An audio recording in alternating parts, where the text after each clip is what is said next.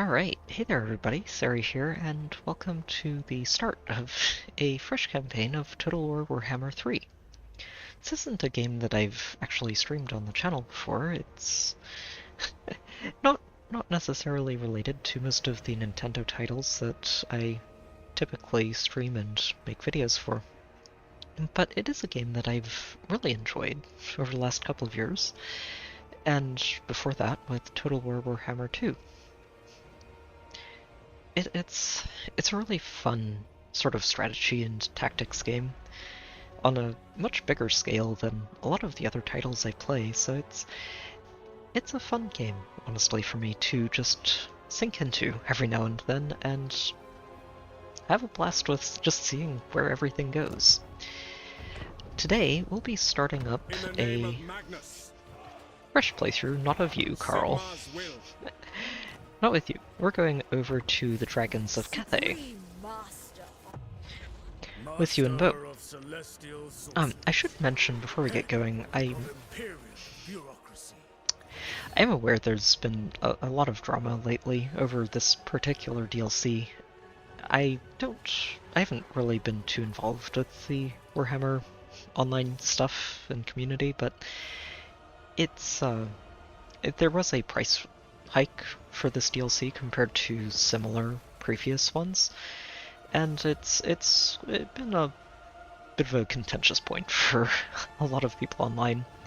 I personally don't mind the price increase as much as a lot of people do, but I do understand that it is a problem for people, and I'm hoping that this isn't seen as a way to try and promote that price hike. And this stream, and a lot like all of the other streams I do, is just meant as a way to share a game that I genuinely enjoy. So, let's get into this. Where was I? Right, so you and Bo. Cathay is a faction, and is the first faction actually, that I played as in this iteration of the game, and I really enjoyed them, even back in the original release of Warhammer with it had a bit of a rocky release, but I did enjoy it, and Cathay was just a lot of fun aesthetically. They look fantastic, and it's cool to have a dragon as your leading character. The campaign settings, I usually default to very hard. If I remember correctly, they added another setting here. I don't think I'm going to mess with this too much. I'd like to just go in with smarter AI than AI that's using a handicap, and we'll see how it goes. If it ends up being super easy, then at some point I'll probably just go back and crank this up in a different campaign. I'm also planning to just push the timer back for this because I do want to turn on Ultimate Crisis mode. And for anyone unfamiliar with the game, the campaign is usually split into a few types of victories. You've got a short-term victory, a longer-term victory, and a domination victory, I think it's called. If you enable this crisis mode, that turns into a separate victory condition of its own for winning the game. And there are several different available scenarios involving different races and factions. If you enable Ultimate Crisis mode, all of these happen at the same time, and things typically escalate rapidly.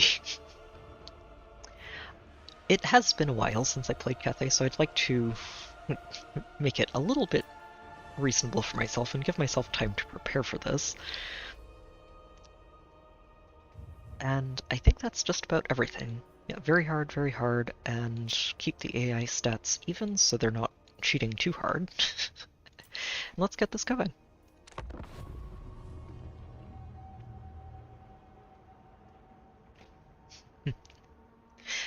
Oh. Wait a minute. Okay, so he's not in Cathay at all. I do remember them saying that his campaign would take him outside of Cathay, but I didn't realize he just started outside of there.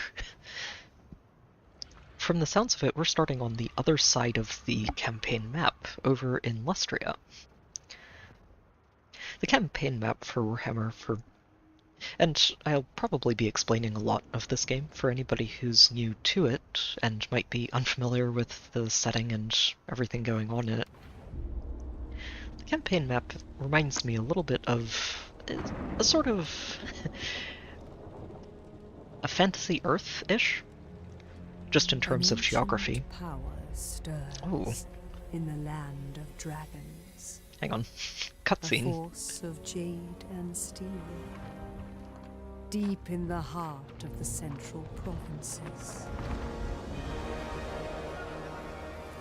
Wei Jin, the jewel in the crown of the Celestial Empire, home to the great Wu Xing compass. Watched over by its vigilant guardian, the Jade Dragon, master of the meteor winds. The architect of Grand Cathay's destiny.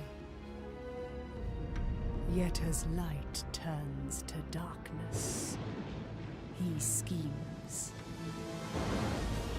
Commanding a vast network of unrelenting spies.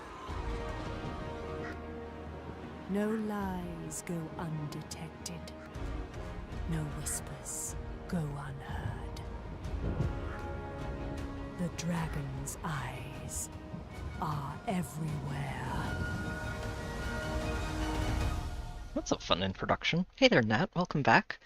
I'm doing pretty well. A little worn out. I didn't get as much sleep as I would have liked last night, and I think that's part of why I goofed a little with today's AR video. Beyond our borders.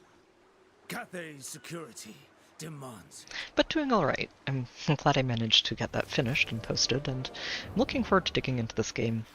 It's, So I mentioned already that I'll probably do quite a bit of explaining of what's going on in this game and how it works and the setting and everything as we go, just for anybody who isn't familiar with it. And where I left off right before the cutscene kicked in is that the campaign world in general, it reminds me geographically a bit of Earth, and I think that's deliberate. A lot of these factions are kind of inspired by real-world countries and areas. Cathay, specifically, I think is mostly inspired by China, actually, with a lot of its theming of... trying to remember, I think it's just Chinese dragons, basically, is the design. And a lot of it is reminiscent of that. I don't think they are really reminiscent of China as a country in real life, any more than any of the other factions are. It's more of an aesthetic thing. Oh, hold on. We have a capital all the way over here. Oh. Okay, so he sort of gets a foothold in two different sides of the world. These aren't necessarily as far apart as they look just on this mini-map up here, since these, there are some sort of quick travel points on the map in the oceans that let you navigate from one side to the other. They're called, these sea lanes basically connect to usually very distant areas of the map, and this one would let me hop back all the way over here to this side of Cathay. Now, I'm not entirely sure how I'm going to keep this safe without raising a second army early on, which is normally something I try to avoid. This sort of layer of the game would be your empire management. And what we do here is we try to balance the various provinces and settlements that we own and what we're building in them to try and support the armies that we've got in the field and make sure that we're making progress. Ideally, when you're playing the game, you end up trying to... Jesus, this is going to be so weird going between these sides of the map. But ideally what you do, usually, is try to secure a complete province and build your faction up from there. When I saw this, at first I was looking at this and thinking, okay, we've got a couple of settlements over here. It looks like we've been assaulted by these orcs, and we're going to need to put them in their place. especially after they've been burning down our settlement.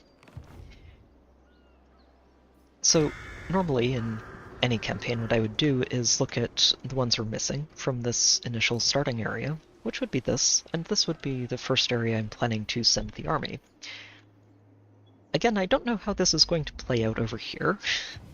I feel like I'm going to have to make some friends and count on them to keep this place safe, or this may get overrun very quickly by, I think, vampires. There's a minor faction of vampires over here.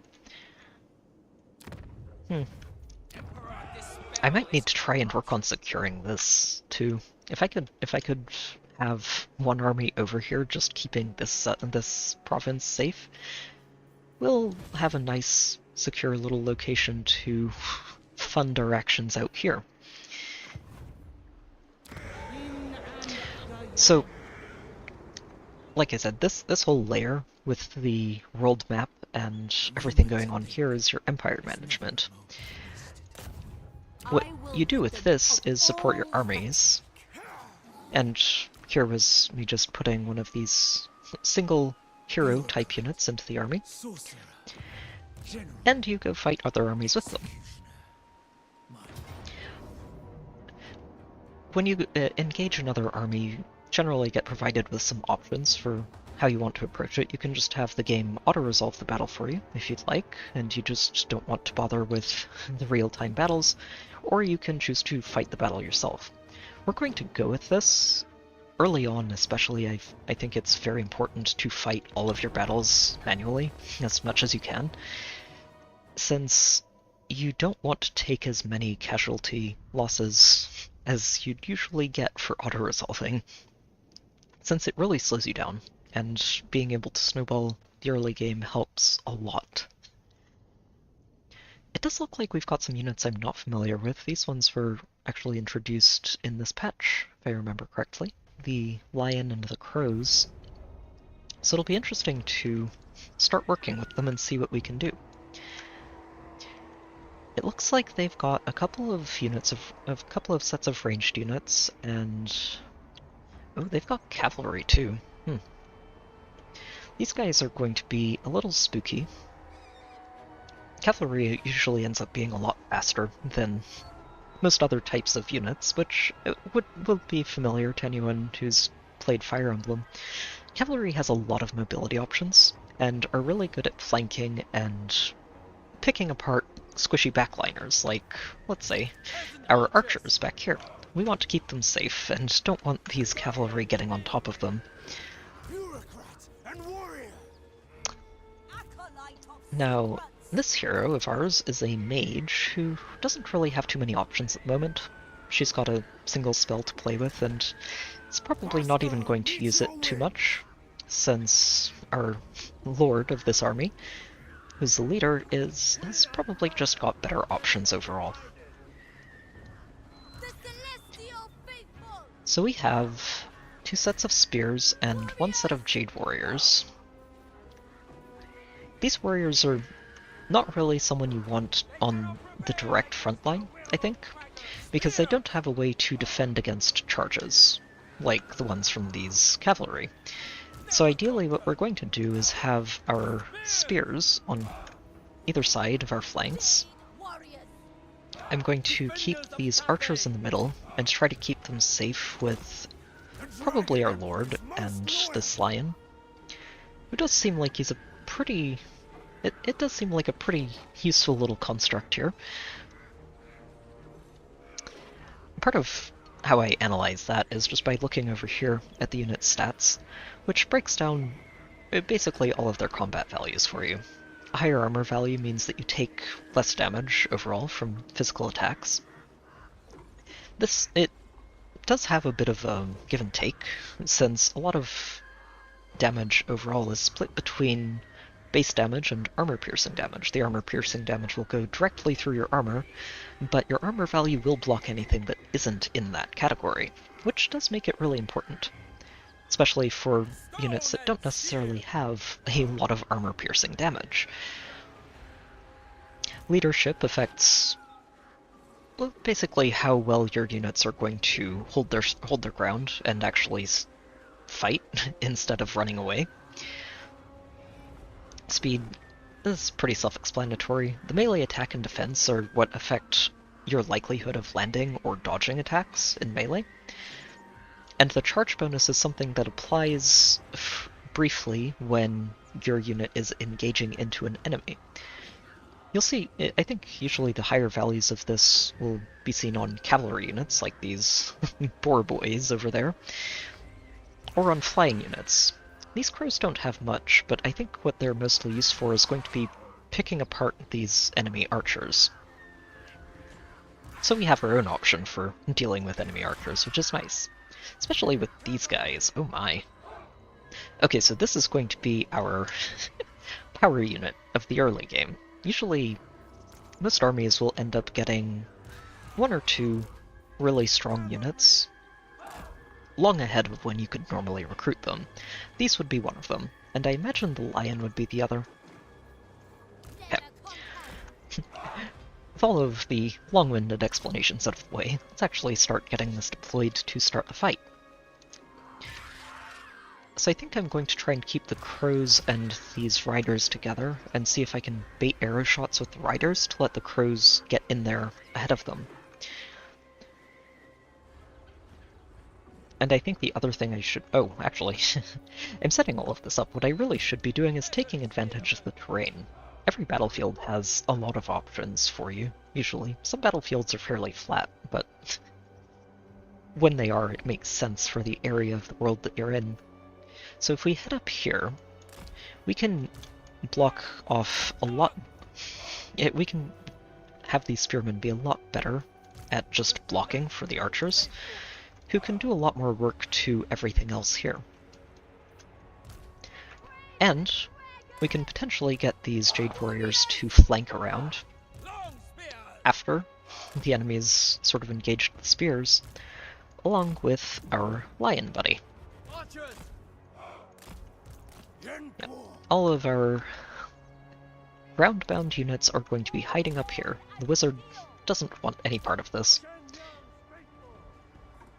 The other nice part about getting on top of this hill in our deployment area is that it does give us an advantage just in height, which affects your melee attacks, your missile attacks, and everything else.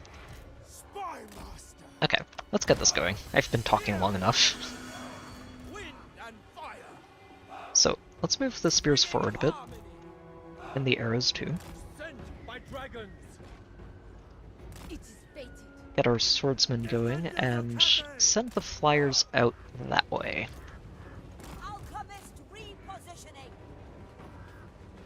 Yeah, ooh, okay, so yeah, a lot like the other legendary lords of Cathay, Yuan is a dragon, who can shapeshift between human and dragon forms. Basically it will.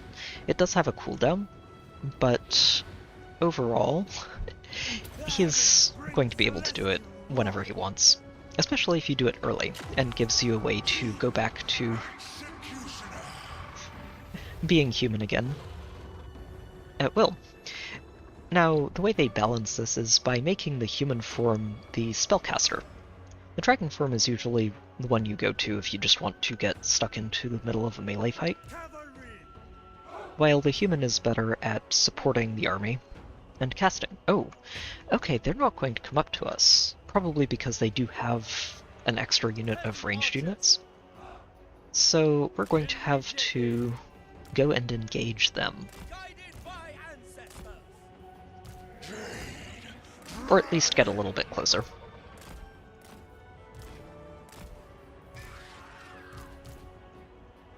And if we can scare them out of these woods, that'll be nice.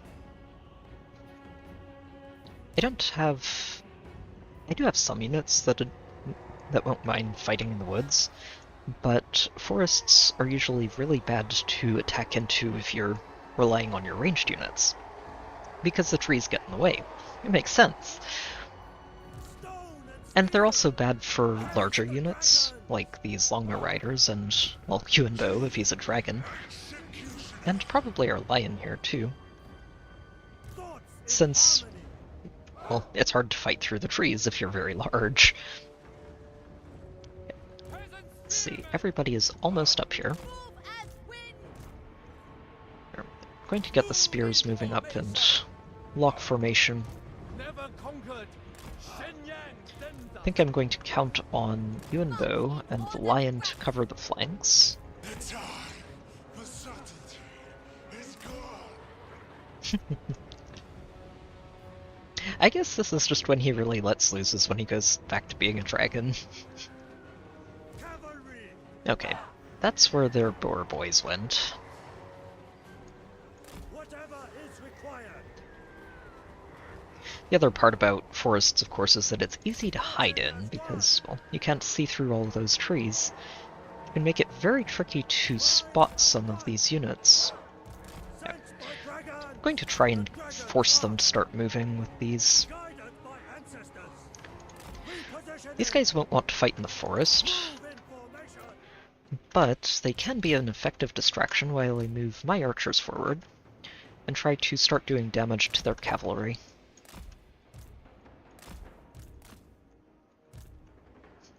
I'm probably playing this a lot more safely than I need to. I think the correct way to do this is just let Yuan go dragon form and dive right in while the rest of his army tries to catch up. Guided by ancestors. Move as wind.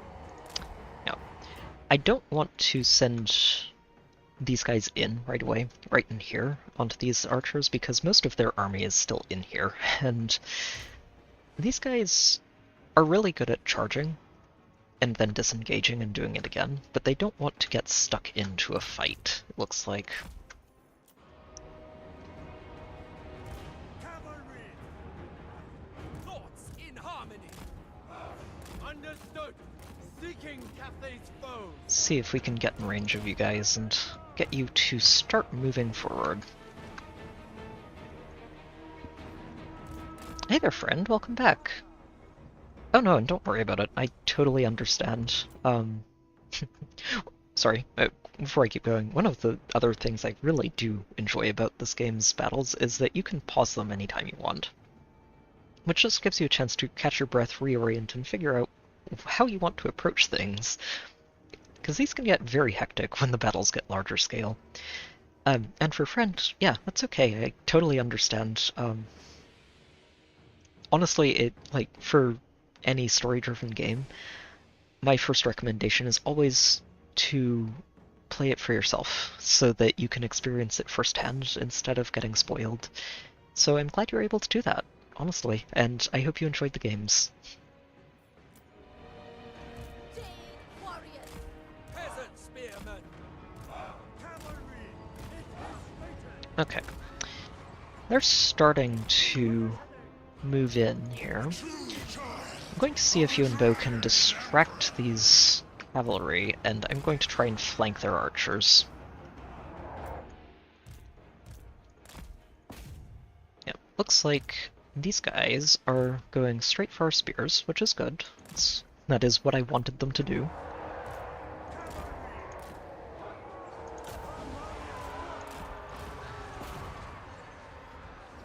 I do need to be careful about these boar boys over here, since they haven't engaged anything and I don't know where exactly they want to go yet. Okay, good. Looks like this lion's doing really well over here. And Yuanbo's doing fine with that pile of units. The only problem right now is this guy. I don't have a...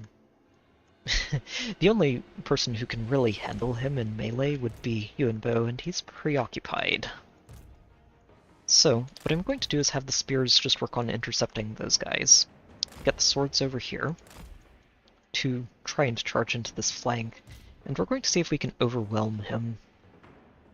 Get the archers to turn around and start firing on that second set of boar boys. Shenyan's faithful. Oh, they're coming around. Looks like we got... So this is actually a great thing to see here, is the way leadership works. So, leadership is one of those things that you can really take advantage of in this game, with the right armies and heroes. Cathay is not usually one that tries to just rout enemies constantly, but you can still do it with a good charge into an archer line, which makes them panic, and anytime you see one of these white flags, those units aren't doing anything until they recover their morale. Usually one of the better things you can do then is just chase them down and make sure that they don't do anything anymore, because you'll just rout them off the battlefield. But in this case, I don't want my crows to get nailed by the cavalry.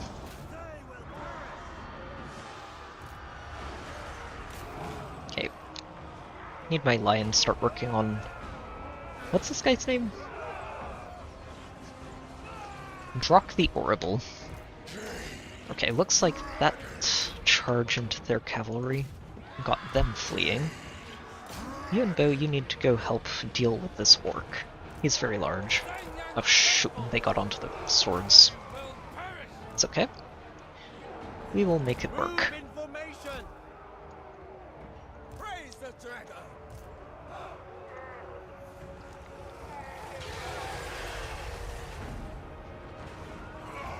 A lot of these animations are very cool. You just take the time to zoom in and check on the individual one-on-one type of battles. Okay, our flyers are doing their jobs, just taking care of these little bits on the sides. Oh shoot, but I missed this. Okay. Thankfully, our archers managed to hold their ground against that charge a lot better than I expected them to. Alright, and here's another thing to look out for too, is when a unit has a skull next to their flag, it means that they're shattered and will no longer do anything on this battle except try to run away. Ooh. Let's get you guys back over here. This guy is being troublesome. Oh, guard mode is one of the more annoying parts of this. Oh, you have a spell, huh? Okay. Very neat. I'll have to keep an eye on that. Didn't realize it had that as an ability. Good, got set up for that circle around and charge. You two are gone. So our crows... Oh, never mind. Looks like we win. Normally what I'll do is just try and chase down as many enemies as I can after a battle.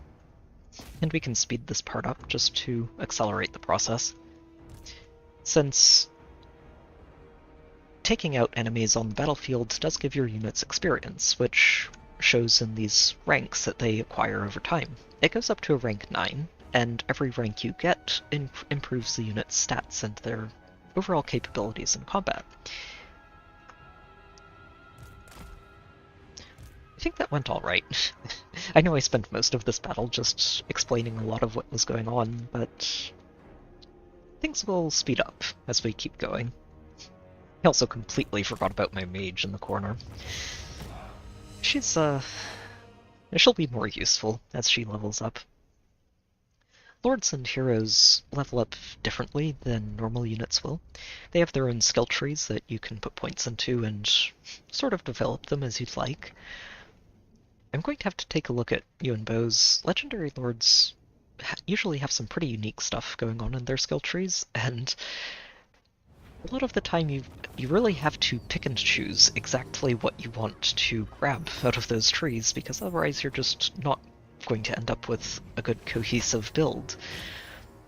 Now, do I want money, healing, or experience points? I think we're starting with experience. Do not let discord ferment elsewhere. Alright.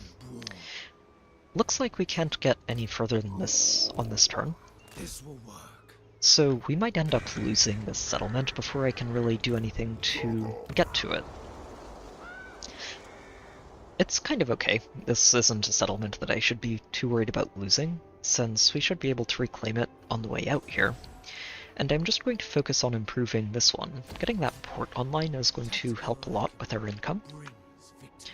And meanwhile, back at home, on the other side of the map, we're going to focus this province exclusively on economy, as much as I can. This might be a good one to start with. Oh, that's right. I kind of forgot about this one. These are really good.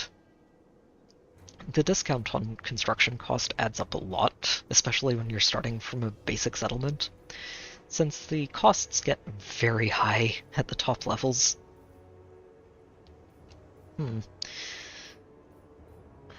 Let's see, so that's 100 gold.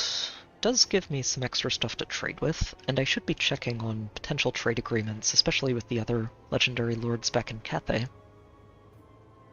Which I think is a large part of why he has this capital back here, is just to give him some diplomatic contact with his siblings back at home. Yeah, let's go ahead with the exotic animal tamer. Huh. There may be a rebellion back here at some point, which would... that would be very awkward. Wickedness abounds. Let's go for the income, and I'm going to keep an eye on this. What I might end up having to do is just raise a temporary army to try and deal with whatever this capital is going to have to deal with over time. And potentially even grab some of these settlements for myself, which would be very useful. What strange malice affects us? If I went after one of these, can I count on Yuan to handle himself without recruiting too many extra units? Oh, no, this would be a really great lord to pick up back here. Every leader, lords are your leaders of armies, and every leader has a built-in trait that helps to give them a little bit of flavor. You might be another good one. These generals are a lord type that's new to this patch, too. I haven't seen them in action before. And I think the Lord Magistrate's got a bit of tweaks to help them just be better than they were. They were kind of silly before. I think I'm going to go for this. Well, I might end up regretting this a lot, but we'll see. I do want an army back here just to try and keep things stable. Emperor's flag. Dragon-blooded sugar. Which, this one specifically, is going to give me a nice little discount on every building I build. Descended from celestial glory. Okay. So peasants are very cheap, and that's probably what she's going to be working with for a while, if I end up recruiting too much for her. I think I will. I don't trust these vampires to leave me alone. And I don't necessarily want to be leaving them alone either. I would like to break them and secure this province for myself. Meanwhile, over on the expedition front, Yuan got himself a level up. I'll usually always go for Inspiring Presence. This is a common trend among every lord. That extra experience per turn adds up a lot over time. And the other skills that it opens up are just generally useful for anybody to help improve whatever units you want to put in your army later on. I'll figure this out later. The last time I played as Cathay, I went pretty hard on the artillery and other archery. I might adjust things a bit, depending on what else this guy does. Okay, so he's a spellcaster. In the end, he really likes that. That discount on spells is... or discount cooldown reduction on spells he casts is... oh my. Oh, I like this one. I was talking about construction cost discounts earlier and how they can really add up. This is definitely something I'm going to pick up when we can. Won't be for a little while, we have to level up first, but going to be handy. This one, it could be useful if I'm really hurting on diplomacy, but I think the other ones, oh wow. Just a very tidy upkeep discount and movement range as long as you're in friendly territory. Oh no. So this is one of the other traits that you can end up getting for a lot of characters. Spell resistance kind of does what it says. It makes you more resilient to enemy spellcasting. And the more of it you have, the less you have to worry about enemy mages, who can easily swing a tide of battle once you get into the later stages of the game. Oh, yeah, okay, so he really likes to be a mage. He gets a tidy cooldown on all of his spells, and all of his spells just do an extra 50% damage. Going to be really good. Emperor's Executioner. Oh, I didn't end up using this in that last battle. Oh, okay, so he just has an execute. Okay, so that's interesting.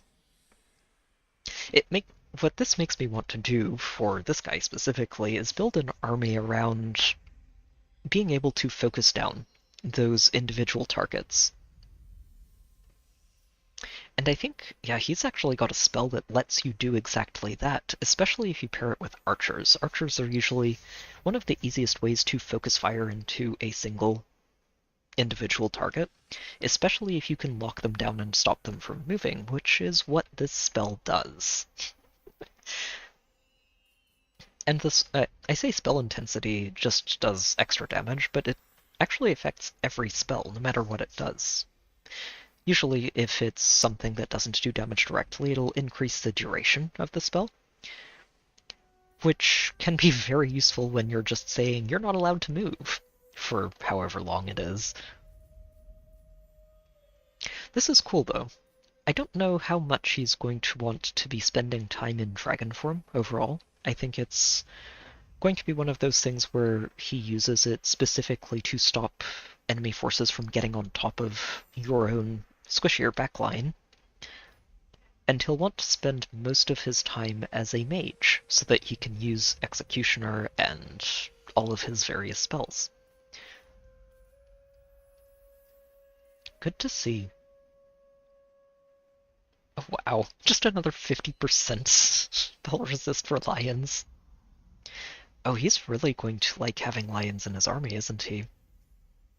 Mastery of the Elemental Winds, it's been a long time, but if I remember correctly, what it does is encourage you to have lots of units and characters with this ability in the same army, since every single one you have increases your entire army's spell intensity by a fixed amount per character. And that can escalate quickly. Very, very quickly, if you get enough of it going. I know this guy is an administrator, it's in his title down here, but I don't know how much I'm going to be able to let him go into this bottom skill line, which is usually your administrator type of skills. He's got too much other good stuff to go for. It's gonna be fun. Tool in the right hand. Oh, and you are definitely going to start with this. It is useful to have one of these variations of mages in a Cathay army, specifically because of this increased mobility. Especially early in a game, where every little bit of movement on the campaign map can help. Okay, I think I'm going to go ahead and recruit some more archers. Yeah, we'll go with 2 sets of archers here. I think I have enough melee overall to just intercept random nonsense coming at them, so the more archers we have, the better off we are. I'm also not going to build this up yet. I am convinced that this is about to get just invaded by orcs. And I'd rather not waste the gold. Alright, take care, friend. Thanks for stopping by. It's good to see you again. Alright, what else do we do this first turn? Right, technology. So, every faction also has a tech tree that you just research various things that help you over time. Eventually you'll end up unlocking all of them, but it is nice to sort of make a beeline for specific technologies that are going to help your own playstyle more. Extra ammo is good. I do like my ranged units in this game. Ranged units tend to be very, very helpful. Oh, that figure loss reduction for Jade units is pretty good. What I'm thinking is Investment that in the future. this army back at home is probably going to start using more Jade units over time, and probably stay there. From what I remember of Cathay, Jade is sort of your middle ranking of unit types in general, and they're fairly basic and efficient. They don't cost too much the way the upper tier units will, and they can still get the job done in minor battles. So it might be worth it to sort of make a diversion into that tech.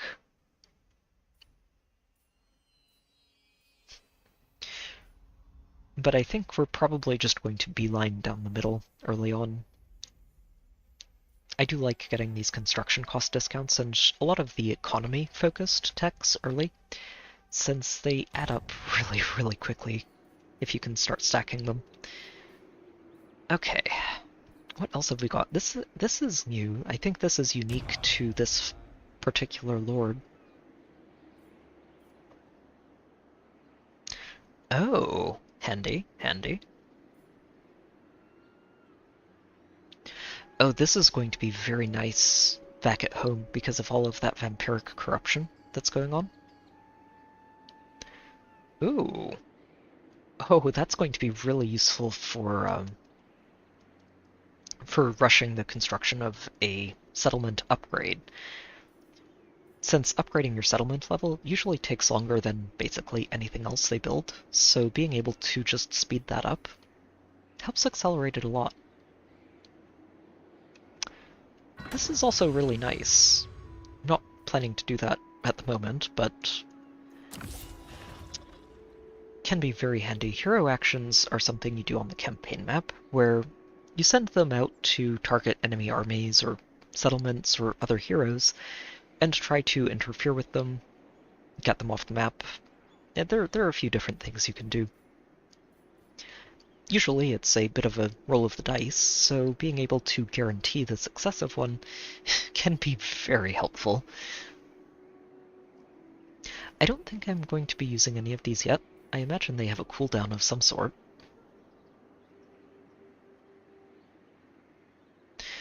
Okay, so I think what happens is when you use each of these types of tokens, they go into a cooldown period, and eventually get converted into the other type of token over time. Okay, maybe I should start on this one, and convert them over to here so we can rush construction more. Oh wow. Ooh, that's handy. Magic items and ancillaries are basically equipment in this game that improves your heroes and lords. All kinds of good stuff. Huh. That is a very neat way to swap. The yin and yang sort of mechanic is, or used to be, a faction-wide thing for Cathay, where you're trying to balance the types of buildings that you're putting into settlements. We're not doing too much of that just yet. The early buildings I'm making don't have any particular leaning. Yeah, we're not building anything there. Oh, that's right, and we've got a compass. So these extra directions are something that we're going to unlock over the course of the campaign. For now...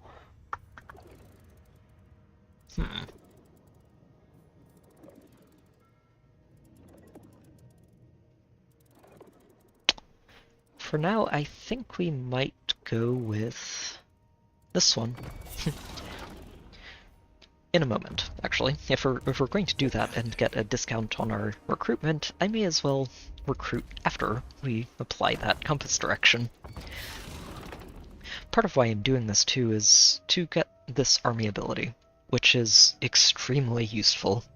Ancestral warriors are they're kind of an elite troop of temporary units that you can summon into basically anywhere on the battlefield, and that can help a lot. One of the other really handy abilities that Cathay used to have access to at the same time, it's interesting that this is actually a compass direction now, since what you could do before is get that and the Celestial Intervention, which is basically a comet that you can drop onto a battlefield at any point in time, and do a filthy amount of damage. So you can only have one or the other now. We're going to go with this one. The casualty replenishment rate is also going to be really useful for us, and the recruitment discount is nice too. Oh shoot! Whoops, hold on. Okay, hang on. I do have autosaves on, and I'm going to try and avoid loading too much, but I did not mean to hit end turn there. I wasn't done. I thought that that hadn't actually set the compass direction, so I'm going to give myself a freebie there.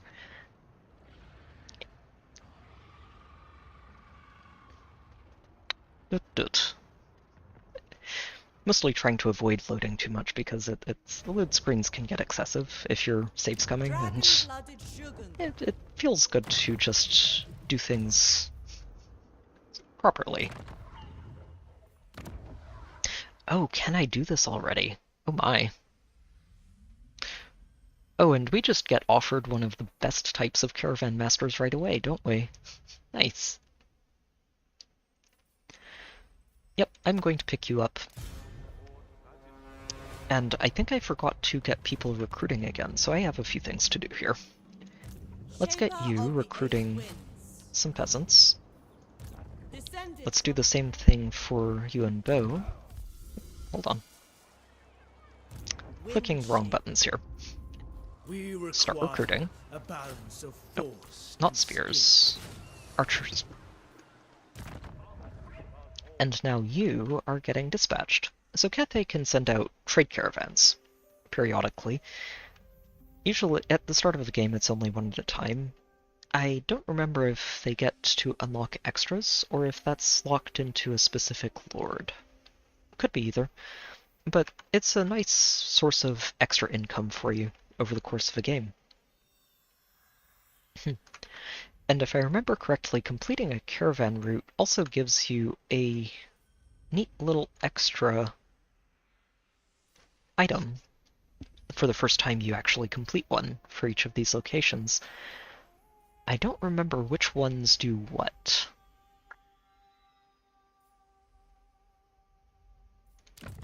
Let's see. Myrmidons, Karazakarak with everyone's favorite Grouchy Dwarf, Drakenhof and the Vampires, Frozen Landing, isn't that like Norska? I think that is. Erengrad is over in Kislev. Altdorf is the Empire. Marienburg, I think we're going to go with Marienburg. It's a long journey, but we get more money out of what we put into it. We're going to put 1,000 gold into that, and hopefully they make it through. So we're putting 1,000 gold into it and getting almost 5,000 gold back in 9 turns. It's a bit of an investment, but it's worth it. Okay, and now I think we're ready to go to the next turn. We spent almost an hour just getting to the end of turn 1. To be fair, part of that was just loading in and starting the game, but still. So after you do hit end turn, as the player, all of the other factions in the game that are AI controlled take their turns. Yeah, okay, so I'm glad I didn't do anything with this pyramid because it's about to get stomped by a pair of... Ooh. Okay, so the caravans over time will have encounters. Some of them are friendly, like this one. Some of them are less than friendly. I'm going to take the crossbows. This army already has 5 sets of frontliners. More crossbows will help them. Bureaucrat, sorcerer, general, executioner. So if I send him here and have him start recruiting... Shrinks by the day. He's complaining that he doesn't have time for poetry and calligraphy. I have too many duties. Why can't I just be an artist? Yeah, so this pyramid's about to get taken by orcs. That's okay. We'll take it back and squish their armies and probably move north. So if we look a little bit beyond this starting area, we're probably going to want to head north after this, since, well, that's where the rest of this faction's settlements are, and they're unlikely to make peace with us, so we'll want to eliminate them from the map and move along afterwards. Sorcery through me. What I'm trying to figure out is whether I want to try recruiting with Yuan here. If they take this, I'm not sure we get to keep the units, but it's probably worth trying. Since I don't believe I can just march to get over there this turn. First, move a mountain for me. He doesn't like me trying to tell him to move into a mountain. So let's go with one of each. And you, back at home, are going to do the same. Thankfully, we do have a pretty decent income to start with, and I'm hoping to keep that going. Going to need to keep an eye on this and be ready to upgrade it when it's available. Let me check. Shoot, it's hard to scroll across the map just going like that. Okay, so they're both on track to be upgraded at the same time. This one probably starts getting upgraded earlier because of the dock. Gives it a little bit of extra growth rate. Alright, let's get going. The orcs are right there. That pyramid is not going to last long. And that's okay. I wasn't expecting it to.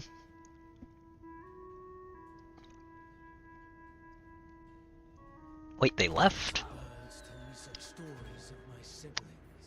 Alright, well then, if you insist. So from here, I think I'm just going to have Yuan march all the way over there and garrison it.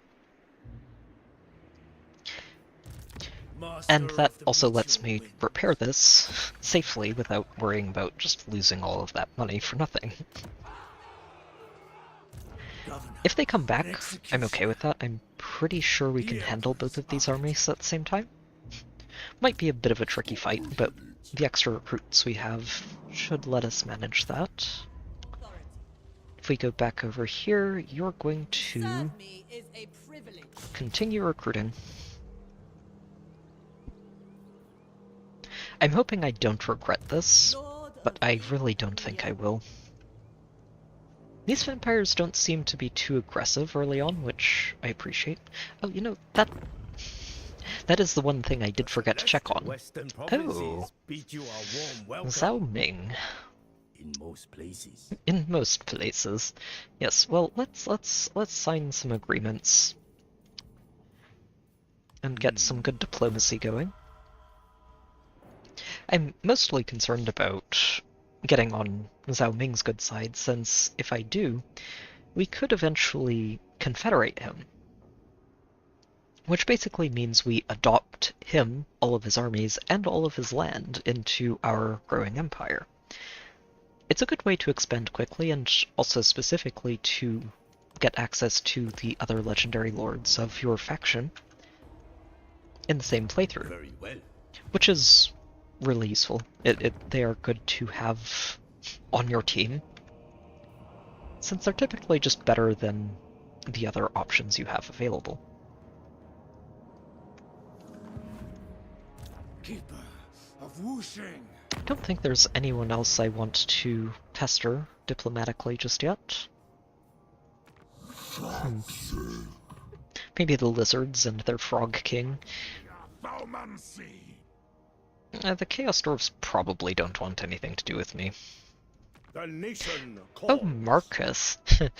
So Marcus apparently likes me, which makes me feel really bad because I don't think I'm going to let him survive. Or if I do, it's only going to be so that I can abuse him over and over and over again. I have nothing against him. I should probably say at this point that I'm not super familiar with the entire depth and breadth of Warhammer fantasy lore. I have a bit of a surface knowledge of a lot of it, just from playing the game.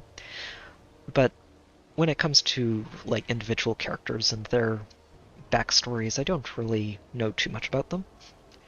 The reason I'm saying I'm probably going to be abusing Marcus Wolfhart over here is The because expedition will hear you. every legendary lord that you encounter, if you defeat them in combat, you can get a special perk for the army, or for the lord of the army that beats them. In this case, Marcus Wolfhart, if I remember correctly, has a trait that improves the damage of every missile unit in your army. I like missile units a lot, and Cathay has a great selection of them. So he's going to be cannon fodder eventually. I'm not going to go out of my way to punch him early, because we've got better things to worry about, like these orcs. But yeah, he's not going to have a good time, I think.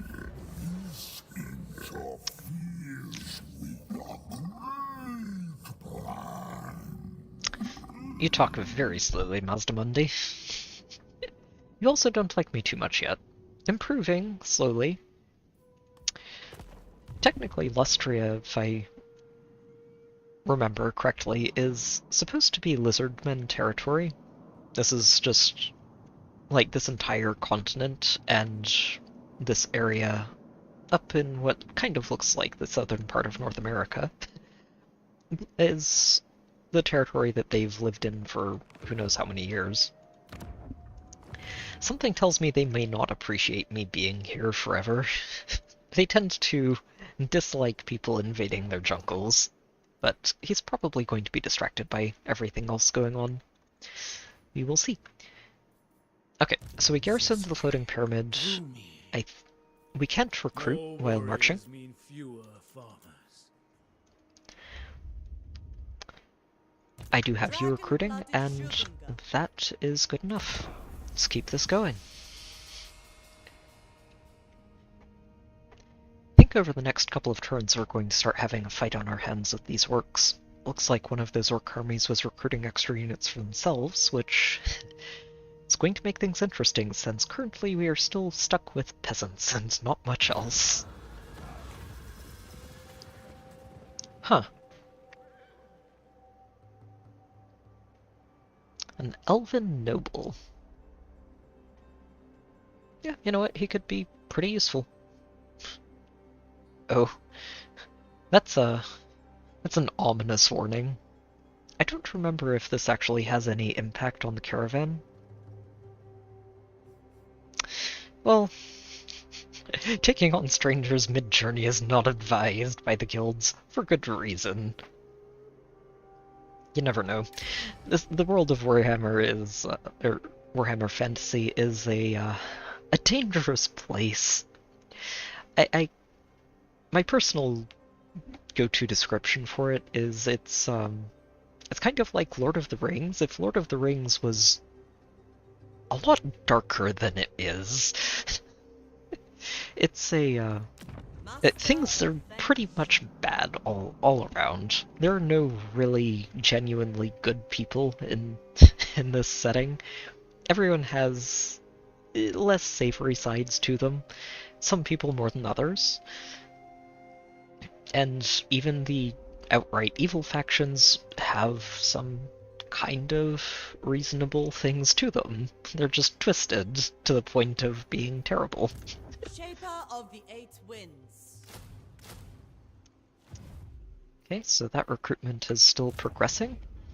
Yuan, you are looking at this High Sentinel settlement. Dragon. I wonder if we can take this. I think it would be a hard fight, but it might be doable. Let's see. Let us then.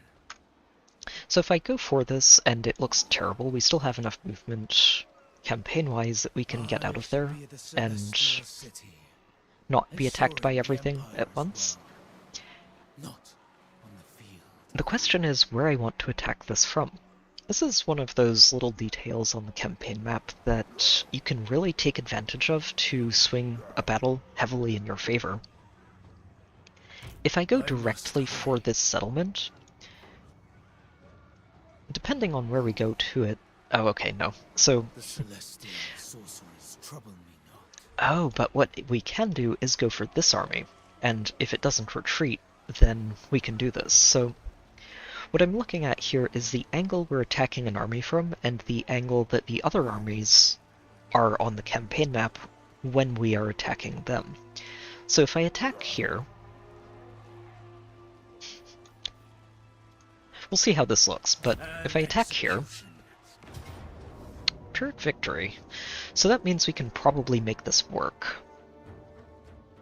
And what this does, if we attack at this specific angle, it means that if we take a look at the campaign, the battle map that we're going to be fighting on, this is where we're coming in. The settlement on the campaign map is over here in this direction, and this should be where all of these reinforcements are coming in. I'm trying to figure out if we can take full advantage of that, or if it's better to just go for the settlement instead. We do have the high ground. I don't think they'll try to engage us before the reinforcements arrive. They'd probably rather wait and try to overwhelm us with superior numbers.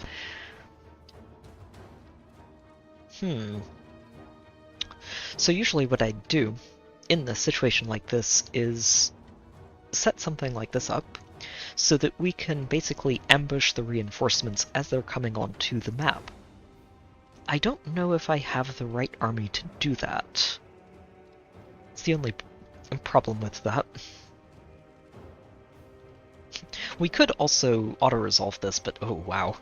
If we take this auto-resolve, all of these flashing red icons on our army are the units that we will lose and have to try to re-recruit if we want to bring this army back up to speed. So that's not a good idea. We don't want to push that button. Part of why I'm hesitating here is that all of those reinforcements are going to come into a forested area up here. All of these little dots are trees, which would make it a lot harder for me to take advantage of the 4 sets of archers that I've just finished recruiting.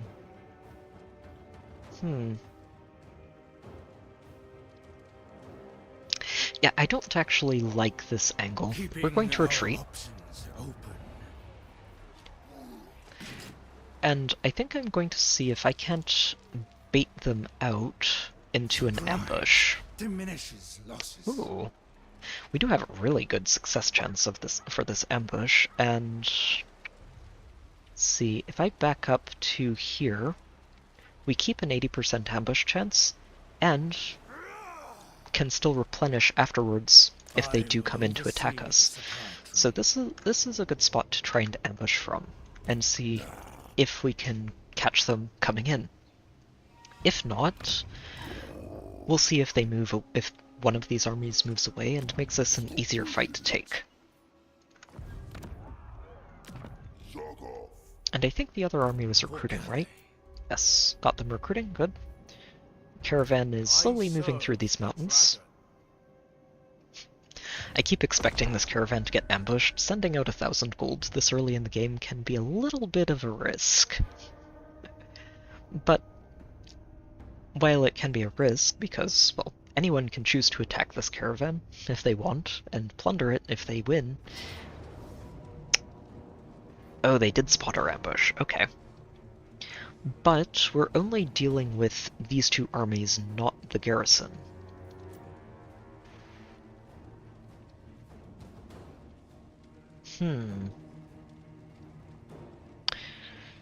I wonder... I think we can handle this, as long as I manage this well. Let's go ahead and fight this. We may only have peasants as the backbone of this army, but peasants are still pretty good at what they do. Especially in the early game. They're very cost efficient, and you don't have to worry too much if a lot of them end up dying off. Ideally they don't. I don't like losing units, just as a rule of thumb. So I suspect that most of their army is going to be hanging out over here and waiting for their reinforcements. I'd rather not wait for those reinforcements to get here. I'd rather start fighting them before that happens. So, let's get things set up and see if we can't get in on top of them a little quicker than I handled the last fight. The last fight was a lot of just wandering around and not accomplishing much. Let's make sure everybody gets queued up.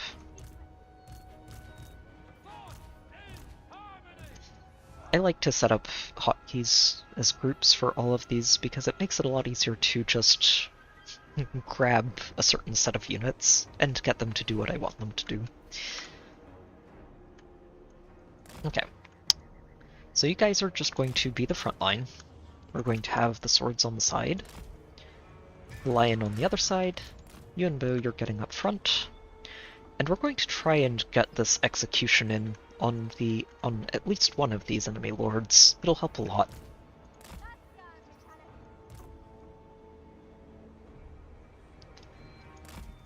Okay. These 4 sets of archers should be able to do a lot of work for us, especially if I can keep them safe from being charged into. These crows are going to scout ahead, just make sure we don't run into any surprises in that forest on our left. Who else haven't I moved? Oh, you guys. Alright, let's see if I'm right. Yep. Okay, good. So I did guess this correctly. All of them are grouped up close to their reinforcement points so that they don't have to wait as long for those reinforcements to join the battle. I'm not planning on giving them a chance to wait that out. I'd like to get on top of this army sooner than later.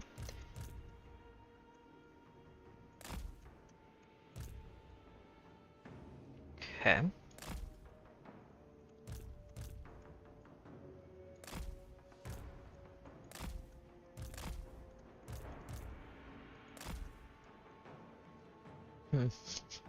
Looking back at it, I probably should have put the lion on the right side since it doesn't want to fight in this forest, but I'm sure we'll be okay.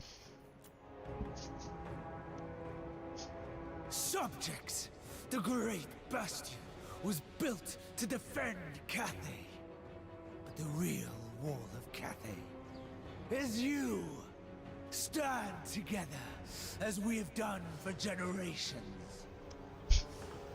A lot of the lords give motivational speeches at the start of battles. Not every battle necessarily, but it is fun to hear them. Some of them can be less than inspirational, I think. Depending on the lord in question, obviously. Some of the lords are a lot less concerned with the lives of their underlings than others. That's right, I do have these guys, who will be extremely helpful for me. Let's go ahead and transform. I am going to want some backup for this lion.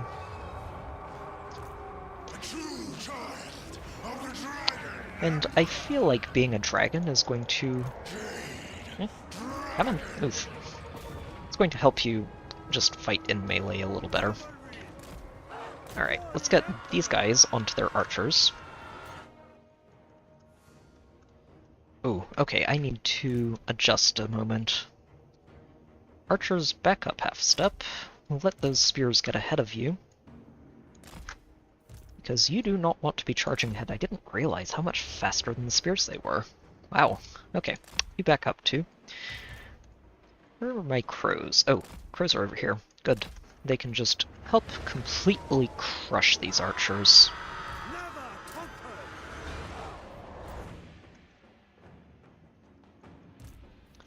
Also, this lion should be able to get a lot of damage done with this spell.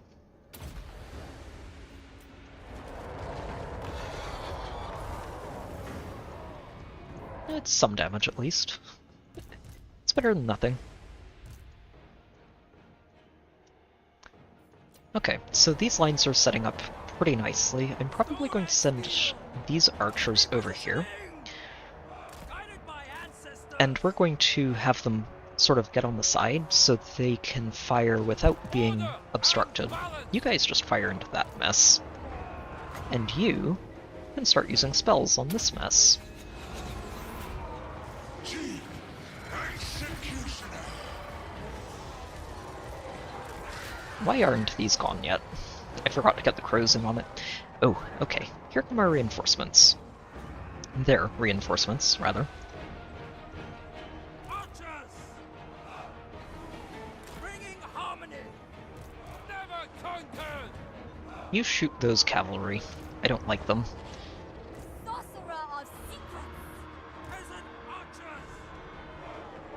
They will perish! Yeah, just deal with those cavalry. I don't like them charging my swords. Okay, and we're going to get these longer riders.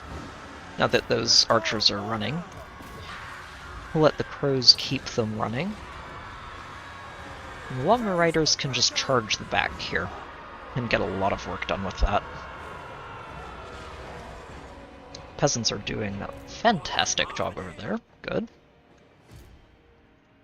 Oh, these crows need to leave. They've got other archers shooting at them.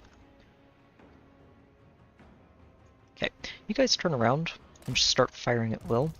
I would like to get you guys shooting at those. They're about to start running, so we're just going to shoot them in the back and do as much damage as we can. Ready, as always. Yeah, not going to have you use the spell yet. Everything's about to start moving around, and that makes it a lot harder. Oops, you guys need to keep moving. Makes it a lot harder to actually... Oh dear, hold on. Hold the phone. We've got a set of cavalry charging directly at my archers, and I don't like that.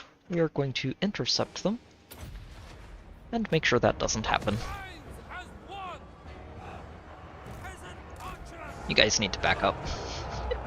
They're going to get charged a little bit, but these ancestral warriors are great at intercepting. Oh, we've been flanked again. Wizard, time to do some work. Let's get some spears in on that too. And you guys are just going to move through the block while the spears try to intercept. This line is taking a lot of damage. It's probably these archers on the side. Oh, the cast range is fairly short for this. Good to know, good to know. Oh no, you know what's hitting this lion is the Lord over here. Yeah, we need to get you back over there, and we'll let you and Bo handle the Lord. That gives me a greater perspective. Yeah, just slowly turn around and start moving. Come on. There you go.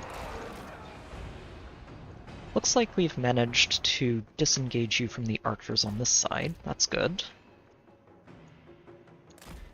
And ideally the archers are just going to get away from them while the ancestral warriors just chase the cavalry down. You guys turn around and start shooting these cavalry. I don't like having all of the cavalry charging at me from every direction. It's very rude.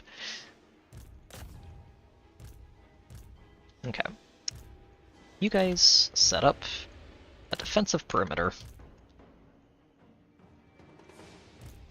These crows are not having a good day. Here, let's have them chase after that and get the longer riders back out here. Get the swords over this way. Okay, I think I'm okay with these orders for now. Ideally, I'd get them over here. Actually, you know what? Yeah, let's get you guys over here. We can have the longer riders coming over here and helping to deal with those archers.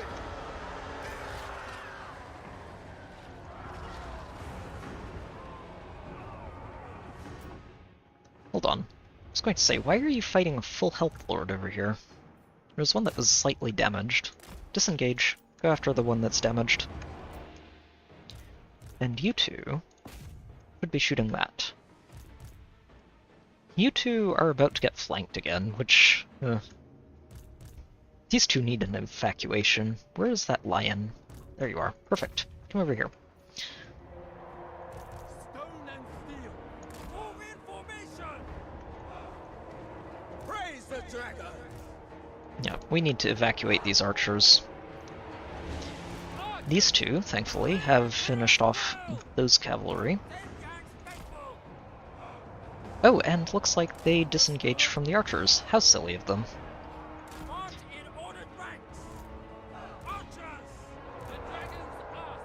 Yeah, you guys keep shooting right into there. That's a good spot.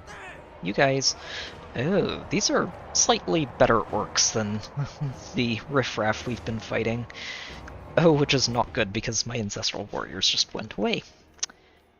Alright, Yuan, you need to get over here and save your archers. These crows need to be attacking that pack of archers. Ooh, and my cavalry needs to... or flying cavalry needs to disengage there. That lord is spooky for them. Speaking of various things, my wizard can go ahead and get a nice tidy hit in on those orcs.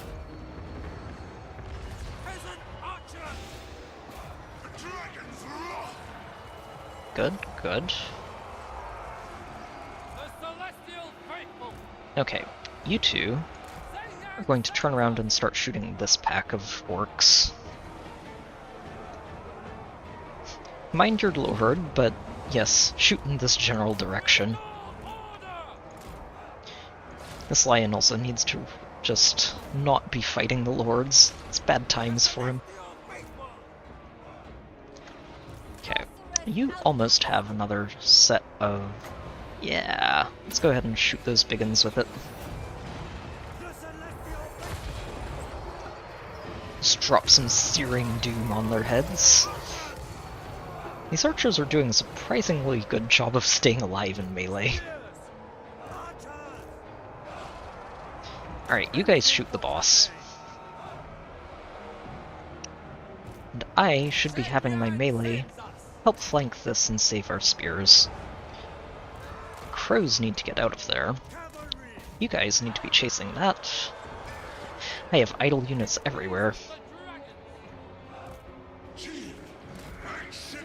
Okay, go chase these. Let's get these archers out of there.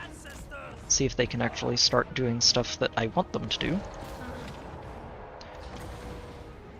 We're just going to throw that. There aren't any good blocks of enemies for me to do that to. I think we're just about to win. Looks like yes! Okay, nice. So, fun thing to see here is the army losses. We're just going to do as much damage with these archers as we can. I'm not going to worry about the lords. I'm more worried about doing damage to their underlings. So army losses is a debuff that gets applied to an army when they've suffered too many losses. And the lords basically can't control things anymore, everyone just breaks and runs. Which is a winning condition. You don't have to just hunt down every last enemy on the battlefield. Oh, they made it off the map. Honestly, that went pretty well, all things considered. Ooh, here. We can hunt down a lot of stuff. I still didn't get to use that execution. I just needed Yuan and dragon form for too much of that. There are too many melee things running all over the place. I should probably recruit some more spears.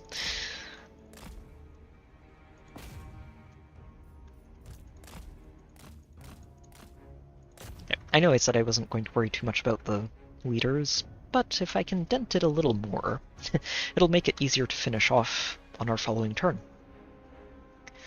Since I'm pretty sure that what'll happen after this battle is the remnants of these armies are going to be enough that they don't just disband and disappear from the campaign map, which means I'm probably going to want to chase them down and finish them off. So the more damage I do here for free, the less I have to worry about later.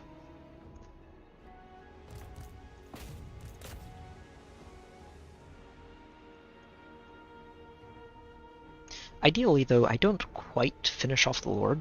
If I do kill the Lord outright, then it gets replaced with a full health one, and I'd have to do the same thing all over again. So the more damage we do without killing him, the better. We'll let him live, Temporarily. Stay of execution.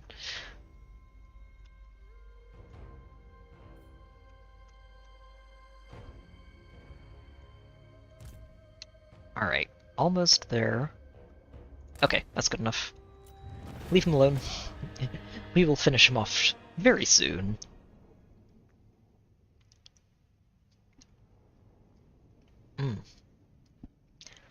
The early game battles in this game are fairly simple. They're a good way to just sort of ease you into things, but they can still get a little tricky to navigate if you're fighting off multiple armies at once.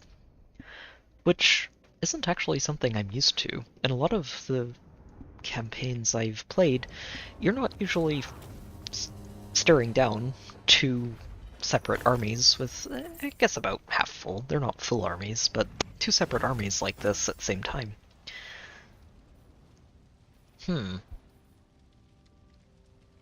Trying to figure out which one to get again. Experience is always nice early on. I think I'm going to go with replenishment instead. While I did park in our friendly territory, so we will be able to heal at the start of the turn, that little bit of extra is going to be handy for chasing these down. Yes, I did notice that they spotted our ambush, which was unfortunate. The fortunate part, though, is that we only have one army to worry about now. Alright, very good. You are not young, so discount for you. I don't mind that. Being an executioner. Let's see what we're going to level you up with. I do not shirk. Route Marcher is one of those other skills that I usually go for early and often on basically every character. What is this? Wait, really? So he just automatically kills people below 20%. That's... I wonder if that's just for this skill, because that seems way too strong to be attached to every source of damage he does. I think I will take this, and I probably want to take... shoot.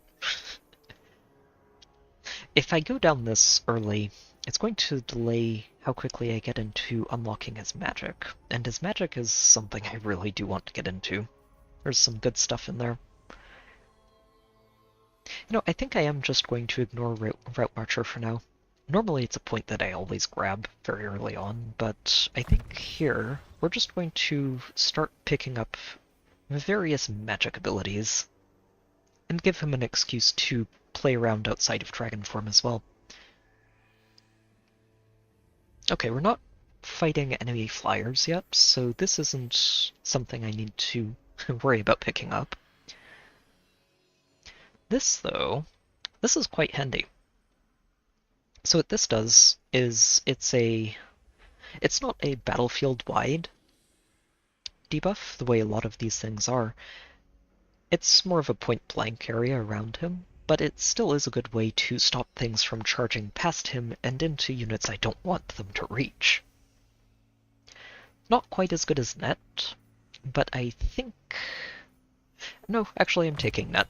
Net is too good not to take. Just being able to say, no, you don't move, is very strong. So what does this do? Oh, that's right. It's just it's a buff for anybody we throw it at. Hey there, Bergs. Welcome back. It's good to see you again. Yeah, we're gonna take this. This is... Oh, and we can upgrade it right away. Nice. So we can either make this a set our weapons on fire buff. We can just say, do lots of damage. Or we can give them poison attacks. I think, if I remember correctly, Cathay has a lot of ways to get fiery attacks. But this could be good. Hang on, let me check back here with this lion, because I think... Yeah, it does. Oh. Assuring the Empire as well. Okay, so this is a potential fun combo, and I think I'm going to go with it. Where we use this ability to give fiery attacks to whatever unit in our army we want, and as long as our lion is attacking that enemy unit, we are just doing 20% more damage for free. Which could be really, really good for us. The Emperor's architect. Alright. Is there any construction I want to do? Nope, we're still just growing. Dragon-blooded Shogungan. You are still just busy recruiting. I am a little concerned about these vampires. Mostly because I don't necessarily want to antagonize them until I'm sure that this army can handle itself. Serve and honor your ancestors. Let's go with 2 more sets of spears. I think 6 spears and 4 Lord of archers should be good enough to work with early on, and good enough to at least keep this settlement safe. You, meanwhile, are going to try and capture our next settlement. Yep, this army is basically dead. I'm not too worried about them, and I think if I go to try and attack them here, they're going to retreat instead of taking the fight, so what I'll do, instead, is just attack the settlement, and they should come to reinforce it. Yep. Which means we get to take out both armies at once. Ideally. I'm not sure if that'll happen if I fight this manually and don't decimate this army of reinforcements, but I think we can manage that. Let's go. It's a pretty small-scale fight, and this army should be more than able to handle it without fluffing around too much.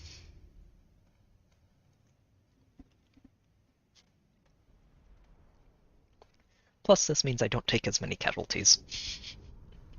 I do like keeping my army healthy just in case unexpected nonsense happens. And while the early turns of a game are usually fairly quiet, unexpected nonsense happens with disturbing regularity in this game.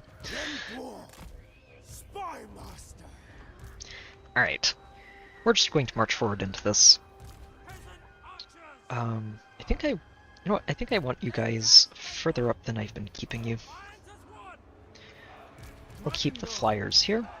You are back there, and all of our melee are going to sort of stick together and screen for our archer corps, who are going to be our main source of damage.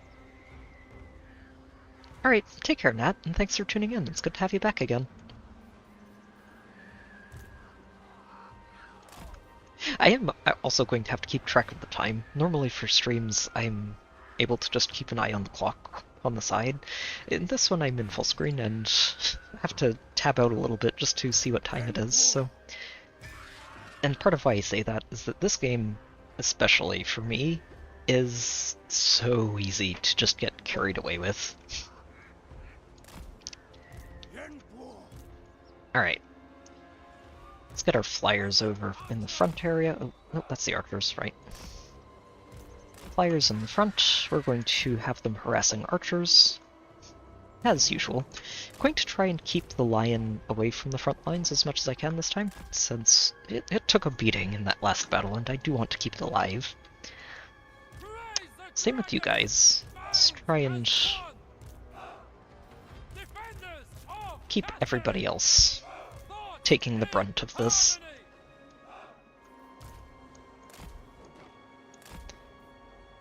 Alright, let's go. Archers move forward. Spears move to intercept for them. Swords move over just in case they get flanked. Lion, you do the same, and flyers, you're going to fly around this way and see what archers you can find to harass. You and Bo, I think I'm going to have you try and just intercept things with the nets this time. I will risk 1,000 more of your lifetimes in this struggle, never shirking my responsibility to fight. For you, my people, for all Cathay. That's one way to try and motivate your people, I guess.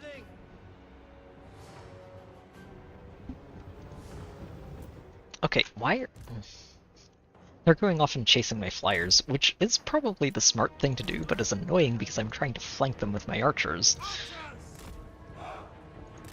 Okay, they're turning around. Good.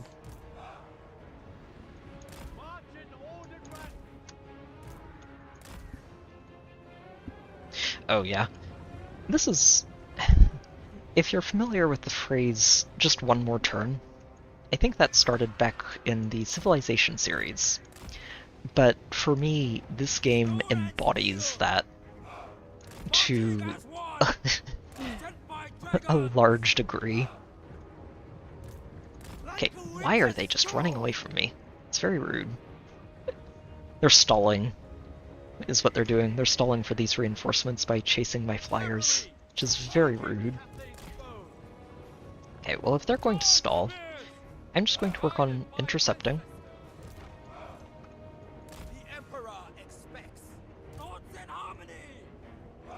Whenever they come back, and we'll just have to deal with it. We're going to get flanked from both ends, and that's... You know what? I don't like that. They're too far away to really do much about me turning around and just shooting whatever comes out that way. So, that is what we're going to do. Keep the spears guarding our flank. The swords can be over here. Lion can be there too. Wizard, you stand there. You and Bow, you're getting over here because I need you to execute that lord. And we'll get our flyers over this way too.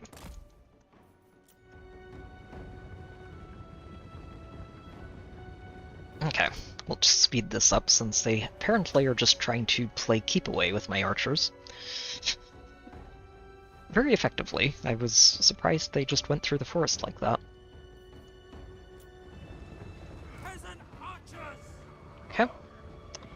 Oh, and yeah, your boar boys are about to run directly into an archer line, which is not what they want to do. They don't have shields. They're about to get picked apart.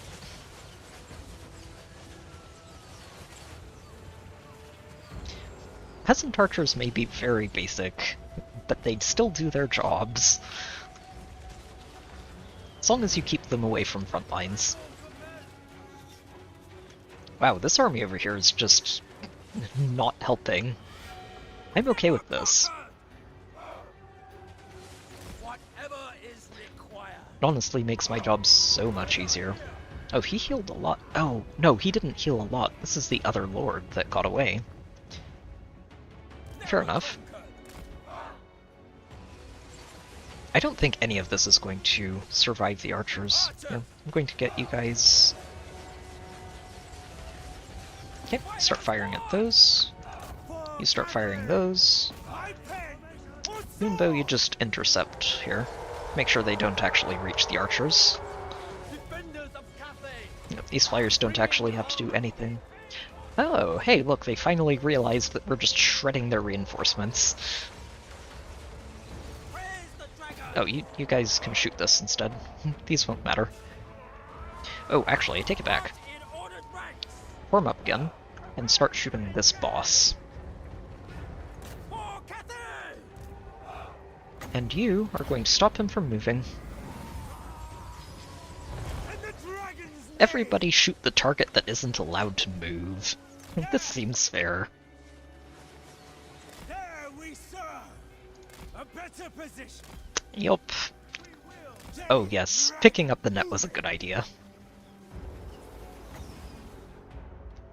Is he below 20%? Yes, he is. Get him. Oh wow, it is just an instant kill. I appreciate that. That is great.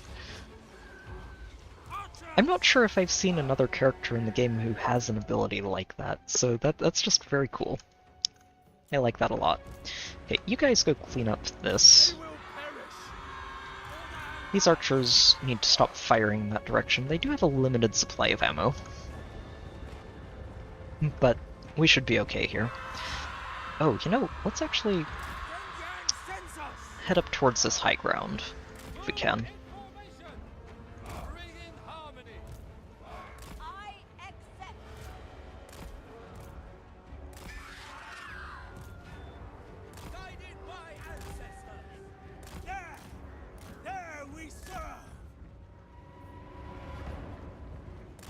To position. See if we can distract them with the Lord. Sometimes when you're dealing with enemy archers, one of the funny ways to cheese it is to let your Lord move into their attack range and just have them avoid all of the shots with some micromanagement. Takes some doing, but if you can manage it, it looks hilarious, and it's very good at just disarming your enemy's ranged units by running them out of ammo. It doesn't look like they're getting distracted here. That's okay. Alright, I want all of you to fire on those archers.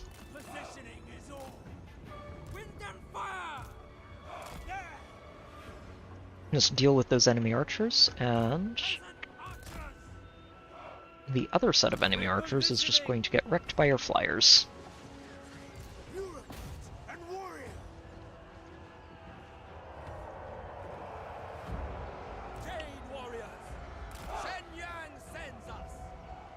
Just back up. We're going to try and get these lined up for some good charges.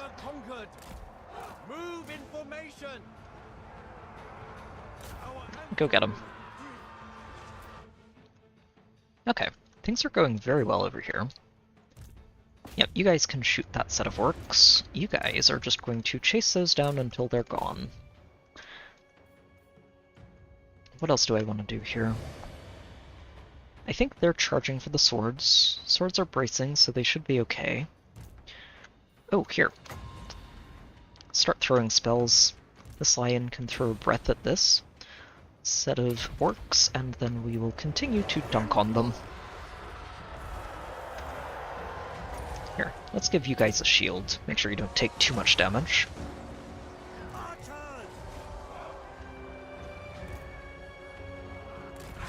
Right. I had you chasing these for a reason.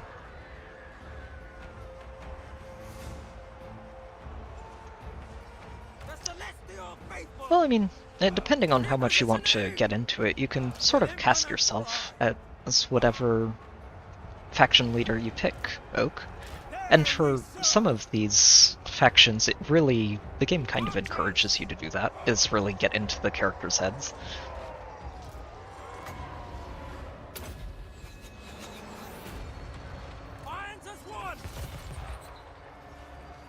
Focus fire, everybody. Ooh, that did a lot of damage to them. Nice.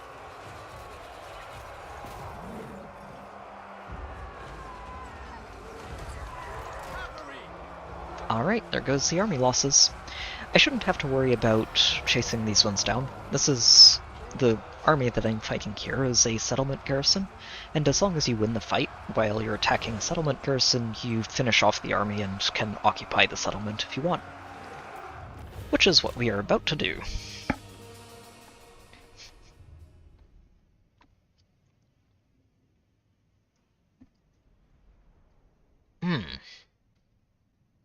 Things are going pretty smoothly so far. The early game skirmishes are mostly clean. That one with the two armies was a little bit touch and go for a moment, but we pulled through. I really like his execution ability. Now that I've used it, it is very nice to have. I probably should have paused there and just talked about that. When you attack into a settlement and win... Oh, we're going to... Okay, hang on. We'll get to this in a moment, but when you attack a settlement and win, you're offered several options for what you want to do with it. You can occupy it for yourself and just claim some extra territory. You can sack it, which basically just pillages the settlement. You take some money for your trouble. I say some. It can be a very large sum of money for your trouble. Or you can burn it to the ground. Or you can usually back out and just do nothing if you want. I don't think I want to give Shangwu up.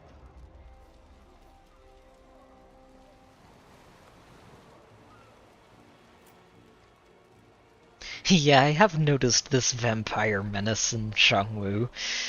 It's, No, no, I think we're gonna be okay. If I give it up, I get 20,000 gold to spend, and that is a lot of money. But I am going to be greedy. I tend to play this game very greedily. I will tunnel vision for economy and subsist on low level armies for as long as I can.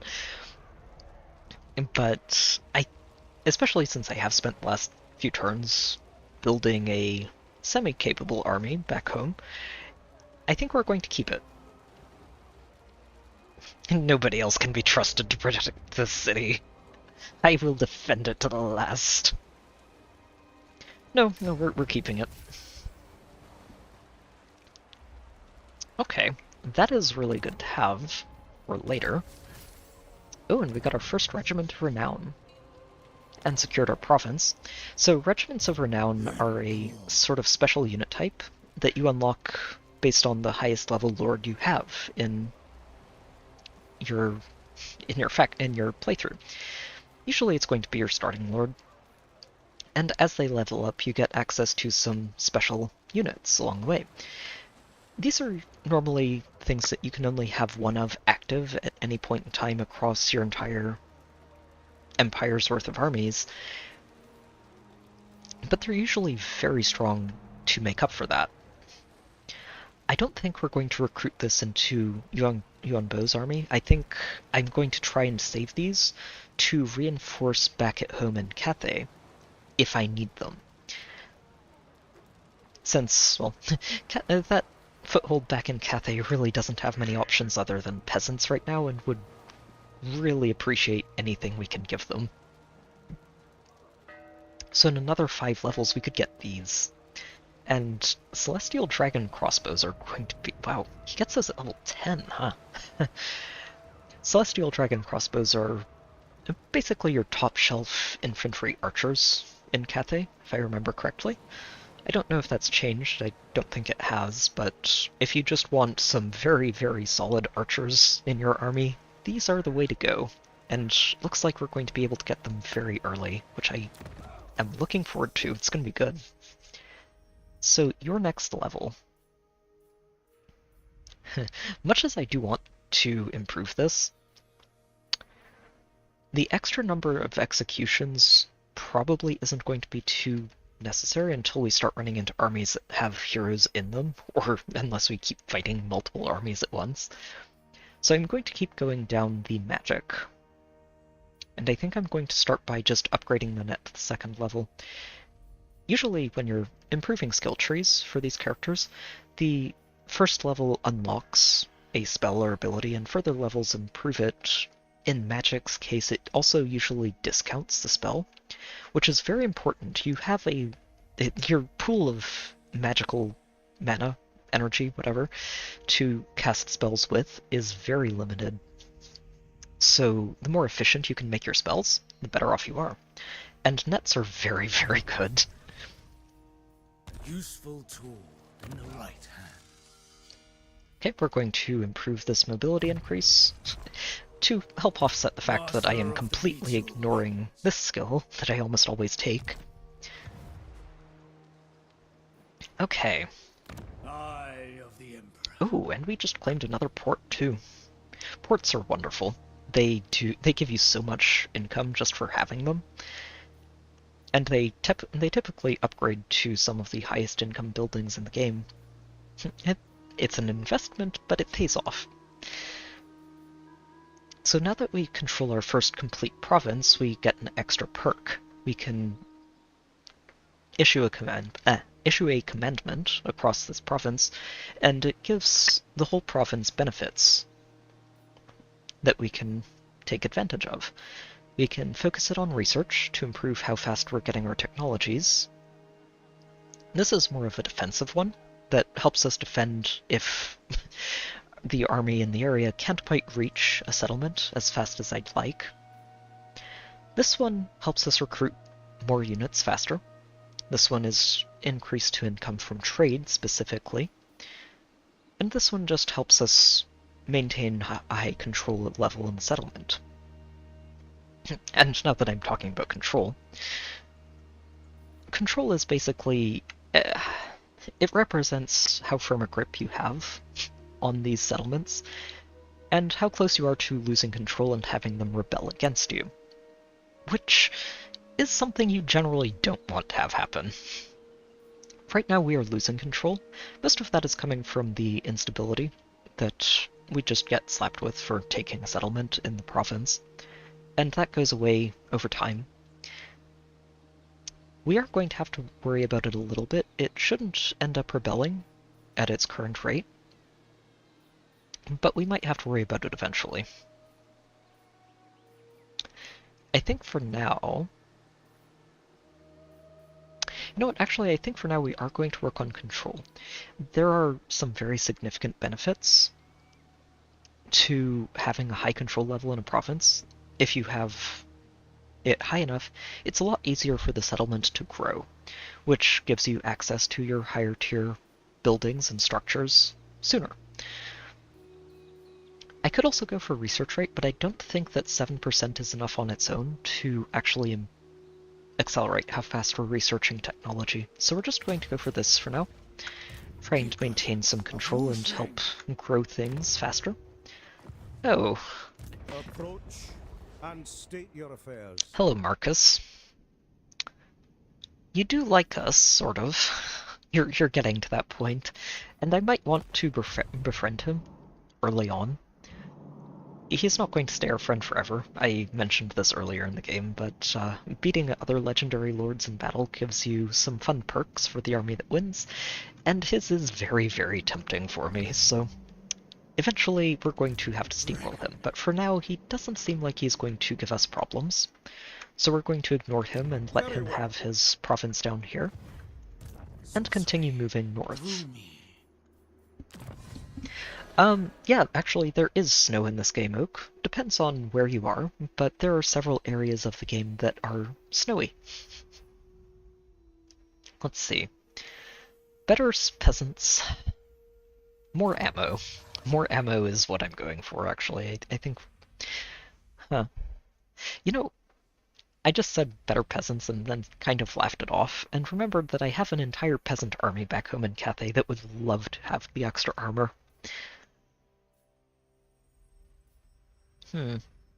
Extra armor or extra ammo? I'm going to get them both. I think the extra armor actually helps us more sooner. Bureaucracy awaits our command. And you are busy recruiting again. Good, good. As you should be.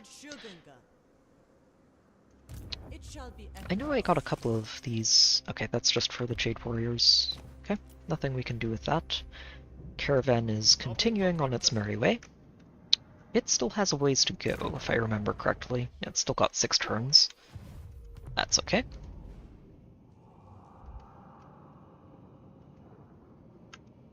Alright. Yeah, just... I know that most of this is sort of shrouded in fog at the moment, but just for a bit of a tour around here, this area up in the northwest corner of the map is very snowy, and you can actually see that just by moving over here. It's a cold and desolate wasteland. This island in the middle is the home of the High Elves, who are exceptionally arrogant and holier than thou, and look down their noses at everybody. They consider themselves like the superior everything, so and in a lot of areas they're kind of correct about that, but they kind of take that to the next level of arrogance.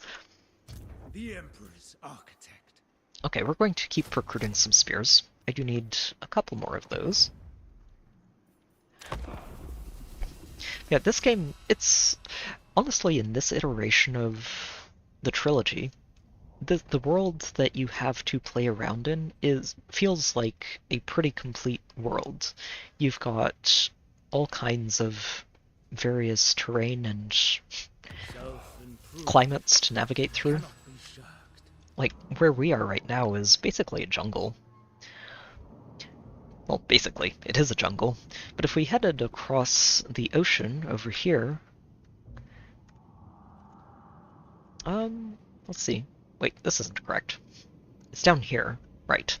This whole area is one big desert. Oh my. Something's going on in there. And if we head a little further north, it's a whole Badlands area. There's mountains all over the place. There's some more jungle down this way. Yeah, the game is really, really cool. Not too much sign. I've mostly been taking it slow and trying to explain things as I go for anybody who's not familiar with the game, so we're still very early on in the game. For Cathay. Oh, you're in range, but I think if I try to chase you down, you're just going to run away. And I don't think, like, I think even the garrison that's currently here isn't too afraid of this army because it is in terrible shape. So what we're going to do is just march on the enemy capital. Time is lacking. Slowly. We're probably going to stop here, I will oversee the supply recruit another chain. couple of units. Oh, this army is empty. Huh. Eye of the Emperor. I wonder how much. So that takes us down to 23 movement. So that's about 16. And that's another 18. So 41. I think we can reach this next turn if we just stop here and recruit, which is important. Because stopping here to recruit means that we can get a couple of extra units to help take that city. Let's continue working on wizardry. From my scrolls. And the floating pyramid looks like it's currently safe from marauding orcs, so we're going to build something different here.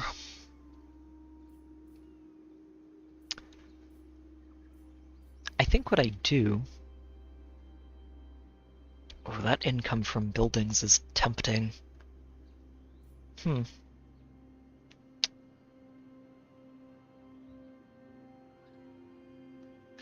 Oh. Oh yeah, I do want to go towards the end, don't I? Young is mostly about army recruitment. This is going to be really good, so we're currently in Harmony, which is... This is something I haven't looked too closely at. It got adjusted recently, and is different from what I remember it. So I think we're going to try and tilt this balance in this direction, since this is going to make it a lot easier for us to grow this settlement faster. So I do want to build this one, even if this does give us a construction cost discount. We get a bigger discount just for leaning in that direction anyway. That's actually really cool to see. Alright. Blooded Shogunga, And you are just going to continue recruiting peasants. Windshaper. Yeah, they still don't look like they're going to be giving me too many problems. The Dragon-Blooded. But I don't trust it. So the compass and the armies are really helping us mitigate the vampiric corruption in this, Celestial Ancestors. which is good. So we've got 6 spears for archers. Let's go up to 6 archers.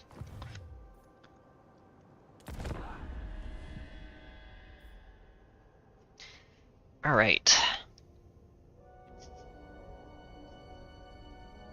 I think if this army ends up just recruiting up to a full set of peasants, I might just go marching on the vampires and try to take them out. If I could secure this entire province, it would be huge for just my economic stability, even if it would mean I need to defend it against whatever else is out here. If I remember correctly, there's a lot going on in Cathay now. Construct 3 buildings that contribute to harmony. Well, we are going to do that over time. Let's see, did I ever get in contact with Miao Ying? It's like I didn't, but we do have some other Cathayan factions that we can start up trade agreements with. And trade agreements are great to just pick up as you go, because they do provide you with a nice bit of passive income over time. So we're going to go ahead with this. Non-Aggression Pact 2, we're just going to set up a nice diplomatic friendship with you. The dragon-blooded. The dragon-blooded. I should be paying attention to the politics of this. Some of these factions don't always like each other, so Child of the night. signing trade agreements all over the place can backfire if you're not careful. Celestial ancestors. Interesting. Be on guard. Okay, these guys just don't like anybody, I think. Yeah, they don't like Zhao Ming, but he's busy punching them, as he should be. That is his early game area. So I'm just going to go ahead and pick up trade agreements with everybody here. Yep, you can pay me for all of that. Perfect. We'll go ahead and just do this. We don't need military access. We're not planning on going into their lands at the moment. Oh, and that did find me Miao Ying. Nice. So Miao Ying is the other legendary lord of Cathay. There are currently 3, with Yuan, Miao Ying, and Zhao Ming. The names kind of blur together a bit, but we do want to recruit these 2 eventually. That may take a little while. Confederation of other factions typically only is going to happen when they feel like they don't have other options, or when you just have an overwhelming diplomatic friendship with them, and can General, bribe them into on behalf of accepting Cathay, it. welcome. You guys don't actually want to sign a trade agreement and pay me for it. How unfortunate. It's been nice to be picking up free money for these trade agreements. Well, you are going to appreciate us more in the future, As a dragon-blooded, and so will I you. speak for all Cathay. So we'll wait with you 2, and sign trade agreements when you'll pay us for them instead of the other way around. Okay, and back down to you and Bo. Oh, are you just coming to say hello? Oh no, he's... oh, okay. He's in the water. That's what's going on.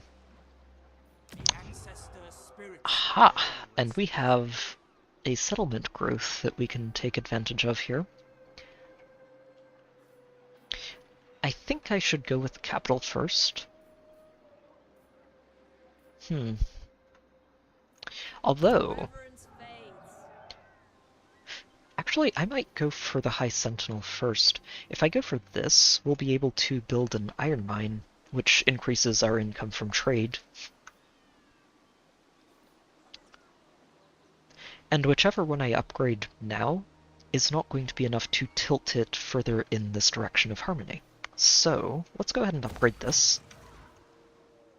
For Cathay.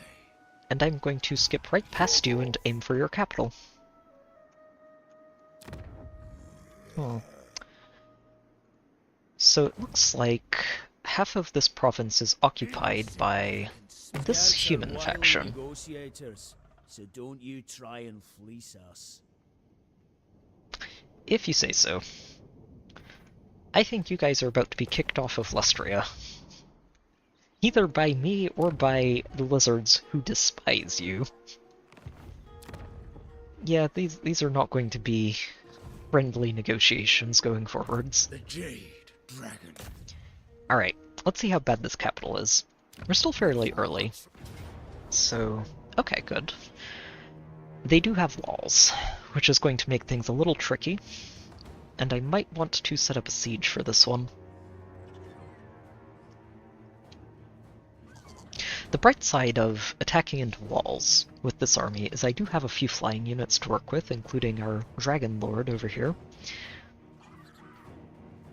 Oh, interesting. So if I wanted, I could just auto-resolve this and we wouldn't actually lose units. It would just be a lot of casualties that we would have to recover from over time. It doesn't look like they have too many really strong units here, and I think normally what happens with the AI is they like to put their archers up on the walls, and we have people who can clear those walls off pretty easily. I think we take this. I think we can just march in and take it right away. Huh. Trying to figure out if I should wait a turn and siege it. Sieging a settlement, while I'm here, causes damage to the armies inside of it over time, they don't have access to their usual supplies and everything, and are kind of stuck inside the city, so they take damage over time, and it makes it a lot easier to take the city. Although, the longer you spend sieging, the more defensive supplies they can pull together to try and repel you. And defensive supplies can be used to build all kinds of things in a siege battle that make it a little more annoying for the attacker to go in. I think we can go in on this. I think I trust myself to take this.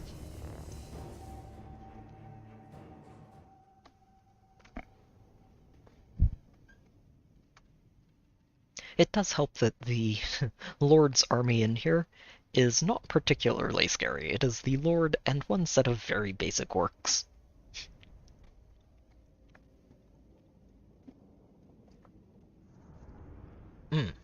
Alright.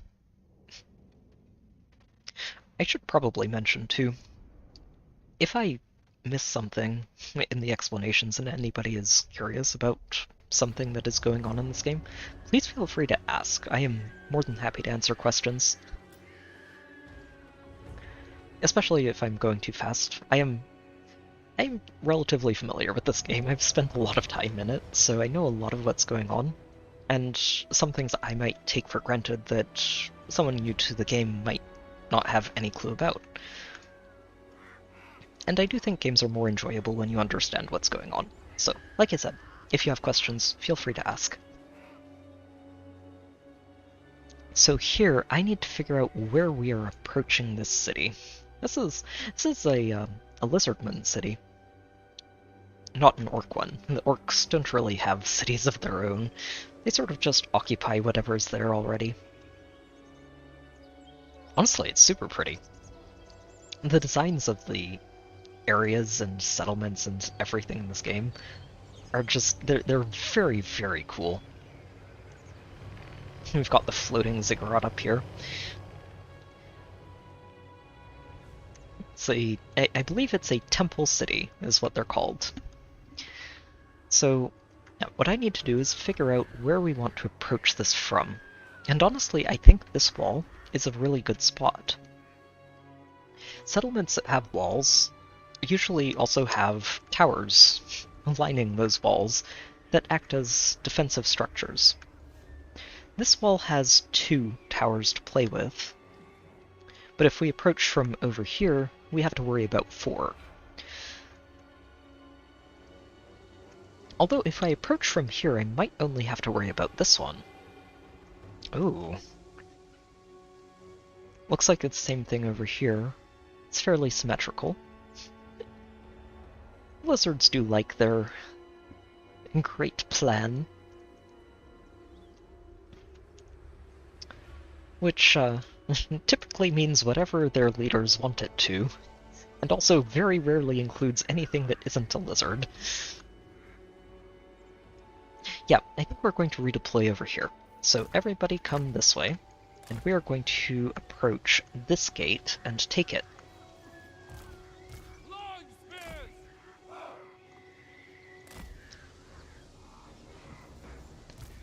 So Yuan, you and your longmas and the birds are going to be working on clearing these walls as quickly as we can.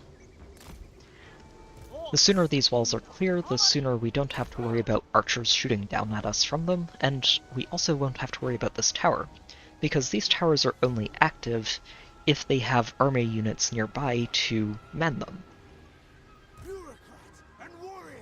And yeah, Yuan, you're going dragon form as quickly as we can get you in there. It's on cooldown at the start, but shouldn't be on cooldown for too long.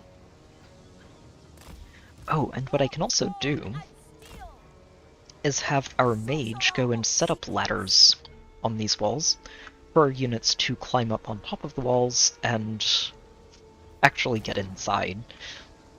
The lion is going to have to go through the gate. It can't climb a ladder. A lot of larger units won't be able to. They have to go through a gate or fly over the walls if they can. And our archers are going to be a very important part of this siege once we get them in range. Alright, let's get this going. Okay, take a moment to analyze. as expected, they have archers lining the walls, which is fine. And this is why I brought the longmas and birdmen over to help clear the walls. Yep, you guys are just going directly in there. Just do not stop, just fly into those archers and mess them up. Yuan, you're going to do something very similar as soon as you can turn into a dragon. Everybody else is going to start moving forwards. It doesn't look like they manned this tower, which is great news for me. The peasants can move forward. The swords too. I might not even have to go and take these walls. It looks like they're not defending them too well at the moment. And by take the walls, I mean climb up them with ladders and get infantry units on top.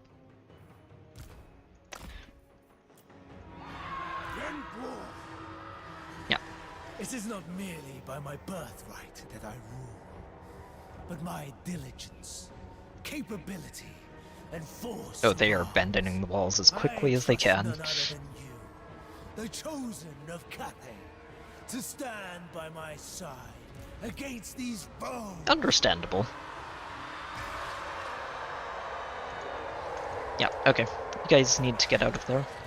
You guys too. Everything is split up. Get back in the air.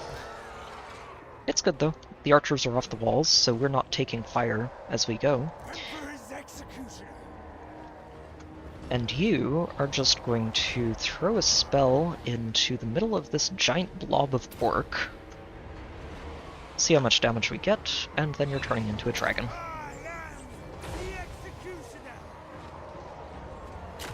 Oh, it ricocheted too. Nice. Oh, it ricocheted multiple times. Oh, that did a lot more damage than I expected it to. Nice. Just took a solid bite out of 2 sets of units there. Oh, wait. Why is the lion inside already? Alright, Yuan, you need to go rescue your lion because, nobody else can get inside of it just yet. Inside of these walls just yet. I was hoping it would open the gates, but apparently they opened the gates, let the lion in, and closed them again. So we're going to have these peasants work on breaking the wall.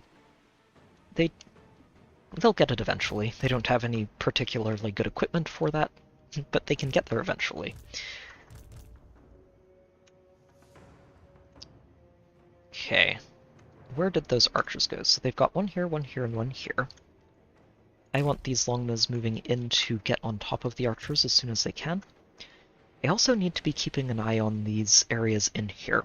So I mentioned before this fight that a settlement battle, or major settlement battle like this, has defensive supplies that you can use to build things with. And those are usually tied to these supply locations or key buildings. Thankfully, it looks like all they've built right now are barricades. If they start building towers, those are something I need to keep an eye on, because towers are basically unmanned artillery pieces that can shoot at you over a long period of time, and settlement battles can take a while, and get a lot of damage done that you don't want to be taking. You can attack the towers themselves and take them down, and we do have some pretty good units for doing that with the Longma Riders and Yuan, so it's something I want to keep an eye on, just in case they start building those. In the meantime, though, the birds are just going to get in there and get ready to attack archers as needed. You are going to be getting ready to drop some Searing Doom on top of our inside lion. Yeah, you go hit that lord.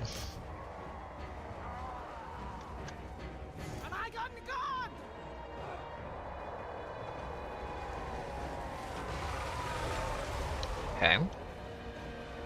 Alright, good. Looks like they've grouped up. Let's go ahead and drop some Searing Doom right there. And our archers are in range to start shooting inside these walls, which is great. Oh, they're blobbing. Blobbing is when a lot of infantry units group up together into a very easily destroyed stack of enemies, and is one of the best ways to use your spells. Okay, they're shooting at my longmas. That's unacceptable. What I'm trying to remember, it's been a while since I used flying units in settlement battles like this, but the reason I'm not sending the riders and birds over to these other points to try and capture them is that I don't think flying units are allowed to do that. I could be wrong, that might have changed, and it's something I will want to try eventually, but not in the middle of this battle.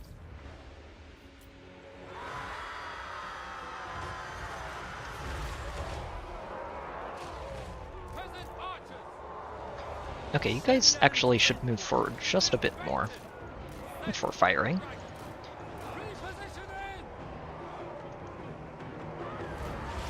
Which will get you in range to shoot this area behind Yuan, where there's just nothing but orc, and you can't hit your lord. Oh, and we've got this again. Perfect. Time to drop some more metal on orc heads. That gate is almost down. Good.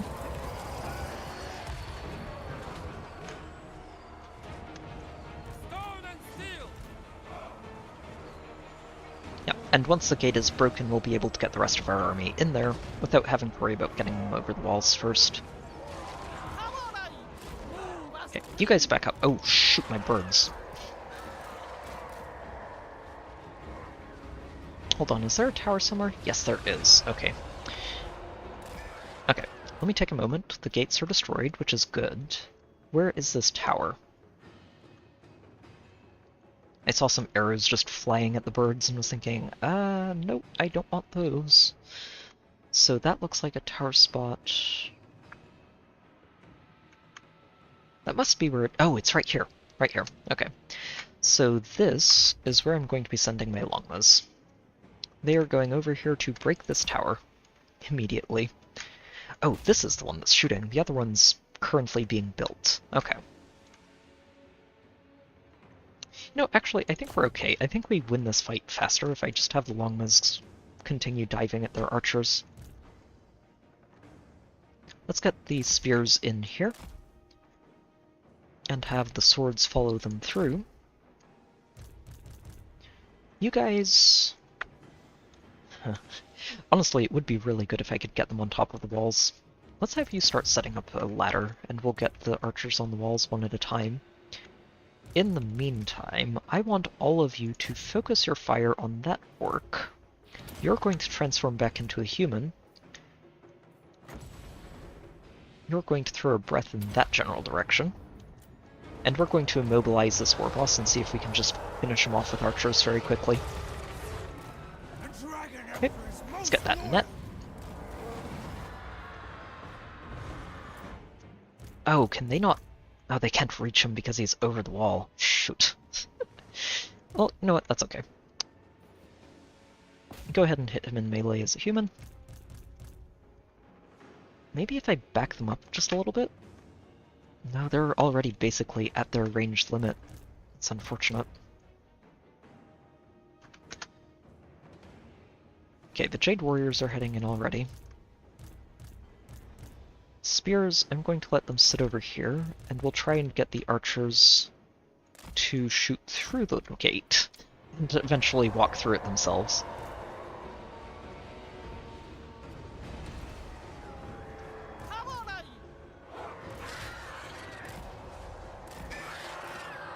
Okay. Yeah, the birds... You know what, the birds can conduct experiments with capturing these points. I'm going to send them over this way. And see if they can take that for me. Okay, you guys are firing, good. Yep, you guys just hit those orcs. I think I need one more set of spears through here just to buy some space.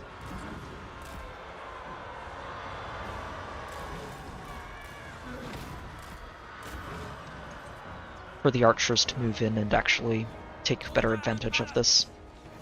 Or are they trying to climb the gate? Oh, they're trying to climb the walls, aren't they?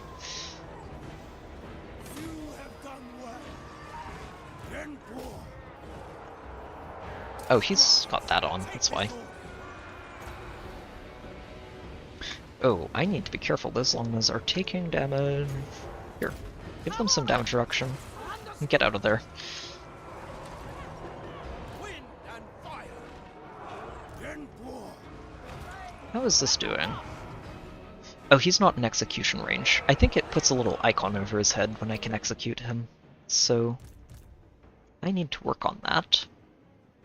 You two need to get in there. Ideally not by going over the wall. Archers! Master of meteor wind. Oh, perfect. He is executable now. Get him. Get him. In war. Boom. Goodbye. That is satisfying, honestly. It's just the, oh, you're low on health? Goodbye. Here, you guys get on top of the walls, and I'm going to get you in through there. Repositioning. Good. We've got archers on the inside now. Infinite pride. Oh, jeez, these longbows are just getting ruined. And warrior. I don't like this. I don't like this at all. I do not want to lose these guys.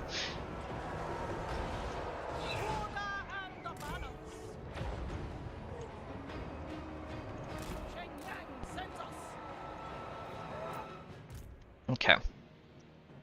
Going alright so far, outside of the longbows getting beat up, but they're okay, they'll live. See if we can throw some magic at you and get you to run away. Defenders of Cathay. Marching as one. Yep, and the archers are slowly getting inside the walls, which is good. You guys are just going to flank and charge into those. In harmony. Continue giving us space. Those longbows are still stuck, I don't like it. My elixirs are ready. See if we can help them get out of there. And there's a lot of work keeping them pinned down. There we go. Perfect. Whew. Okay, yeah, army losses is a very important thing to reach in these siege battles, since it also breaks all of the enemy buildings at the same time. Excellent. So we took a little bit of damage on the longbows, but overall that was mostly bloodless, which is great.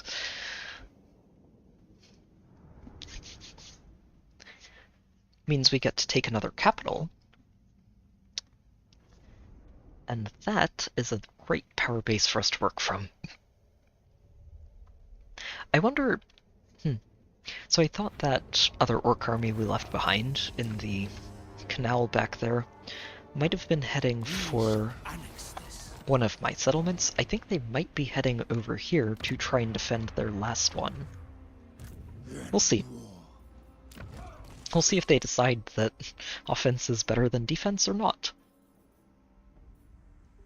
So you still have some levels to go before we can pick that up. We are going to keep working on your wizardry.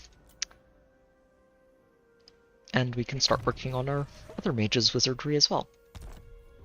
Very good. So our new settlement has... Oh, we can get Jade Warriors. Nice. Yeah, the basic Jade Warriors are really useful. And we're going to start replacing these peasant spears with them over time. So you go ahead and recruit 2 of those. And over here,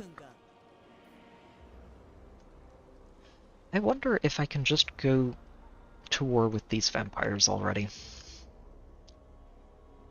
It might be risky. It might be risky. I should probably start looking at this too. Oh, no, you know what I should have done was used this to rush construction back here. I could still do that. It is still completely... Yeah, so we're not losing anything. Let's go ahead and rush construction on... Where is it? The High Sentinel. Yep, and just finish that. Very good. Go ahead and perform.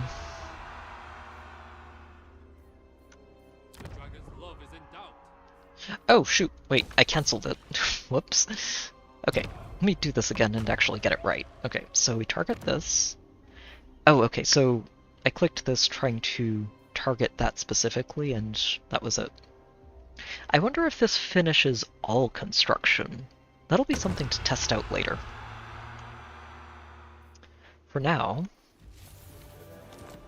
we are going to go ahead and set up this iron mine and get more income in 2 turns.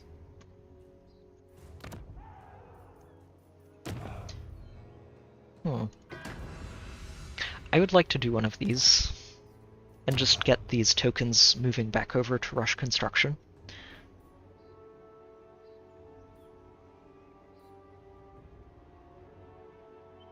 You know what? Let's go ahead and do this one.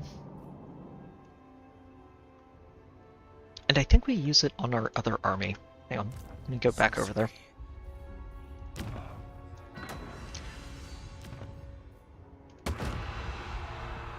Okay.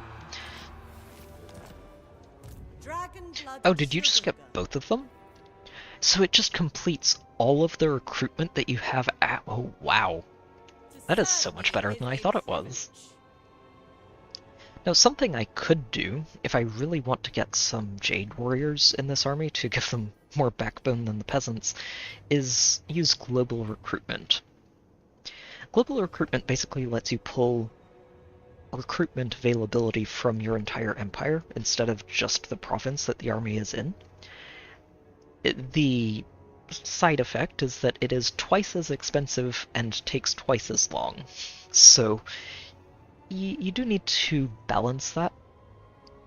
I don't think I want to do that here because I'm planning to be spending a lot of money soon on upgrading settlements. Especially back here, in 2 turns I need to make sure I've got enough money to do that again.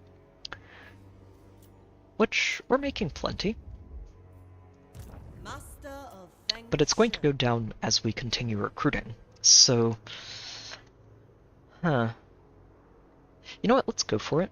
You can spend a few turns just recruiting these guys, and give this army a lot more backbone than it currently has.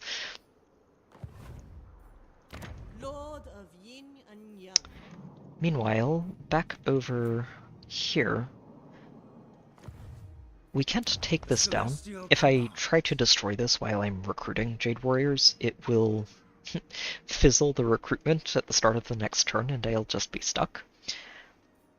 But I do want to replace this. This isn't a building that I'd like to have in a capital.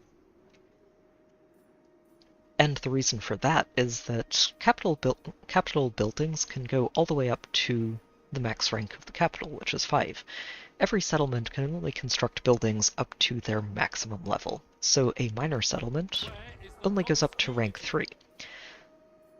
So you can't build the larger buildings the way you could over in the capitals. Here, let me pull up the building browser. It'll be easier to demonstrate here.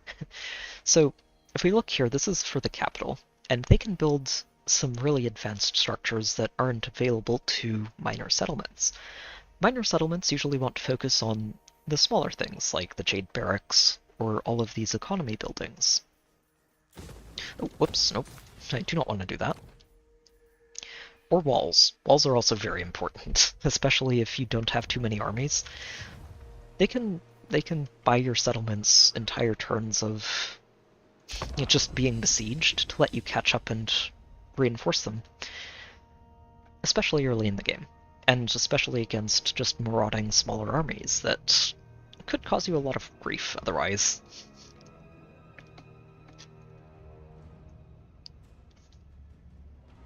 He is going back to his last remaining settlement. Nice. Okay, good. So I'm not going to have to chase you down too much.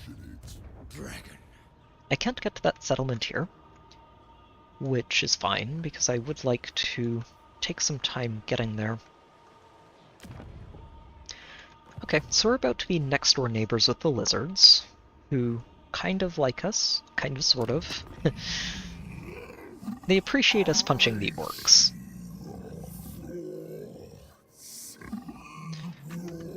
Yeah, you talk way too slowly, Mazdamundi. Eventually I will probably want to get Mazdamundi evicted from his territory and take it for myself. It will probably take some time to build up before we get there, though. Eye of the Emperor. So I think moving here isn't going to be enough to get me all the way over there. I need to get into this territory to get there next turn, and I'm okay with that. Because what I can do is we can continue replenishing as long as I set up an encampment, which means I can't move as far on the map in a turn, but it does let me replenish outside of friendly territory, and also makes it a lot harder to ambush the armor. The Emperor's architect. Ambush the army, not armor, sorry. Okay, now back in the homeland, you're still busy recruiting, which is good. Natural authority. And I should have a caravan arriving soon. Looks like 3 more turns. Good, good. And I think we're in friendlier territory now. These guys probably won't be attacking me. If anything, they might want to trade with me. Part of the fun of caravans is that they establish diplomatic contact with all of the factions that you pass by on the way, which can be a really good thing or a really bad thing depending on how much those factions are willing to like you or despise you. Sometimes you get pulled into wars that you're just not ready for. Oh, you are willing to pay me for this. Nice. No, I think we'll just take the extra money. We'll make a non-aggression pact later when you're willing to pay us for that too.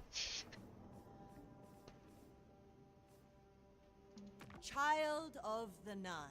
And the Burning Wind Nomads aren't willing to pay me for trade agreement yet, but if I give them a non-aggression pact... Oh, okay, so here's the rub. If I want to start trading with them, we're going to provoke these vampires. Possibly earlier than I'm ready for. Do I want to do that? You know what, I think it's okay. I think it's okay to provoke the vampires because we now have a decent army that can probably do some work. Can't recruit heroes, but that's okay. We have a decent army over here. The upkeep is surprisingly stable. I was expecting this to get out of hand a lot faster than it did. Part of the trick about maintaining multiple armies is that for most factions in the game, every army you recruit increases your total upkeep by a certain amount. A percentage amount. So the more armies you field, the higher your economy needs to be level-wise to support them, and usually having 2 armies this early in the game is kind of unsustainable if you want to keep developing your cities. So, this is good though. This is good. Alright, moving on. We'll start to antagonize the vampires next turn, and set up some trade agreements, and possibly start raiding their territory for extra money. Which is something a lot of factions depend on too, is it for early game income. Oh, okay. What do you want? You know, actually, I am going to reject this outright. I do not want a non-aggression pact with you guys. Ooh, okay.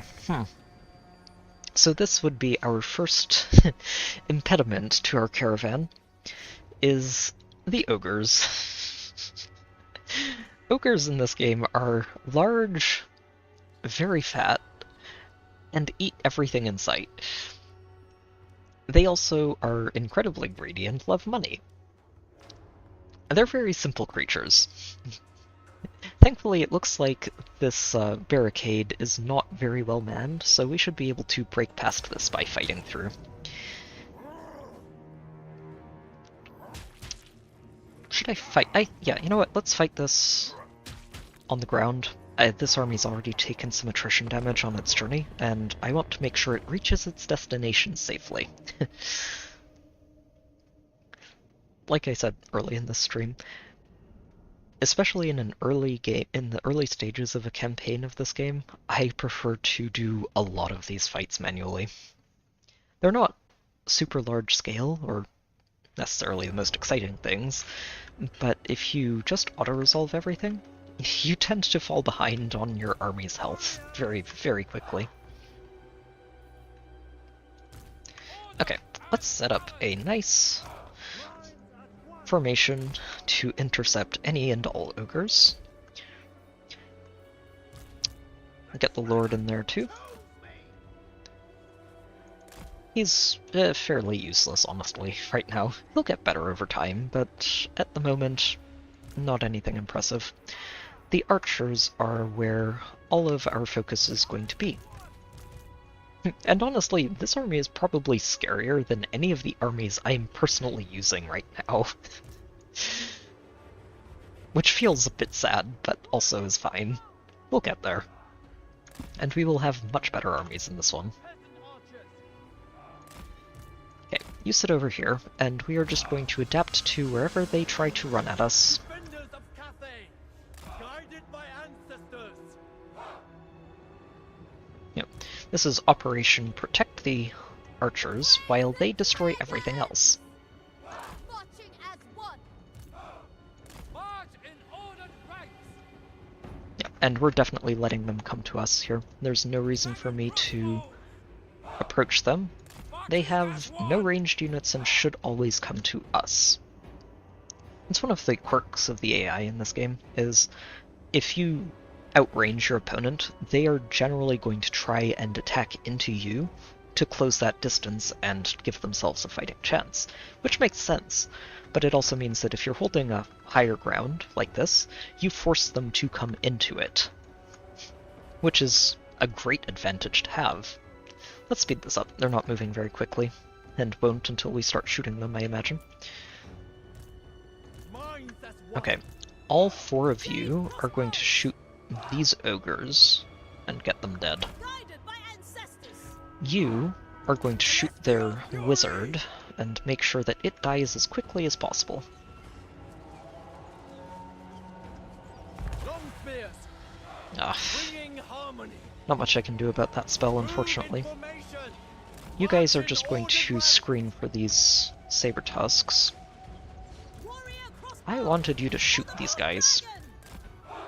Heading out. You guys need to screen for those saber tusks. Good. Interception complete. Alright, you guys need to move. It's going to be a lot harder for them to shoot when this guy is in the middle of everything. March in ordered ranks. Okay, shoot those. Oh, jeez, yep. They are going to be flanking. It's very rude. It's okay. To be honest, these guys probably don't care about these in melee anyway. And charging into the Jade crossbows is bad news for them too. Harmony. Shenyang sends us. Okay, you guys engage that. Wait, how did you get into this? Listening. Ugh, silly ogres. Anything for Cathay. I did mention they're very fat. That also lets them break through infantry lines more easily than they have any right to do.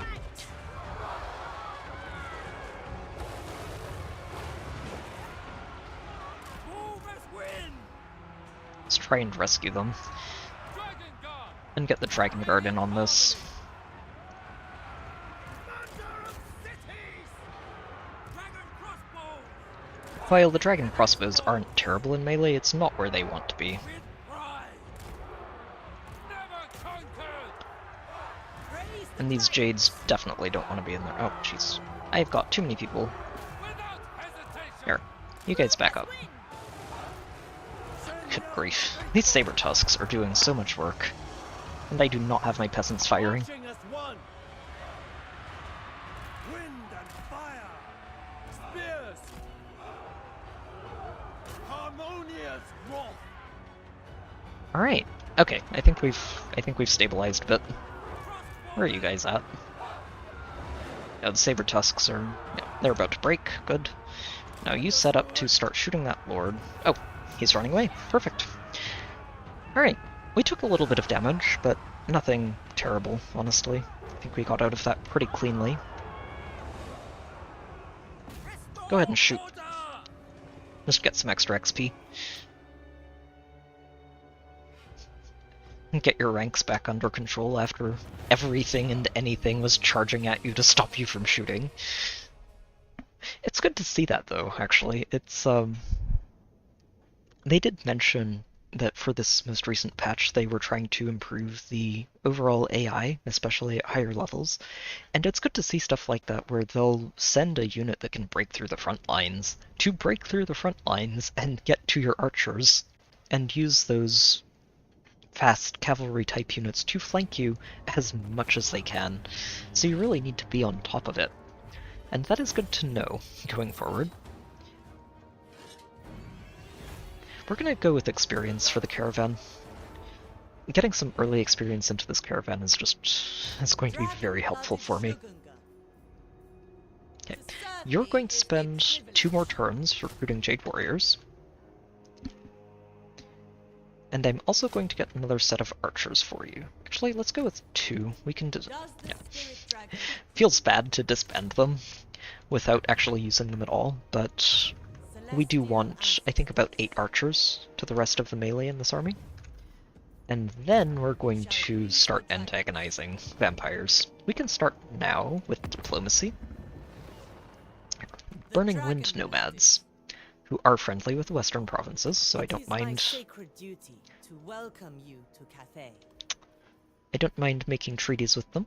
We are going to start trading with you. Yeah. Okay, so we're trading with most of Cathay at this point, which is excellent. The Celestial Court looks forward to our deliberations. You still don't want to trade, huh? Celestial ancestors. Oh boy. Okay. So, it's good to see this up here. Hang on. I'm just looking at the home front and wondering about this. Oh, hello. Yeah, no, you're not keeping that. That's a very nice bit of equipment for my armies that I'm actually using. But looking up here, so this is the Great Wall of Cathay, which is basically their northern barrier against the forces of chaos, which are basically interdimensional demons that want to burn the world and turn everything into madness. Technically, they have some traits to them that are like, well, that does sound like it's not too terrible until you take it to extremes that no one should ever go to.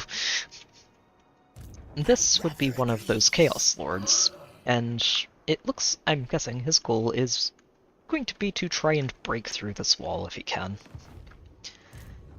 Miao Ying is usually the one who tries to secure this wall and make sure it stays intact.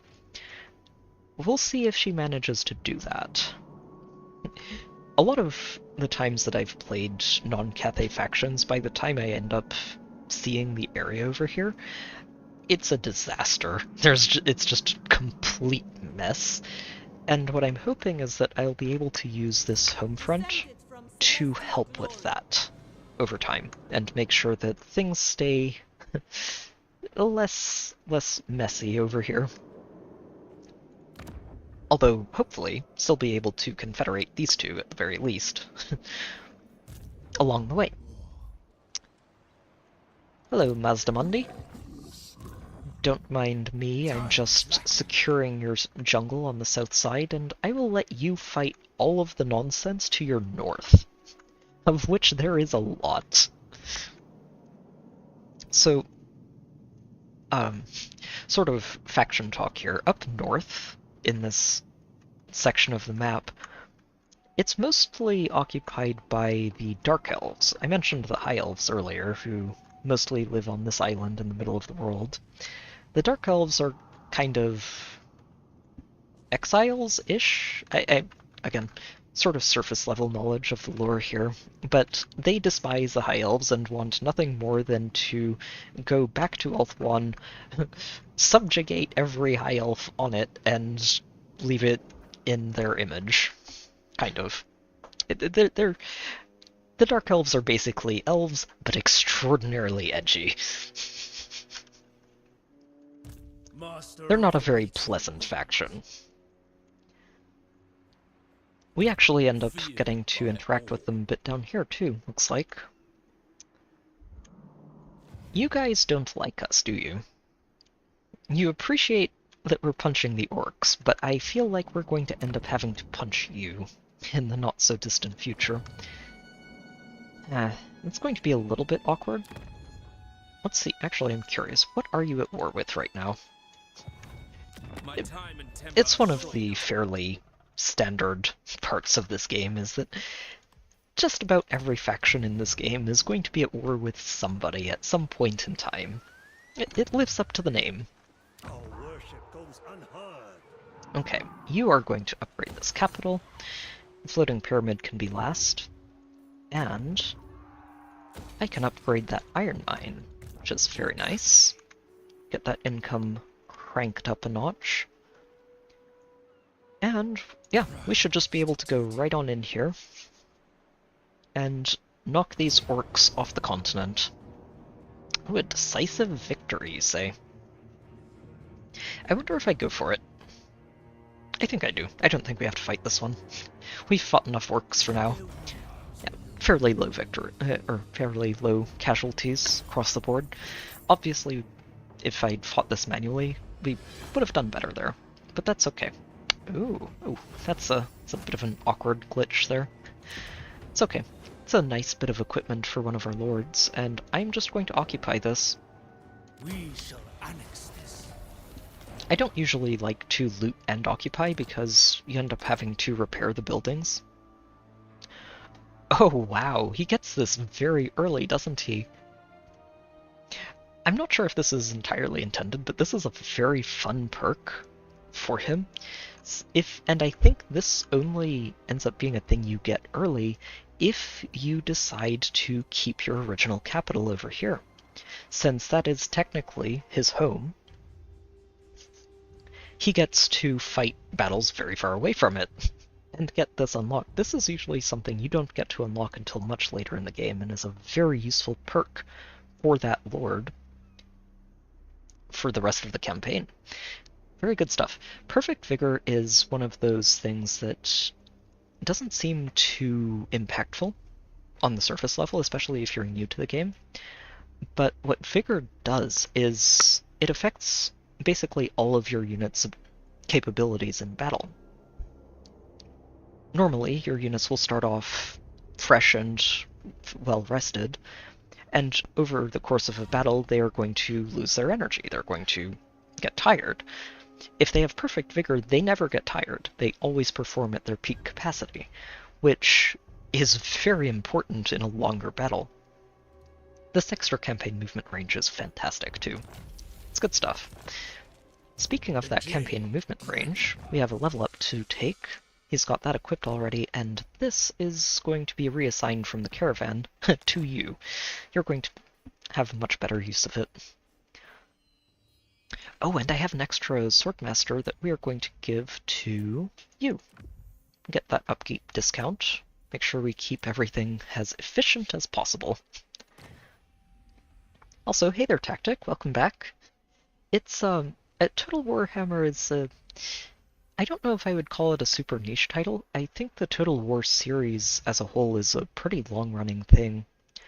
But I don't think it's got the same sort of renown as a lot of, you know, your really big series like Zelda and stuff. And this one specifically is a series that I've really enjoyed. Recently, there's been some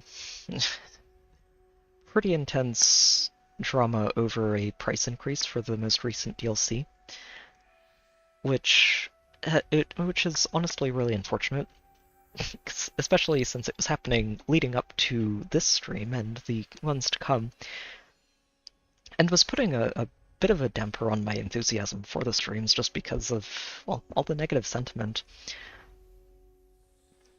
It's unfortunate. I don't really approve of the price hike that they made. I think it would have been better as a sort of a smaller increment. I think I do understand parts of why they did it.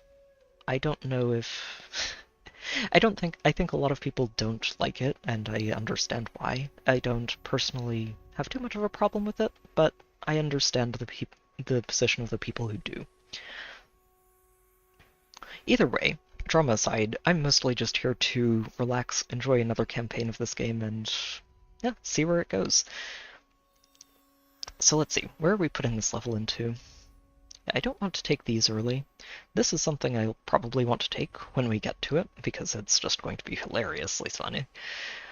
For now, I think I do just take this and unlock some of his higher level spells. Comet is... Comets I've had some very fun moments with across the course of many, many campaigns.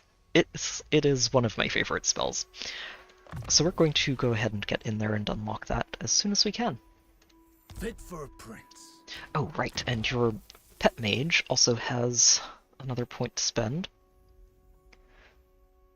So, oh, okay, so every time we cast this or any other spell, it basically gives our entire army a buff to their melee attack damage.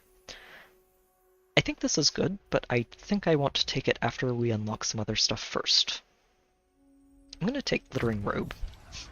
It's just a good way to make sure that a potentially flanked archer set doesn't take as much damage as they normally would. Which is excellent to have, honestly. That corruption could help a lot back at home. But I think I might want to go for the ammo first. Let's see. Growth for all provinces, income from... That's the white side, which I don't think is something I want to be doing just yet. Yeah, I think I'm going to go with this ammo next. Getting into this armor for Jades is going to be very important for me for a long time. It's going to make them so much more resilient than they currently are. And this vigor loss reduction is probably something I'm going to grab too. It does hurt a little bit to take the branches early here, because there are a lot of technologies further down this tree that just do so much for me. You know, I'm thinking about it. Maybe I do just try to skip forward and go directly down this tree. This does give me a nice upkeep discount for all of the peasants, which is most of that army back at home, but I would like to upgrade those to Jades as quickly as I can. Let's see. Income from cities, sacking. Stock isn't bad. Ooh, that is a nice upgrade for all of the defenders. That's a nice upgrade for cavalry. That's an iffy banner. That's not something I'm going to chase too quickly. Yeah, I think we'll... That extra ammo is just so good. Yeah, we'll go for the ammo. Investment in the future. Ammo is one of those things that you really don't want to run out of in the middle of a battle. It's... Let's talk frankly. Away from war. Okay. So you want to make peace, do you? Let me check this. So I think ideally what I do is... I say ideally what I do. I would like to finish securing this province by booting these human settlers out of Lustria. I don't think that's a terrible idea. It could expose me to whatever else would come at me from over here, until I potentially raise another army to help keep things secure. So I'm going to take a moment here and figure out which direction I want to go in. And I think the answer is mostly south. Let's see. Yeah, okay, so Hexawaddle has one of these relays that he's going to want to construct. These little sort of beacons with swirly vortexes around them are areas I'm going to want to reach over time. But I think a lot of these are down here. Yeah, there's one down here. There's one over here.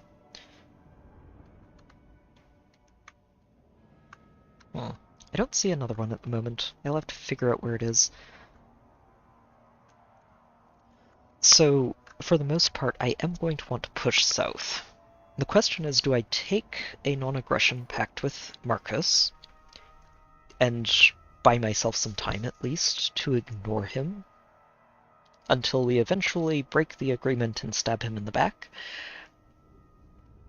I am a terrible person when it comes to this game. My reliability will rarely drop below very high, but I am not above taking advantage of their willingness to make a treaty and using it until it's no longer useful to me. I think we will go with this, since, again, what I'd like to do is secure this area up here, and potentially just ignore Mazdamundi for a while I turn my attention southward. So we'll squeeze every last drop of money we can out of you and take this non-aggression pact. There's also a good chance that those Dark Elves I was talking about earlier are going to declare war on me in the foreseeable future, so not having to deal with Marcus being hostile to me would be a good thing. Ooh, 3 more crossbows, or some frontliners. You know what, I'm going to take the frontliners here. Ooh. Oh, this is going to be one of his personal quests. I hadn't actually looked at this. Let's see. Shining jewels of brilliant jade are hidden throughout this land, looted by enemies too foolish to know their worth. According to rumor, such gems are teeming with mystic energy, granting boundless sight to anyone who possess them. Armor adorned with such jewels would be powerful indeed. We only have to go and loot them from the unworthy.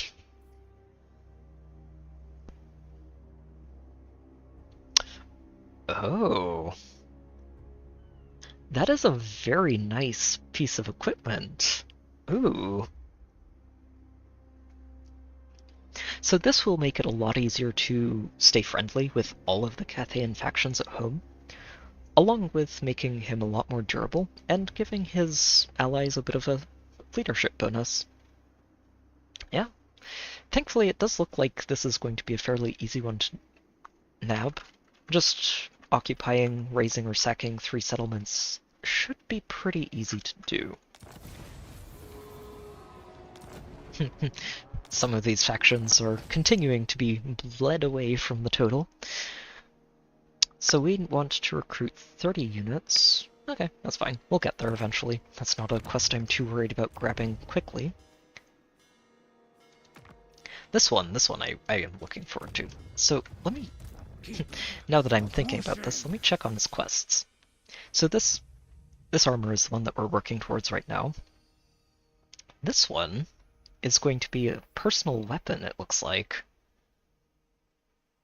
Huh.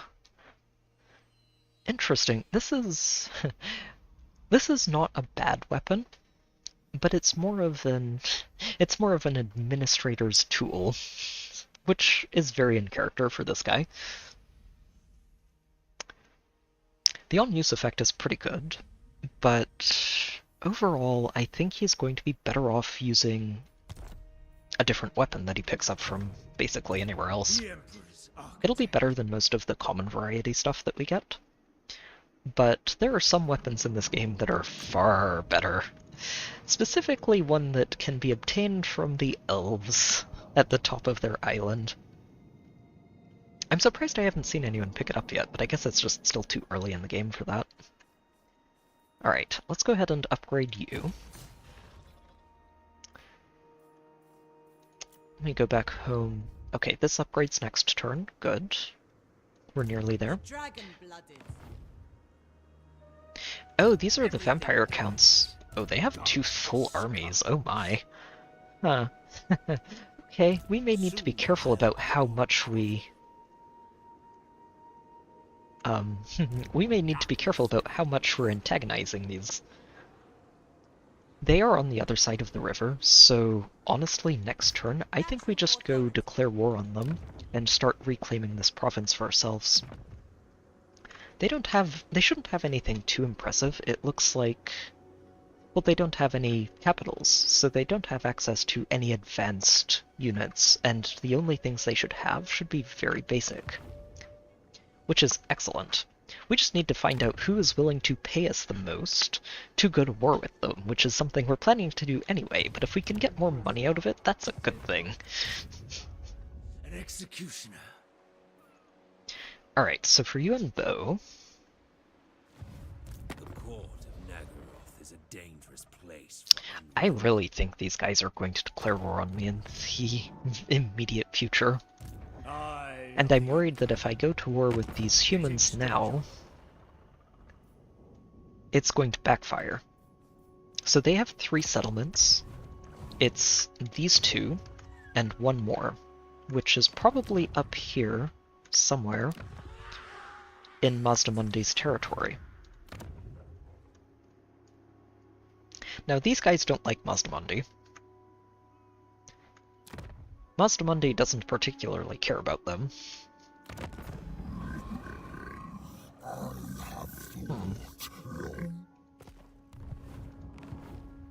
I think the right idea is going to be going and just dealing with these Dark Elves before they become too much of a problem. Your army is... Oh, they do have some Blackheart Corsairs. Overall, though, this isn't too scary of an army. The Blackheart Corsairs are definitely a level above my Peasant Spearmen and Archers, so I probably don't want to just immediately go to war with them. What I'd like to do is take a couple of turns to build these settlements and get access to some Jade Warriors instead. We should be able to do.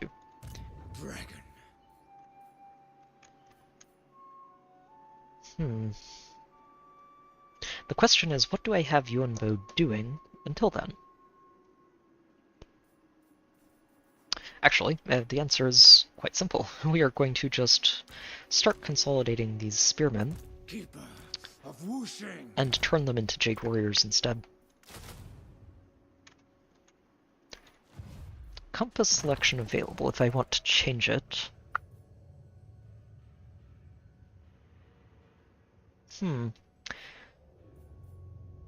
I don't know if I want to change this. We're about to have another army going to war, and those warriors are very helpful.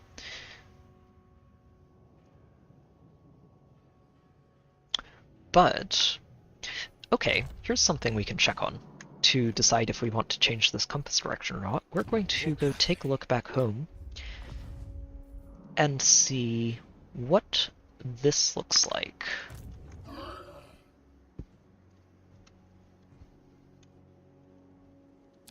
General. Yeah, that does look like trouble. Let me see.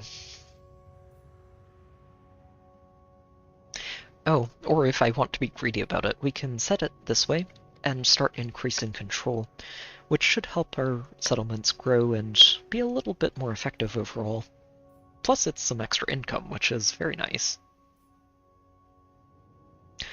Ooh, or what we could do is set it over here. I think the this caravan is right about to arrive. So if I set it over there, we get an extra 20% value out of this cargo, which should come out to be another 1,000 gold or so. Not bad, not bad. Probably not as valuable as I'd like it to be. It would probably be better if I'd picked this on turn 1 and then just left it. But that's okay. I think we're gonna go with this one. Oh, right, because the attrition only applies when the energy reserve is full. And the way the compass works is, as long as the direction is set, these energy bars fill up and increase the power of these various abilities. So this one will only have this particular thing applied when this is maxed out. And it's nowhere near that, so I don't have to feel too bad about being greedy here. greed is good. Let's increase income. Child of Alright, on to the next turn. I'm really taking this slowly, honestly. 10 turns and it's, we're not... 10 turns is honestly pretty quick early in the game. Later in it, things do slow down just because you have so much more to start trying to figure out and manage and move around on the playing board. Okay, the Dissenter Lords are gone. Our caravan arrived with a very healthy profit. Yes, this is why. Okay, this is why I went to Marienburg first. I did remember there was something fun in Marienburg, and this is just so nice. So what we basically do with this is every time we send a caravan out, we are going to give them this warrant of trade, which increases the sale value of their cargo and also helps increase our trade income along the way. What was that about a hero becomes a legend? Hold on. Oh, just win 10 battles with a hero. Okay. And then we get a nice little extra boost along the way. Good, good. Okay, so back to the caravans. We need to recruit a new caravan and send it out. We can't just send the old one back out immediately unless I wait a couple of turns first, which might be worth it. Let's see what we have available. You know what? I might just wait. I think I do. This guy is just that good. The dragon-blooded caravan has access to some units that just helps keep the caravan safe, no matter where I send him.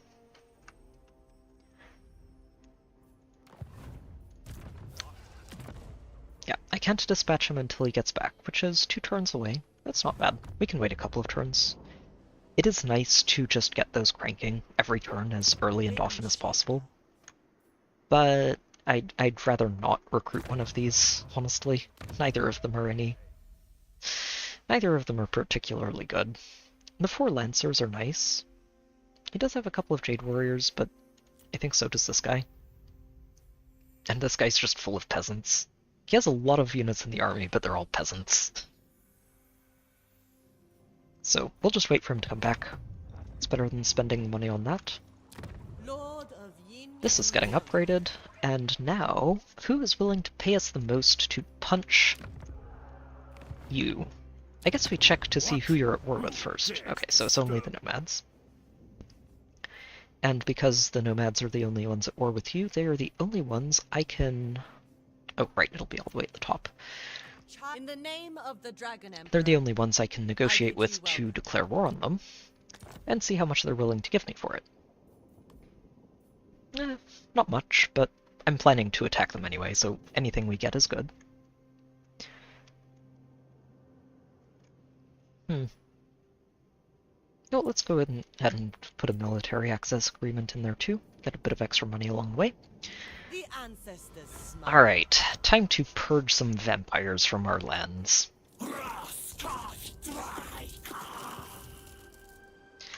They did have a couple of armies, but like I said already, they should be very basic armies, and I think this army should be more than able to handle them. Sent by our ancestors. Okay, there aren't any armies garrisoning here, so we just head directly in and deal with it. Yeah, this is a very basic garrison of skeletons and zombies.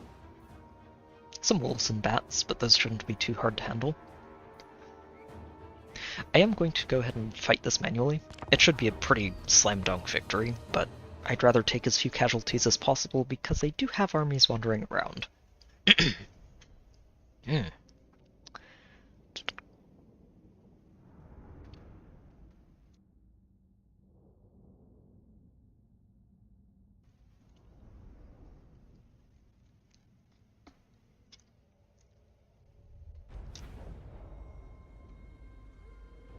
Alright.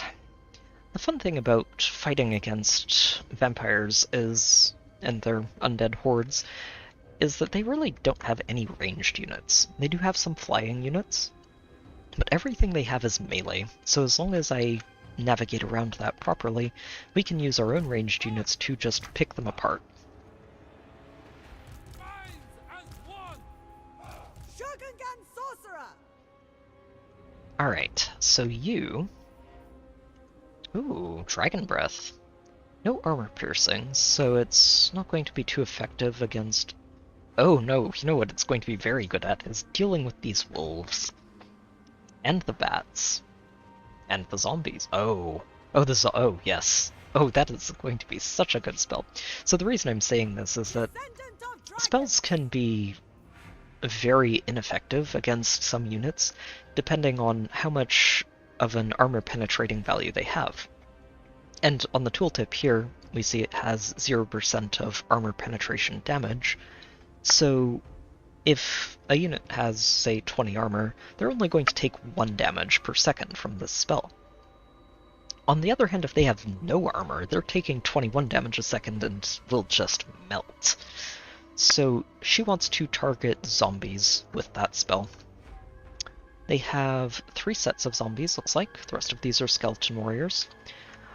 I could also go after the wolves or bats, but those are not as likely to stay put long enough for that spell to land. So what we're going to do is we're going to set you 2 and you 2 as bodyguards for the archers, and that is all they're planning to do. We should also be able to force them to come to us.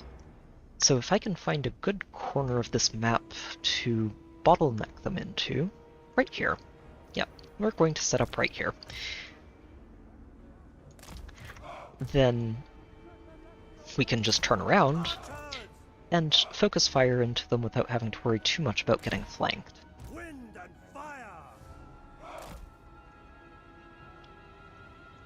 Yeah, and I'm planning to keep... I think I should only need 1 set of bodyguards. We can block this area off very easily. But the bodyguards are here to stop those bats from flying into the backs of our archers and messing them up. The spears can just sit in front of the archers at a respectable distance. And the rest of these swords can hang around the side and start carving their way through after the melee lines engage. Alright. Oh, and make sure our Lord gets over here too. She does not want to be stuck out in the middle of a zombie horde. Alright, we're going to speed this up and wait for them to come to us, because they will. It'll take them time. Zombies are not very fast.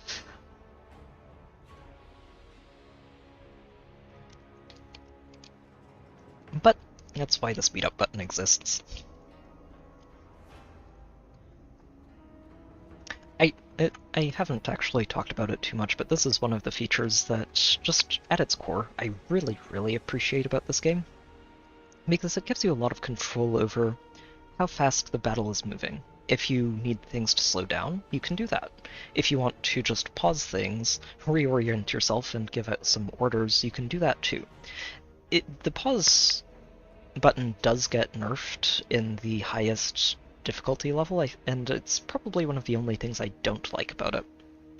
Because personally, being able to pause and issue orders like this, it makes the game feel a bit more like Fire Emblem for me, which I see as a fantastic upside.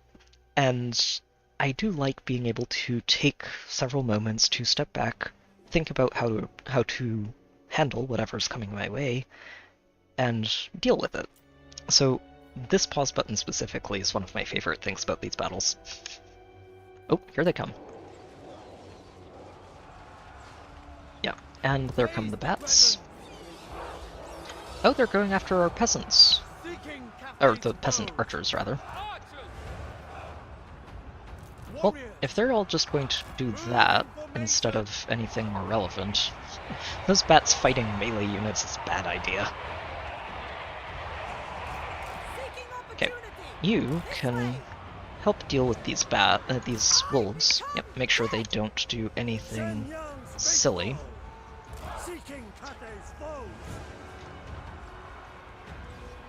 And these archers are just doing work. Good. So the zombies are over there. Send a dragon breath their way. Oh yeah. Wasn't the best targeted, I think it could have been better, but... Okay, their wolves are down, their bats are down. We can start moving all of these melee forward to flank and crush them from behind. Yeah, the archers are all mostly still firing, good. They still have things to fire at, which is important.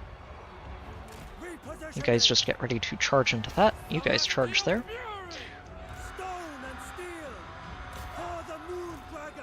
And you guys are going to head over here. Yeah, and we'll just flank this and crush it.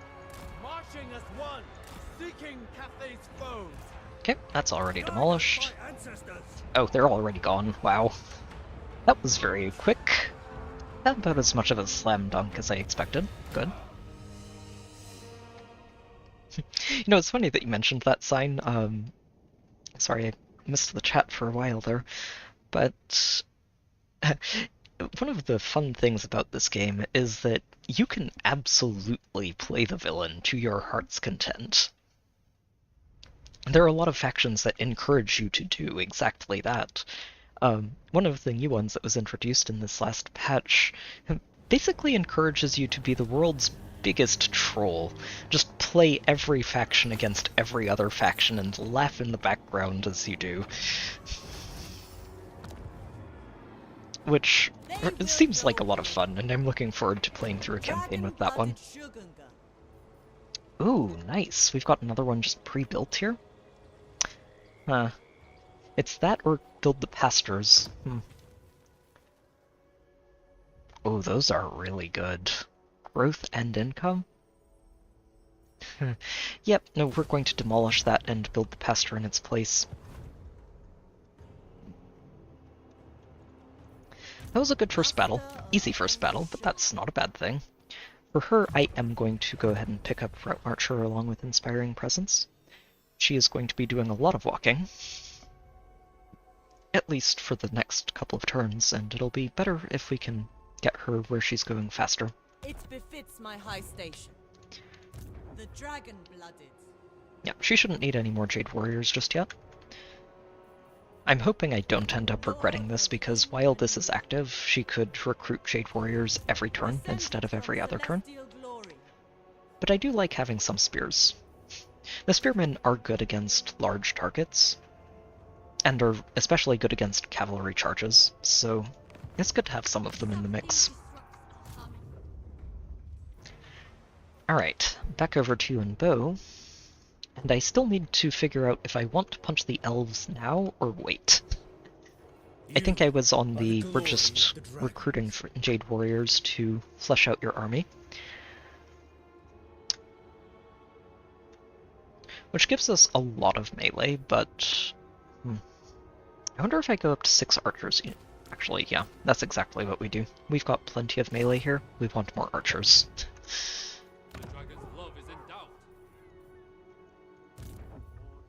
Oh, right, and our caravan master got some experience for completing his caravan. He's going to go ahead and get this. It's important for every lord, but specifically for caravans, it's one of the best ways for them to get experience over time, which gets them access to some very important stuff down here. Like this one, specifically, is one that I really like to get. Once you get it up to rank 8, and get the replenishment in foreign territory, the armies become a lot harder to wear down over time with ambushes and hostile encounters. So I usually wait before I grab these. Would also be a good idea to pick this up. And I think... So if we get 1, 2, 3, 4... Yeah, let's go ahead and upgrade the archers. An upper hand. Just make sure that his army performs a little bit better in battle. Alright, on we go. So far it's been a nice quiet start to the campaign. I do appreciate the option to keep that capital back in Cathay because it gives you a lot more to consider and focus on if you want to. Or you can just narrow your focus down to Lustria. Oh my, what's going on here?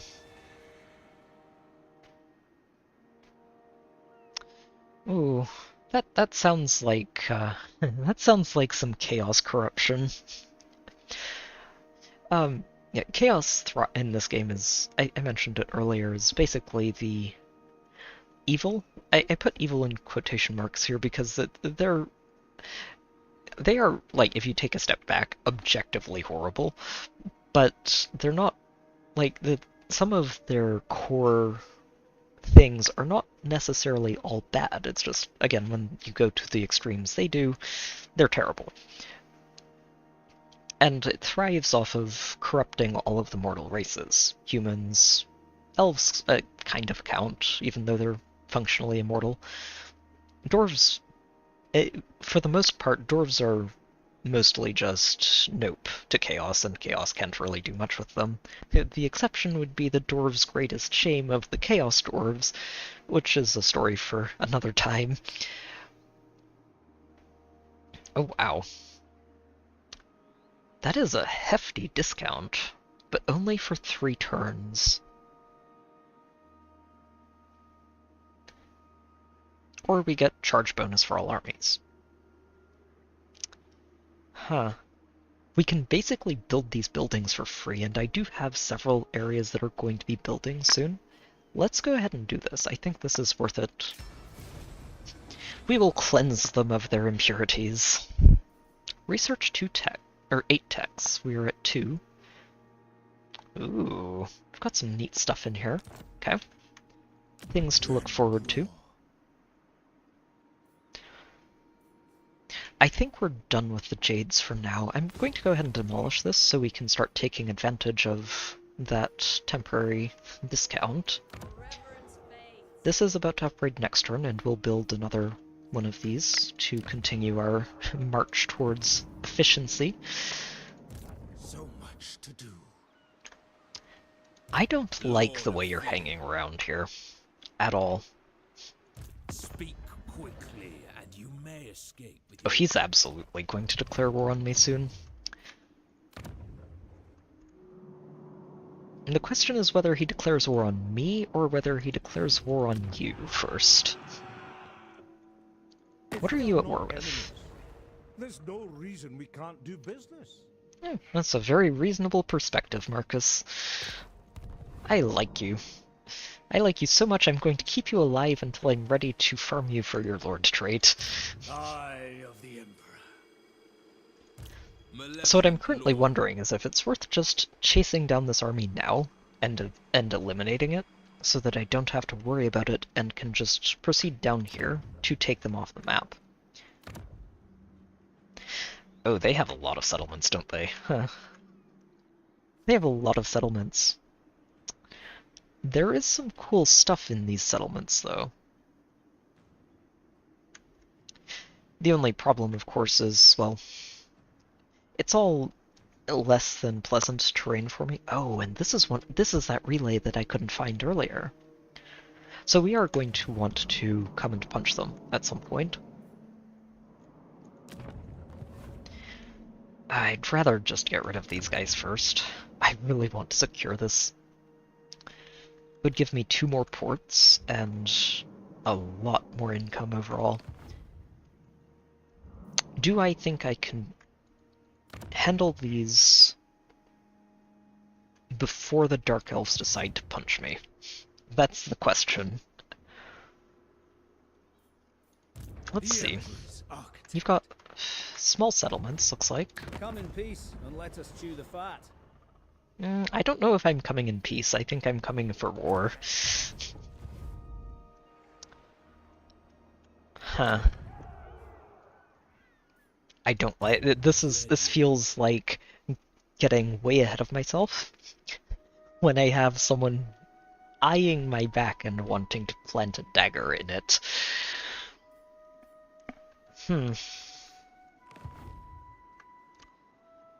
If I punch them, I'm basically going to be stuck punching them for a while. But there's a decent chance that I could encourage Marcus Wolfhart to come and help me with them. And they are further away from me than they are from him, so what we could do is start a fight with them, get Marcus involved, since he doesn't like them anyway. You're a long way from home. I kind of like this idea better, even though I really want these. What I'm thinking is I come kill this army, and then turn around, as long as I can get Wolfhart involved.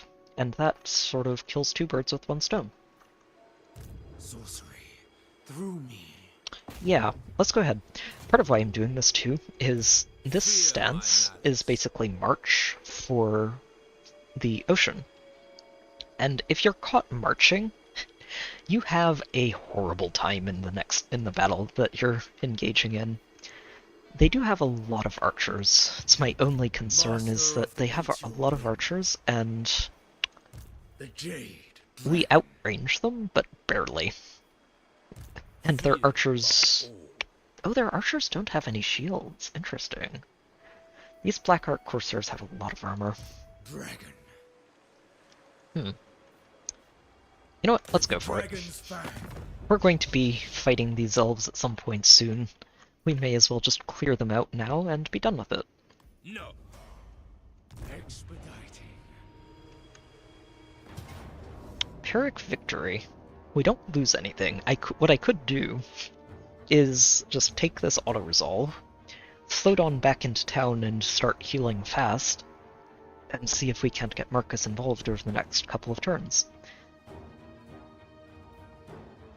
Oh, hang on just a moment. Yep, hang on.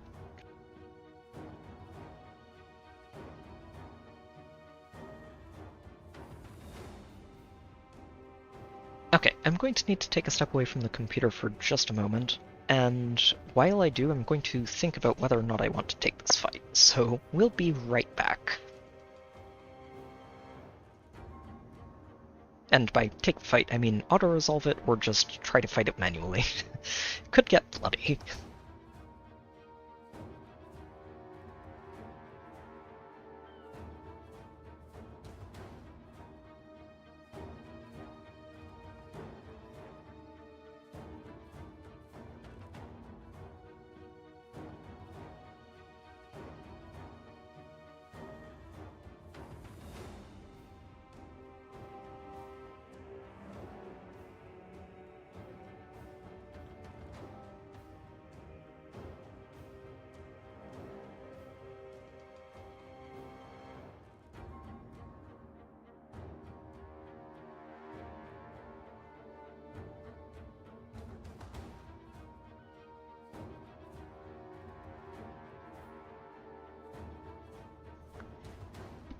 Alright, so I think what I might do...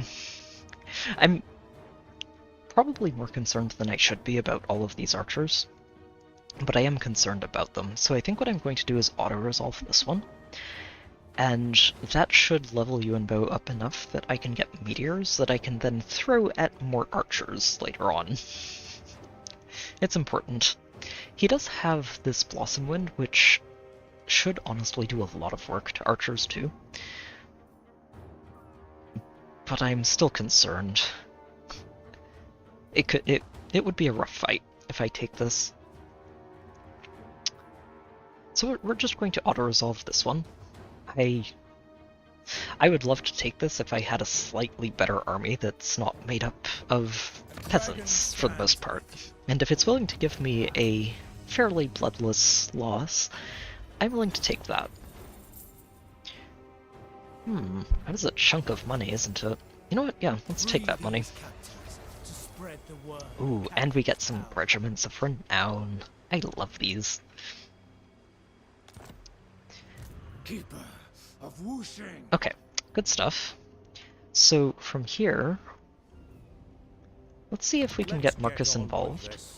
Out of curiosity. Oh, they are just going to declare war for free. Oh, wow. That is, yes, absolutely. Come join us. I am not going to use you as a meat shield for the Dark Elves. Why would I do this? Why would I do this? That would be a horrible thing to do. Yep, so Yuan Bo, you're just going to sail back here and start recovering.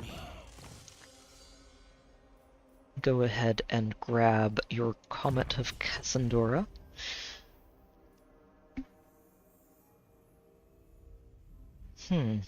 I'm wondering if I want to grab the Talons as well.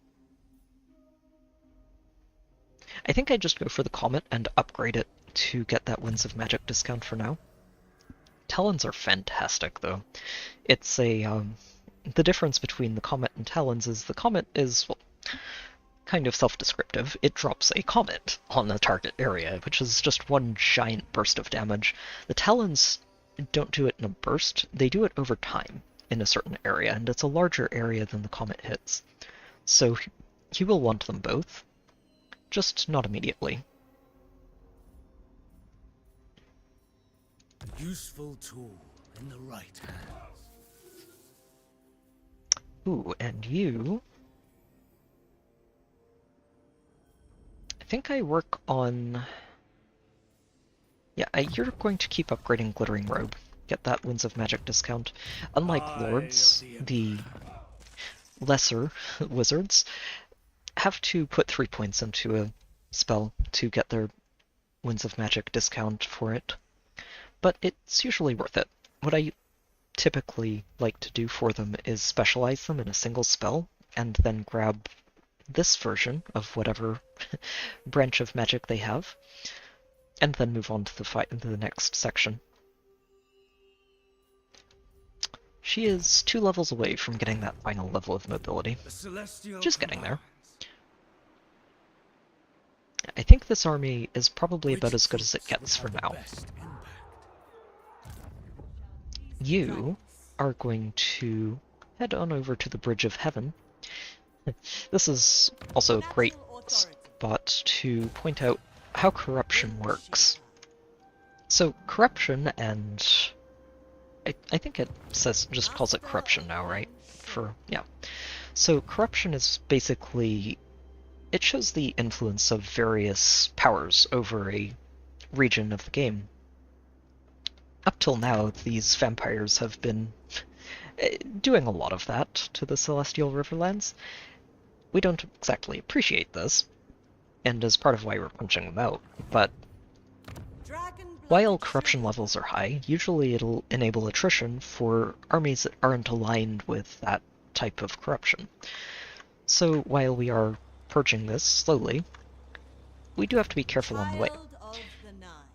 The bright side is there are ways to avoid taking attrition damage in the field, like going into an encampment stance. Raiding stances usually do this too, but I don't think I can get into their territory to raid it, so we're just going to encamp, get part of the way there, and get ready to assault it next turn.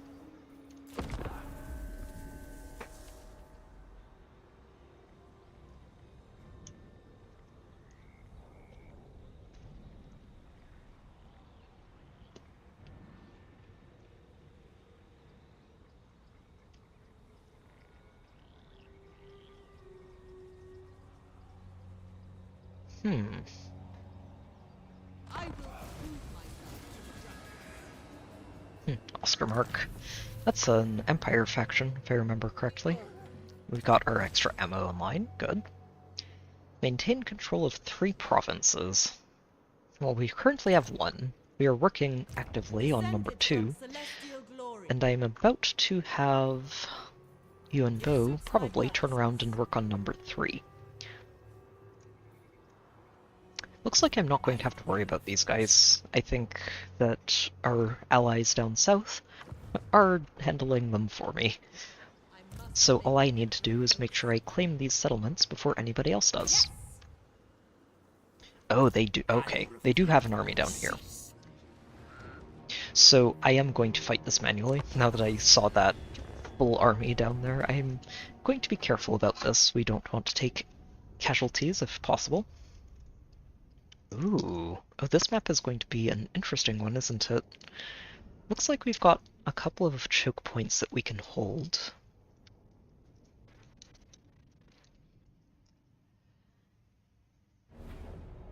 Okay. Yeah, so there are areas that you can't cross this river, and there are 3 spots that you can.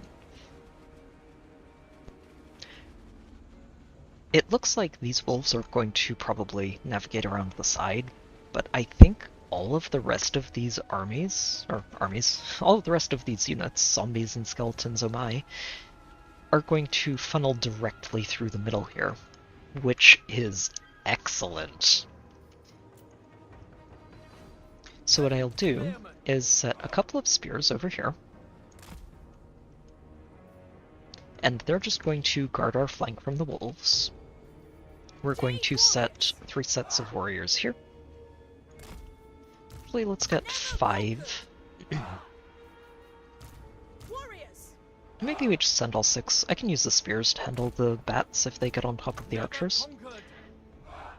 And what we're going to do is try to set up a formation that leaves an opening and bait them into attacking the melee on each side, while the archers can just shoot down the middle. We do have a lot of archers in this army. It's a good feeling.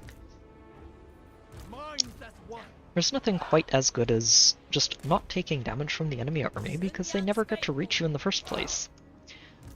It's a large part of why I enjoy the Skaven as much as I do. They're one of those factions that are objectively horrible in character, but are so much fun to play, and it's just...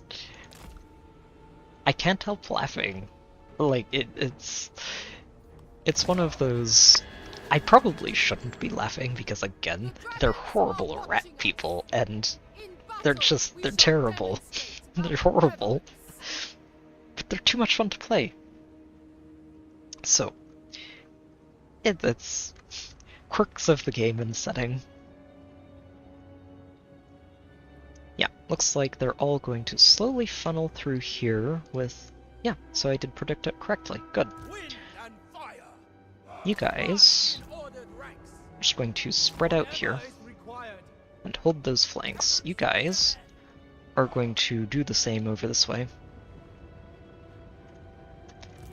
I'm going to send you two this way to cover that. You guys just get over here.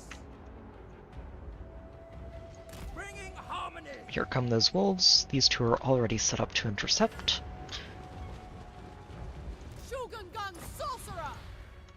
Oh, the bats are going to get on top of some of our archers, looks like.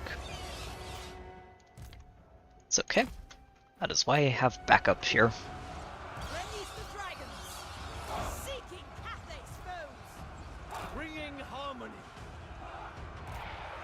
Alright, let's send some dragon fire into the middle of that, because that is such a juicy stack.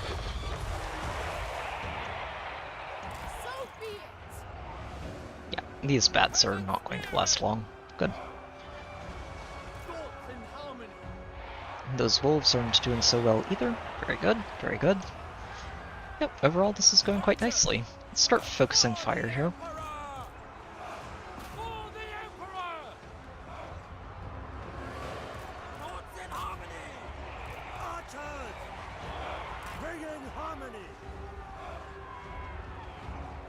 And you two can reorganize and just start shooting an area where they can't really do anything about avoiding these missiles.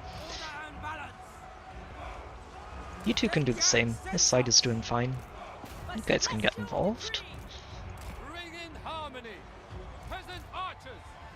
Yeah, no, this is just shooting the zombies in a choke point. Nice and easy. We shouldn't be taking very many casualties, which is good, because we might be encountering some stiffer resistance over the next turn or so.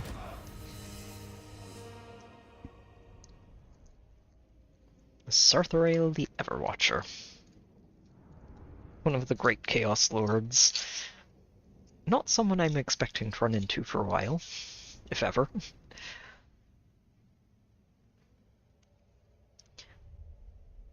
This is a very unforgiving world. Factions die off very quickly. Most of the early game is minor factions dying off, but you can get some surprising knockouts on the others as well. Dragon-blooded sugar. Oh, that one's got a dock. Perfect. Very good. Oh, this whole province is about to just explode with growth. Very good. I think I'm going to go ahead and upgrade Sure Aim for you too. I feel like I'm always going to want some Celestial Crossbowmen, even at the highest levels. The infantry archers are just very good for Cathay. They're very reliable. Even the peasants, honestly. Like, peasant archers may not be good, but they are still reliable. Okay, so this is speed for the crowmen. I don't think I want to go down this way, even with that extra defense.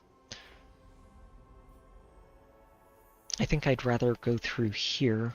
The question is, do I pick this up first? How much armor do Jades have?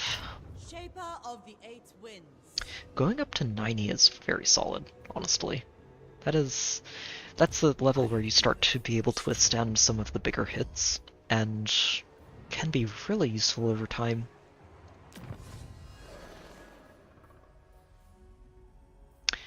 Yeah, let's go ahead. I feel like I'm going to have at least 1 or 2 armies of Jades wandering around, just to hold the forts. Alright, so we want to be building as many yin buildings as we can, which is good because that helps us grow our cities.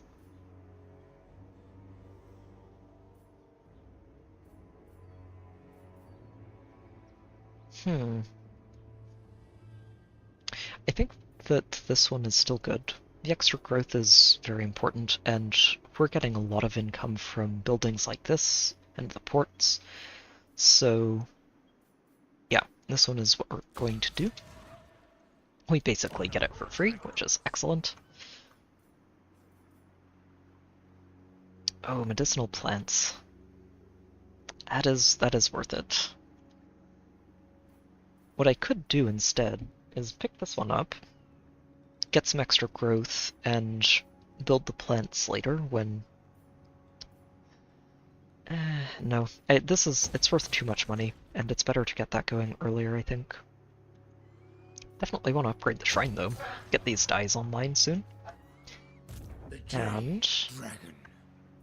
Yuan Bo needs to continue healing for another turn or two before we turn around and start punching you. I really do want to punch them and secure this province. This one is going to be a bit harder, partly because, well, Wulfric has one of them, but every faction in the game has territory that they're more suited to inhabiting.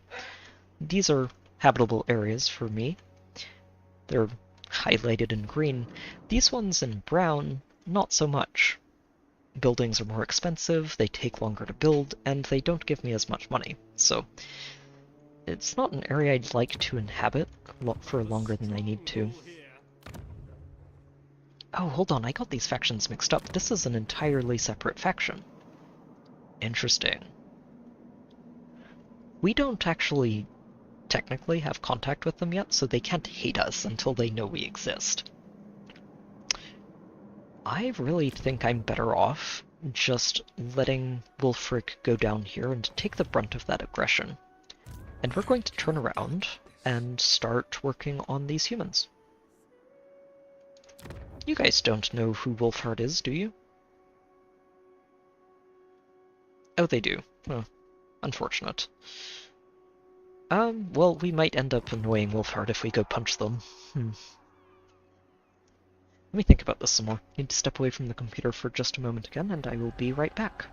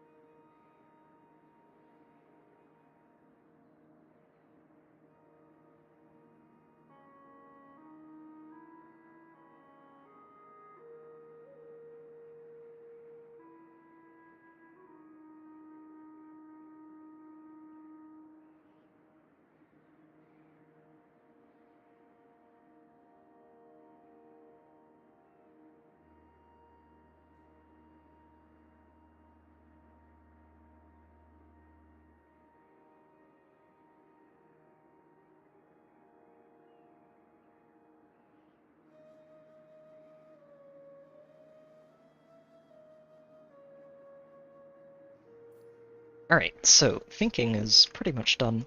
What I'm thinking is that I need to see The land provides all I how much need. exactly... So Oh, what could you offer? apparently they don't like me. Oh, because they consider me a threat. So this is something that you end up starting to have to worry about diplomatically as you grow your empire, is that people start to consider you a threat and be less willing to negotiate with you. That part's fine. What I want to see is exactly how much Marcus Wolfhart likes you guys. They don't particularly care about you right now. Good. Orders heeded. Because that means if I declare war on them, Marcus isn't likely to be too upset about it, and he's more likely to be upset with them for being at war with me, which means I don't have to worry too much about Marcus getting annoyed. Eye of the Emperor. Good. So, let's see. Can I reach this in 2 turns? Is the question. I can. And that stays in range and lets us regenerate. Very good, very good. Okay, we are going to do this. In orderly fashion. Go. Silly Empire expedition. Through me. You guys don't want to be here in Lustria, I promise. The lizards don't like you. We have better use for... Why is there... Oh, okay. I was... Sorry. I was just mousing over this and saw... Siege corruption. What is this doing here? It's never a good sign if you see chaos corruption of any sort just showing up in your province. Sometimes it's something that will just pass with time, like this one. Other times you need to be a bit more careful. Ooh, also we can send our caravan back out, which we are about to do. Where are we sending you next? This is... oh, that's back to Marienburg. I'd like to send you somewhere else. Oh wow, the dwarves will pay me handsomely, won't they? Huh. And it's a very short time, too. Yeah, you know what? Go for it. Let's take advantage of that. I wonder if part of this is because of other Cathayan caravans arriving at destinations as well. I bet it is. So what I'm guessing is nobody sent one to Karazakarak, which means we're sending it there and getting paid. My siblings have The dwarves want some Cathayan goods, I'm sure. Oh, right, the other thing I remembered while I was away from the keyboard is I need to go ahead and instantly promote one of these settlement constructions. That one, then. Since I do have that capability. Rush that construction on... I think it's the shrine, yes. And go ahead and just instantly complete that.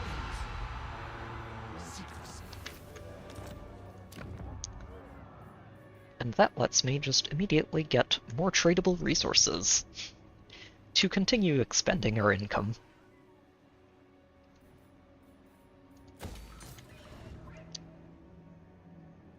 Very good.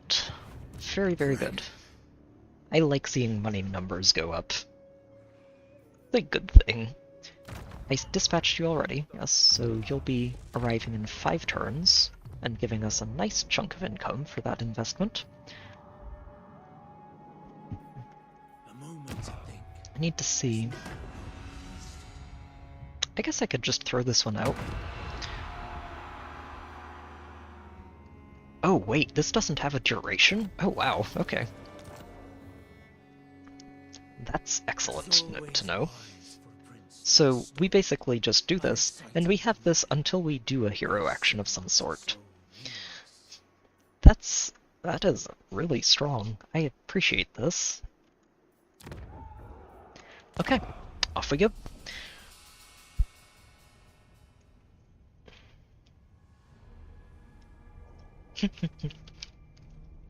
I know it's still very early in the game, and this is pretty typical for this game, but it's still funny to see just how sharply the number of factions in the Be game still. drops off. The Dragon Emperor's eye is upon you. You do not want to embarrass yourself. No, we're going to exterminate these vampires. I was going to say, they're about to offer me a peace treaty. I am not accepting. I want my province back, thank you very much. Ooh, it's a dwarf faction. Goodbye, dwarves. It is a burden. Right, so what I was talking about was how quickly the number of factions starts getting whittled down in these first turns. Like, we're only on turn 14, and there are some 90 factions that are already just dead and gone. I'm pretty sure most of those are minor, but it's still very neat to see. Alright, let's go ahead and improve that. Improve both of these while they are still super discounted.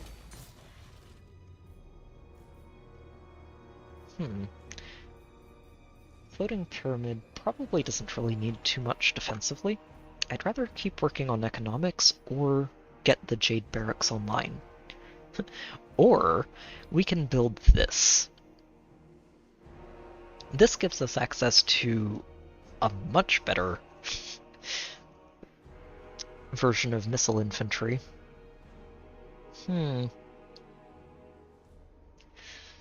Oh, that is tempting. I think I want to just get the crossbows first, because this also lets us get the Jade Warriors with halberds to replace our peasant spears. But this...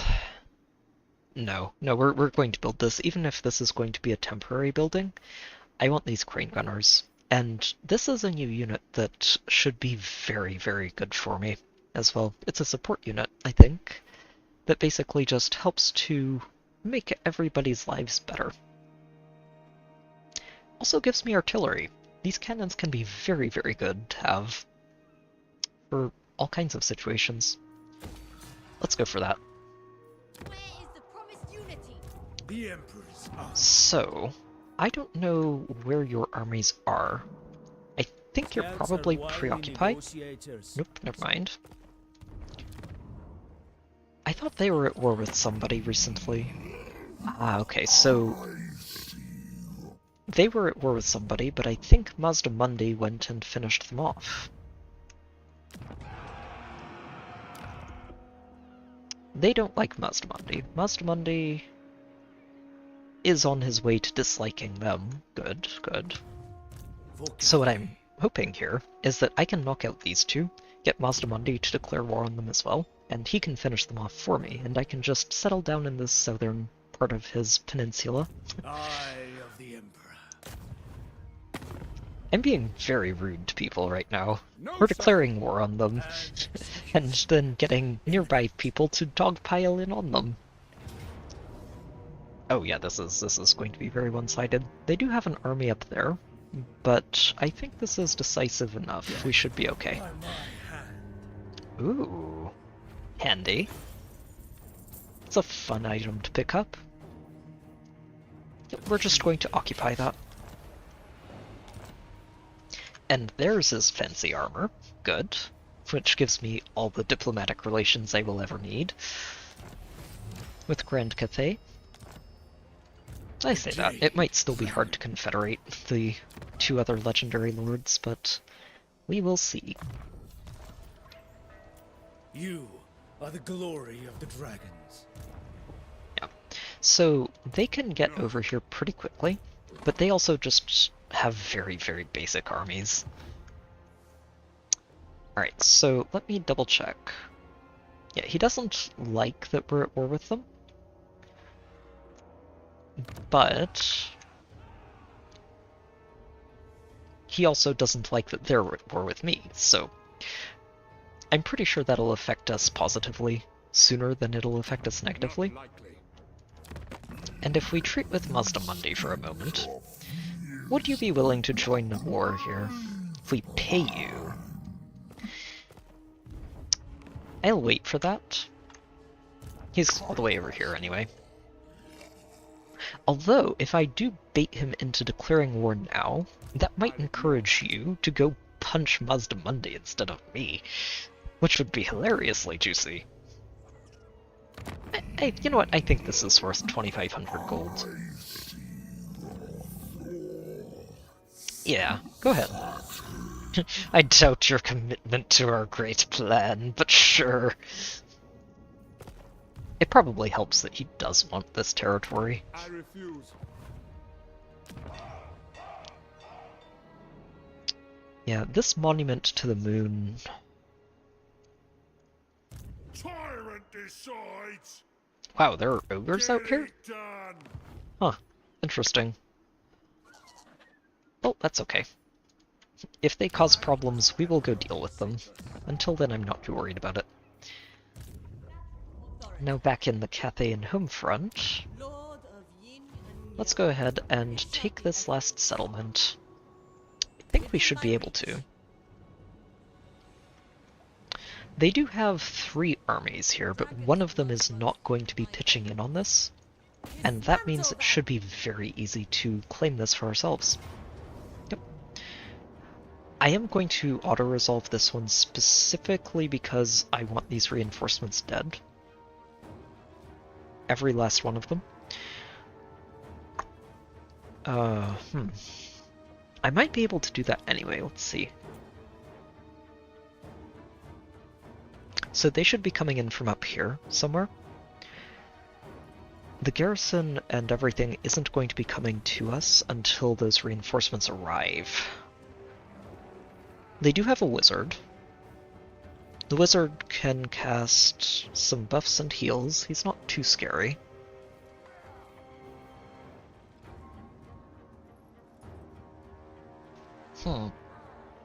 He does heal them a lot, though.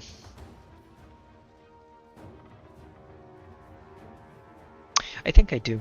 If I auto-resolve this, it should just kill this army on the side, and I won't have to worry about it retreating and harassing me potentially later.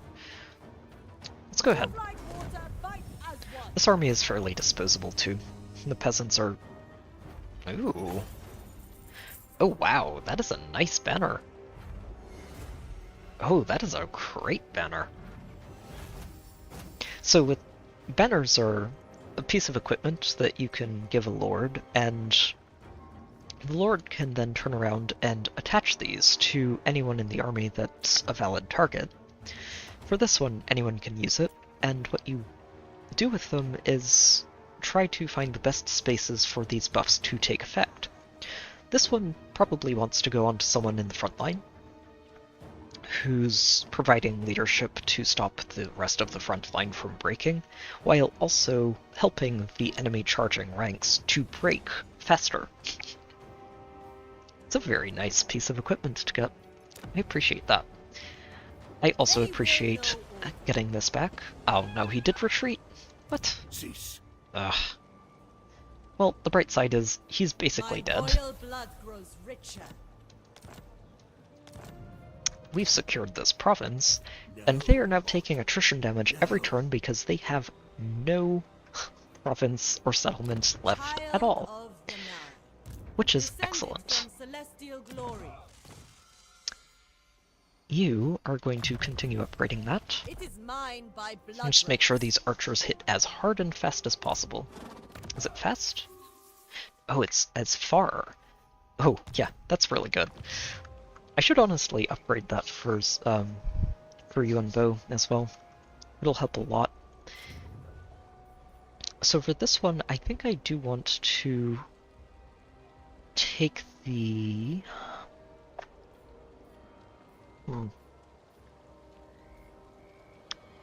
Let's take this temporarily. I just want it for about 1 or 2 turns while we finish these vampires off. We should be able to. Even if they do get on top of me here, and I don't know that they can. Well, this guy can land and the other guy can besiege us, so maybe. It might be a good idea to give you... I mean, these really aren't going to do too much. The crossbows would obviously do a lot, but I don't think they'll do too much to help you. and I'm pretty sure you'll be okay even if they come in to hit you here. The only damage that you've taken is on the melee. The archers are all at full strength and super upgraded. Let's go. My functionaries are at your Oh, hello disposal. Miao Ying. What do you need? A non-aggression pact. Pay me. Acceptable. Betty. She's not amused by that. Alright, while the rest of this passes through, I'm going to step away one last time, and we'll be right back.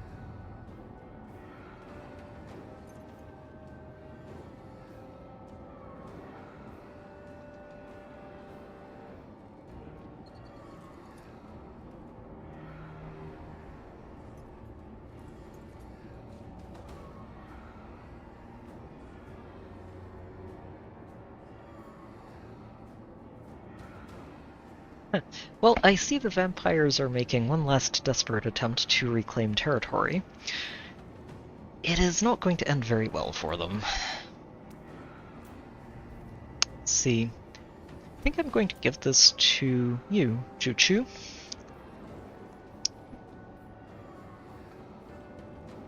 I think I can count on her to just stand in the middle of some skeletons and inspire her troops. So, yeah, he's basically just got a bigger version of the armies we've already been carving apart. I'm going to fight this. Mostly just to give them at least an attempt at glory. It's not going to end well for them. They're attacking me with this sword, and the rest of the army is coming. Oh no, this is the worst possible situation for them. So, this is terrible for them. They have an army of a single nearly dead lord coming to attack me from the front. All of their actual army is coming in from behind here, and isn't arriving for 2 minutes, which means we have all of the time in the world to set up to just drill them with all of the archers and set up a murder box. All of our melee is just going to run in here. I should leave maybe 2. Here, we'll leave the 2 least healthy sets of units in the back, just to keep them safe. That army reinforcing does have a couple of bats in it, and I'd like to make sure I keep them off the archers. The rest of these are going to head over here and just get ready to intercept the reinforcements as they arrive. All of the archers are going to set up, well, basically right on the side, somewhere where they can just shoot into the giant pile of zombies without hitting any allies. And it's gonna be a bit of a massacre. Especially with these dragon breaths coming through. It's, yeah, this is going to be a very one-sided fight. these extras are from the garrison that we just finished, the garrison of the settlement we just finished occupying. They don't really have too much value, but what I'm hoping they can do is screen for this lord in the back. I don't want to try and hunt him down with... I forgot she actually just got a horse, didn't she? Yes, she did. Look at that. Oh, I should click that. There we go. She's got a nice, pretty horse.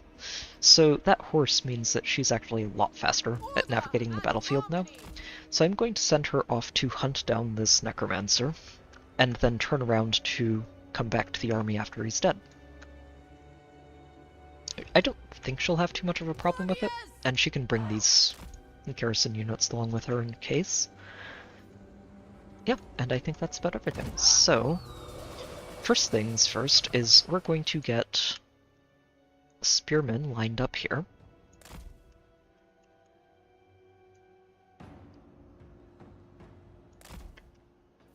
And all of these swords, oh, except you, lined up in front. And we're basically just setting up a box for them to die in.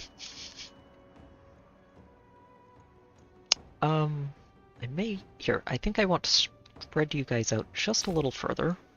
Make sure we catch things. And all of our archers are going to be right in here. I'm going to have to set them up in 2 rows, looks like, which is fine. Sorry I keep having to clear my throat tonight. And then you guys will be their emergency guards and interceptors, just in case just in case something decides to turn around and try to punch the archers instead. Meanwhile, you and the garrison units are going to go hunting for a vampire lord. The blood of dragons courses through my veins. I will lead us to victory. Born of dragons!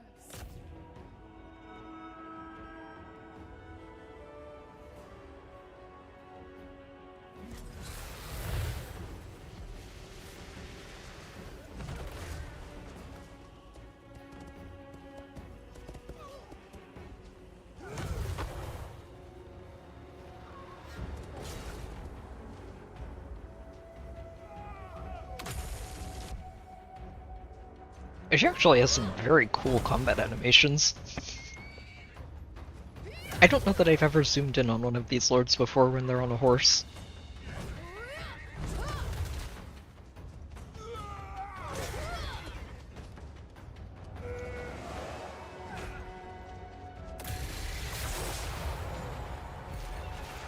Yeah, I don't think that melee attack is going to help you too much. She's actually got some pretty solid combat stats on this horse. Come on, you just need to land a couple of good hits on him and he's out of this picture. Although if she does just toy with him long enough... Here, we can bring some help. But if she does toy with him long enough for the reinforcements to show up, it means that they're all going to... Oh, never mind. I was going to say it means that they'll... Wait, who did I just send this way? No, don't. Do not move, you guys. You are all in the perfect position. Turn around. Sorry. Here. Yeah. Right there. And right there. I had you set up. I did not mean to click you. Okay. What I meant to do was send our lord back in this direction. And send these guys back here. With this one that I forgot about. So what I was going to say here was that if you kill the enemy army's lord on the battlefield, the rest of their army gets demoralized and are a lot harder to rout off the battlefield.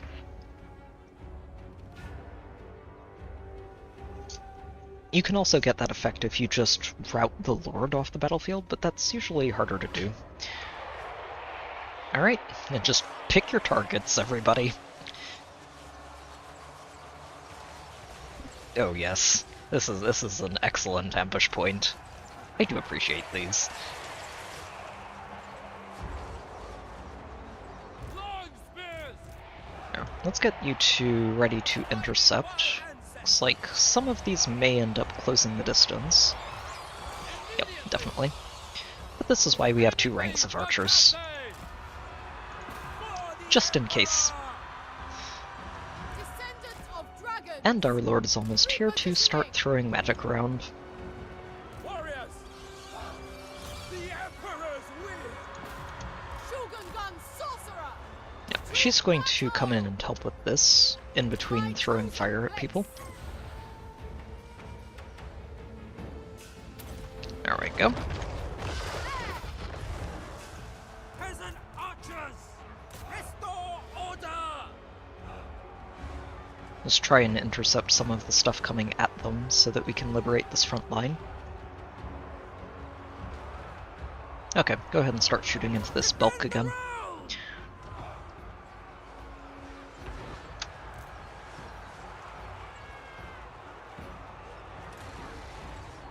Oh, we do have the Lord Dead debuff. Nice. Even though they do get another Lord from their reinforcing army, the original Lord is the one that counts for that debuff. Yep, just shoot into that pile of zombies. Seeking opportunity. This is the way. I will go. And we're going to keep throwing fire breaths at them too. You can go punch the wizard in the back. These peasants have mostly been liberated. They have help as well.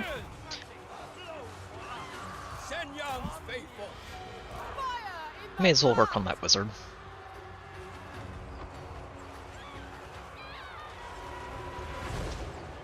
Wind and fire!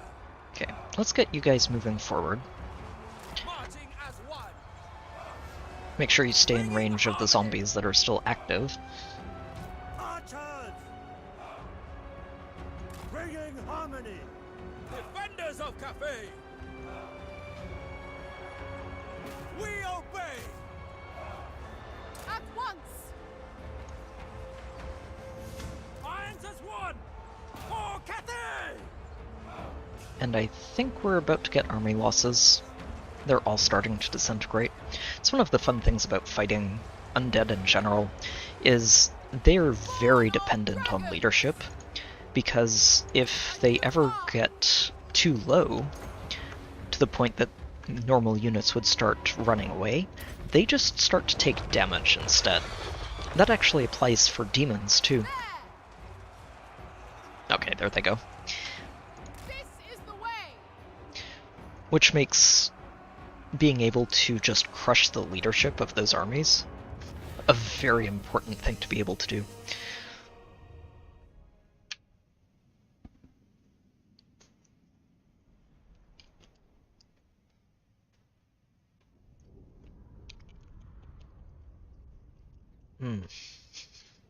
It's wild. I think I've been talking about the game's mechanics for most of this stream, and there's still so much more that I haven't even touched on yet. There are a really tremendous number of layers to this game. Ooh, hello there. Oh, I'm giving that one over to Yuan. His Longma riders could really use that. And you shouldn't actually need to take replenishment here. Let's go ahead and get XP. Wait, they still have a lord? Ugh. Doesn't matter. It should be out of units, out of health, and about to die. Recruit an Astromancer, can we? Recruit an Astromancer? Not here. The dragon-blooded. Long may we Oh hey, they're willing to trade with me. Nice. And they're at war with... ooh. Huh. Okay, so we've got lizards over in the jungles here. It's okay. We should be fine. Harmony is attained. If Nakai wants to wander over this way, we will greet him with a lot of firepower, I hope, by the time he makes it here. Okay, which of these do we upgrade first? This one. This one, if we upgrade this one first, we can just upgrade the pastors immediately, which is very useful. That's at level 5. Oh wow. More diplomatic relations with Grand Cathay. Oh my. I feel like we're going to be able to confederate very easily by the end of this. Uh-oh. Oh no. I remember seeing this notification pop up at some point, but, huh. Juchu, you are going to have an interesting time. We have Skaven. We have rats. And rats are horrible. Horrible, I say. Yeah, this... I'm going to want to get access to... Hold on, let me find which units I would need exactly to help deal with rats. Really, what I need are these guys, the fire rain rockets. So ideally we get Shangwu up to a level 4 settlement quickly, because those are going to be really, really good at helping us deal with rats. Partly because I'm trying to remember, but I don't think Cathay really has much in terms of good anti-infantry units. They've got great stuff for Slarge, and a lot of it. But when it comes to just fighting infantry, they don't have as much as I might like. That is good to see.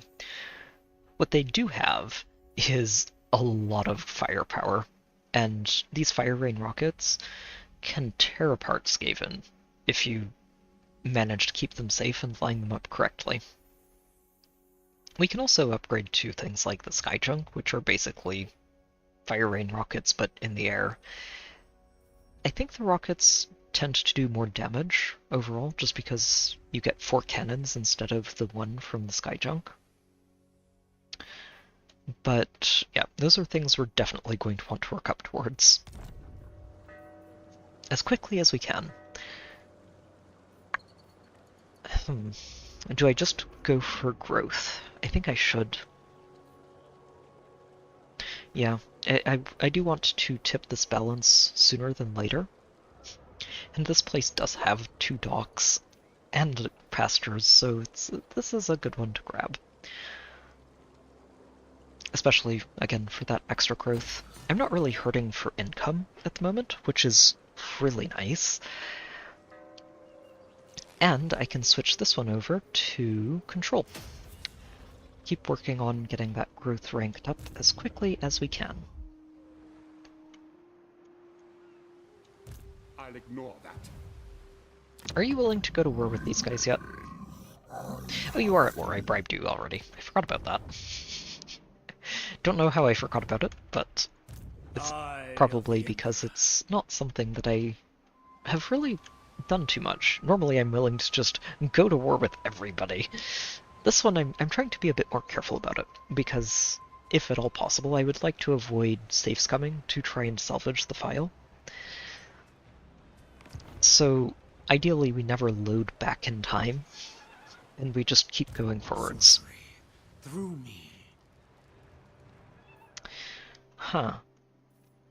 So I don't know Keeper of Wuxi. if I want to give this up, potentially. They are right there and would be able to pick it up pretty easily. To go grab the monument.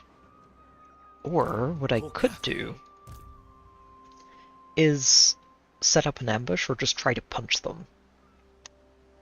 If we punch them and take Port Reaver, what I could do is trade it to Mazdamundi and make him love me.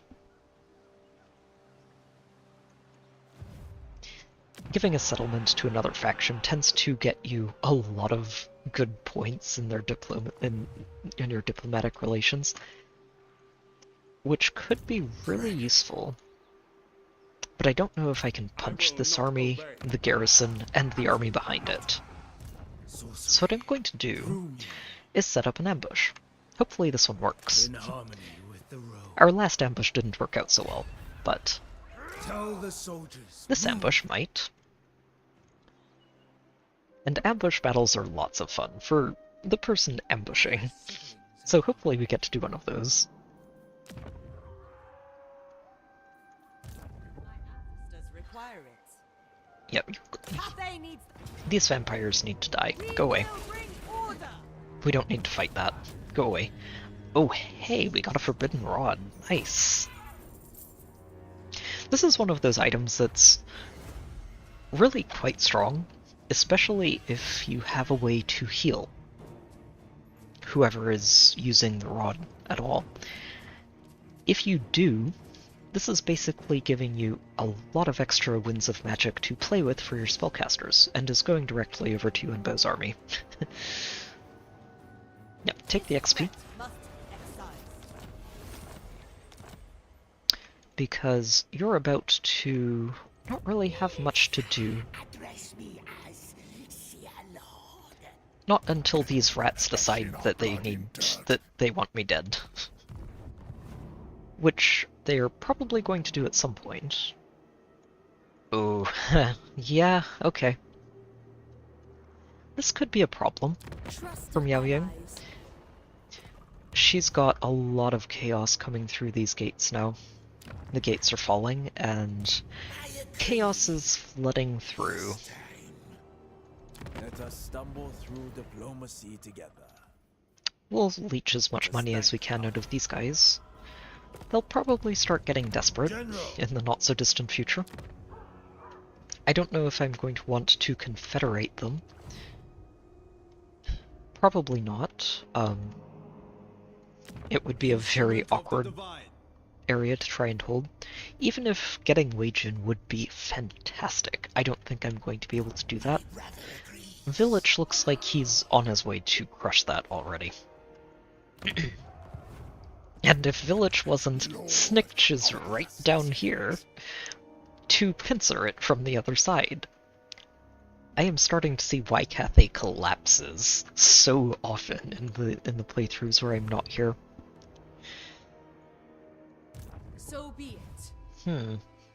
Long may we both Oh, I could prosper. confederate you. They're willing to just join up right away. Huh. Interesting. Be Okay. assured that They are on their last legs over there. Whoops. Diplomacy together. Yeah, if you don't mind, let's go ahead and have you pay me for military access. may the master of the Nope. These guys, if I could confederate those nomads, that would have been a really nice one. They're not really being threatened at the moment, so it's unlikely. But, potentially some point, we will be able to. They do love us. And western provinces... Nope, nowhere near it yet. Northern is also very far away. Not all abandon their posts. So do I want to adopt these Imperial Wardens? I'm not sure I do. It is acceptable. They do have a nice tidy army in there that I could use to try and help Miao Ying out with chaos, but I'm not sure that's worth it. Confederation can be very strong, but it does come with some drawbacks. You take a diplomatic hit with every other member of the faction that you confederated, which would be your own faction. It's temporary, but it is pretty significant.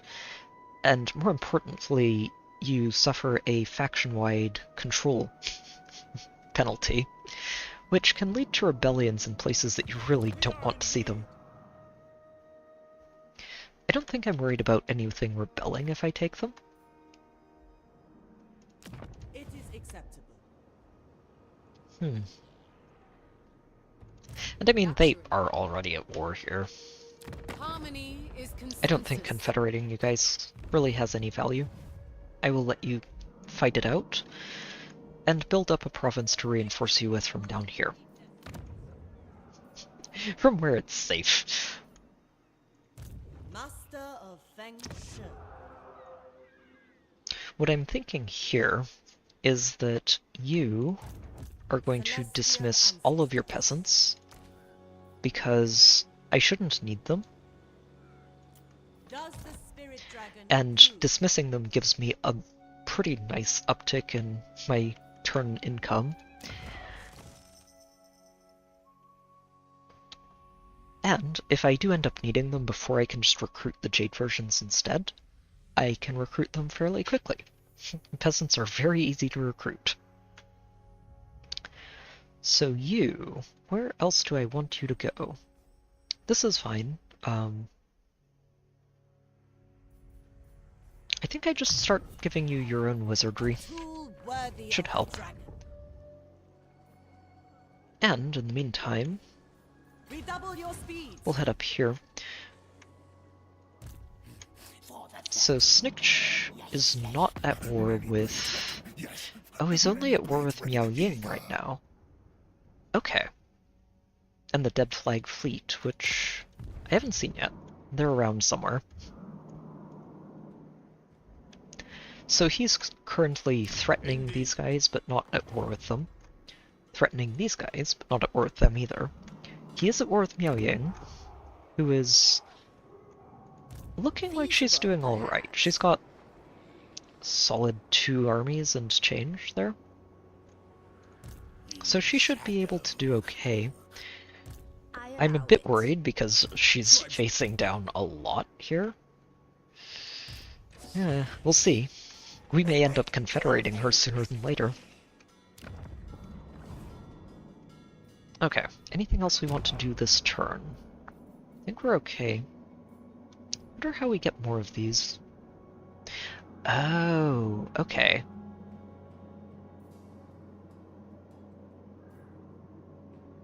So we need to, at some point, stockpile 4 in one of these 2 categories. I have a bit of time to build up to that, because we don't have anything at rank 3 yet, but we will get there soon enough. Especially in here, and this I think is going to be a commercial area because, yes, it is going to be my economic heartland. Kept nice and safe by all of the Cathay factions around me.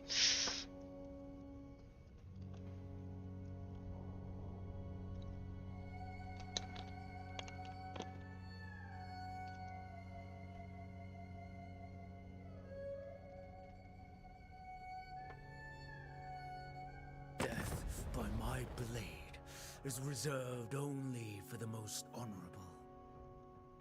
Oh, Mazdamundi went right for it, didn't he? He wants peace. No. The whole point of declaring war on you is so that I could get these 2 settlements from you. That's all I care about.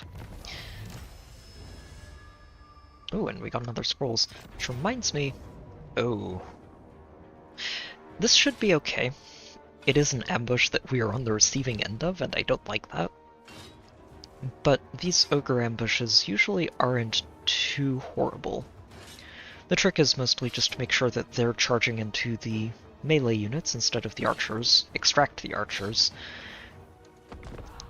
and yeah, let the archers start shooting the way they should be. Hopefully I can manage this. Ogre ambushes, when you're the player controlling them, they are really, really horrifying. Most ambushes are, to be fair.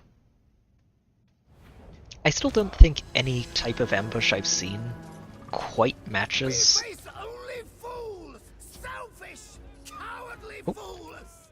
Where are they? Oh, they're on the other side. I don't think any ambush I've ever seen quite matches the absolute horror of a well-played Skaven one. It obviously depends on what the Skaven army looks like, but if it's put together properly, those ambushes are just very, very silly. I think I have a replay. No, that's right. I had some replays from a recent Skaven campaign that I was hoping to show off here. Sadly, the patches tend to mess with replays and won't let you check them out as cleanly as they used to be. But I might actually go and conclude with one that seemed like it carried over alright. Oh, you need to stick with your army. Okay, looks like everyone's going to get into position. Good. Defenders of Cathay! Yep, and just start firing at will, everybody. I must march! Praise the dragons!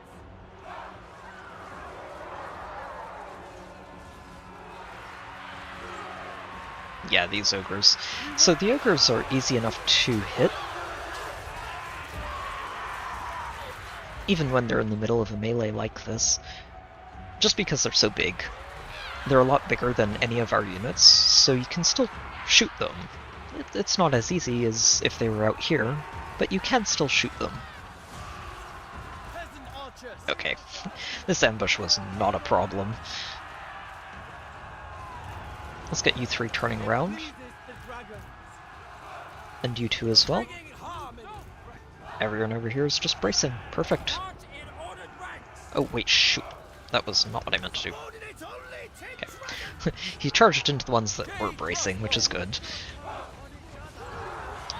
does help that he didn't have much of an army. The only threatening thing he had, other than himself, were this one set of man-eaters.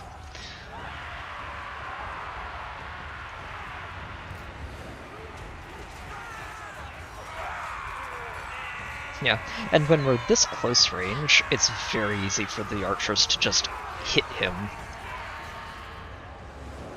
Perfect. 3 experience points. I do appreciate that. Go ahead and finish him off. No reason to let him live. We'll make the roads safer for the next caravan. In theory. In reality, this ogre just gets replaced by another one, who is just as hungry and greedy as the former. Alright, and I think they're out of range.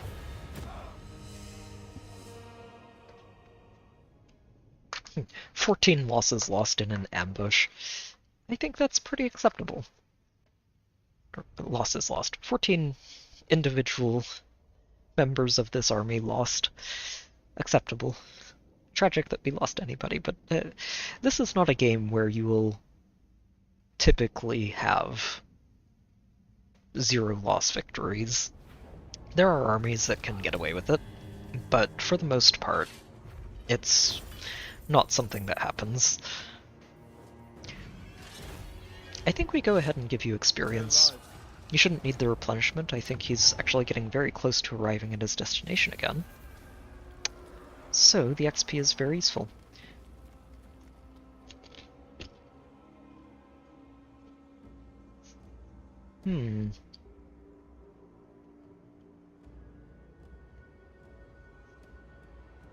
I'm looking at this settlement and thinking, I wonder. Ooh. Wait, Gotrek and Felix? In Cathay? Where? Oh no, they're in Lustria, of course. That makes more sense. These are a fun duo. You've got a dwarf who's... So dwarves are... I guess that we get into dwarves a bit here. Dwarves are a very interesting faction in this game, where they are notorious for holding grudges about anything. Anything at all. And grudges must be settled one way or another. Sometimes peacefully, oftentimes less peacefully. And dwarves are, yeah, they're stubborn, they're proud, and if they decide that they have encountered too much shame in their lives, they take up a Slayer Oath, which basically means that they pledge themselves to die in battle, and will go hunting the most glorious death in battle they possibly can. And typically end up coming out on top, surviving, and continue having to go hunting for their glorious death in battle. Gotrek is I think Gotrek is the dwarf here. Yeah, Gotrek is the dwarf, and Felix is his loyal companion who is, if I remember correctly, has pledged his friend Gotrek to record all of his adventures until his death. So, they're a fun pair. I wonder if we can actually persuade them to join us. I thought they were an Empire-only thing. I guess not. Where are they? Oh, they're right here? Ooh. How long are they going to be here? It doesn't say. Well, we will... Oh. We do have level 3 settlements coming up, don't we? Yep, let's upgrade the capital. Oh, I say upgrade the capital. I forgot this was built here. If I upgrade the capital and just transfer this over there instead, that's going to be a better use of my money. I'm going to want one of these at level 4 anyway. Let me do a bit of planning here. So it's going to have the port, obviously, no matter what. It's going to want this armory because that is where we get our crossbows, and it makes things very good to recruit from. This is going to be a bit of an army area, which is good.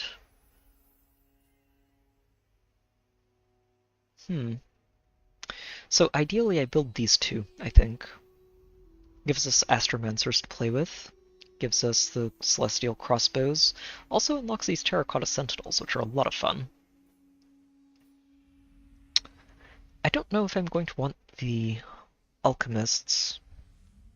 They are handy, but I think they are only metal wizards. Which is a shame. If there were fire versions of them, they would be really cool and flexible. Sadly, it's not to be.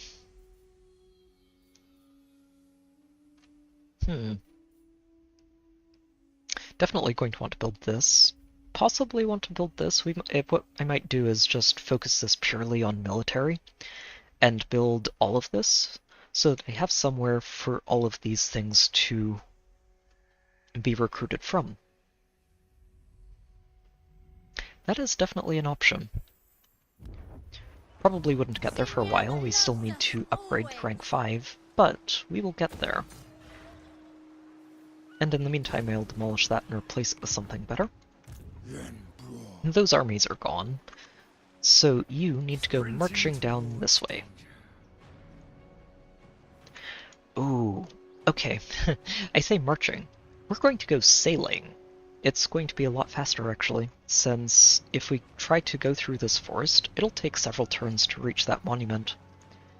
If we go sailing instead, he can land here and probably just attack it next turn.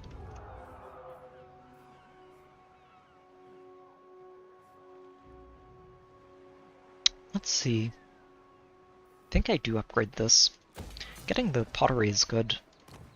I'm trying to remember if pottery is... No, there's no... Okay. I know for some factions, pottery gives you a discount on building construction in the province, which can make it a really good thing to target and upgrade early. Not here, unfortunately, but that's okay.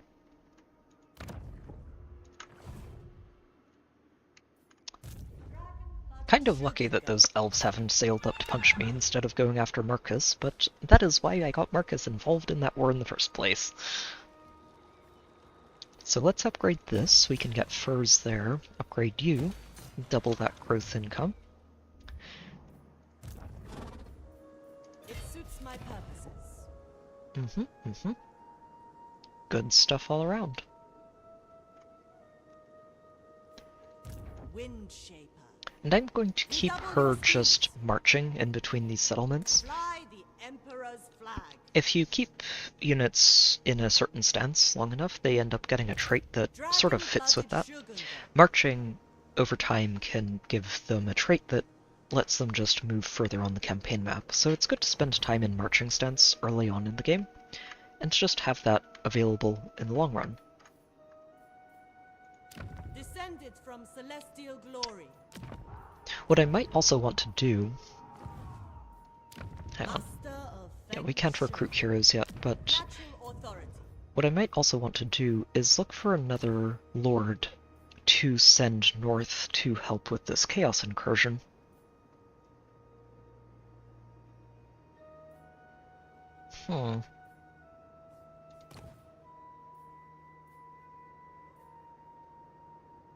Ooh. Speed 20% is neat. If I remember right, these guys end up getting balloons, so the 20% sounds good, but it's not really much when it's multiplying a value of like 20. So on most characters, I actually really do like seeing that one.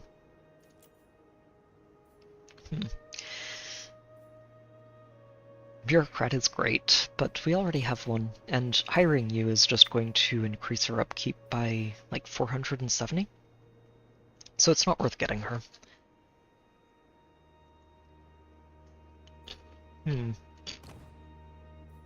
I do want to grab one of these generals, just to see what they're like. This guy might be the one I go for, eventually, but for now, we'll wait. What I'd do is probably just leave Choo-Choo down here with a token army, just in case something happens, and send the general northwards to help squash a rat over here.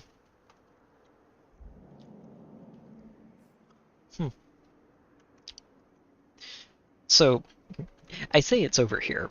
Technically, we don't know that the rats are here.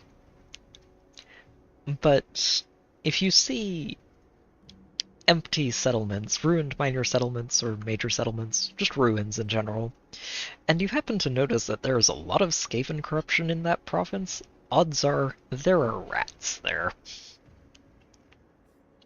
I would like to come up here and take this province at some point. It would be really useful. But if I'm going to tackle those rats, I'm going to need better units, which means we need to grow this province, and we are working on that.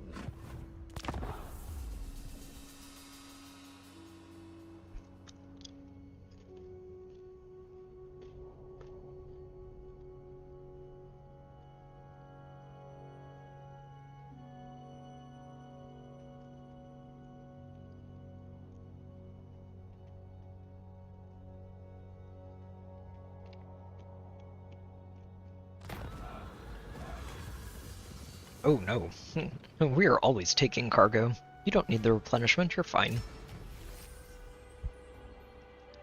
That's more cargo, which means more money, and more money is always good. Excellent, more armor for our Jades. Do I want to wait? No. It's better just to get these upgraded, honestly. We get extra growth out of it, extra income, and an extra construction slot, which is very nice to have.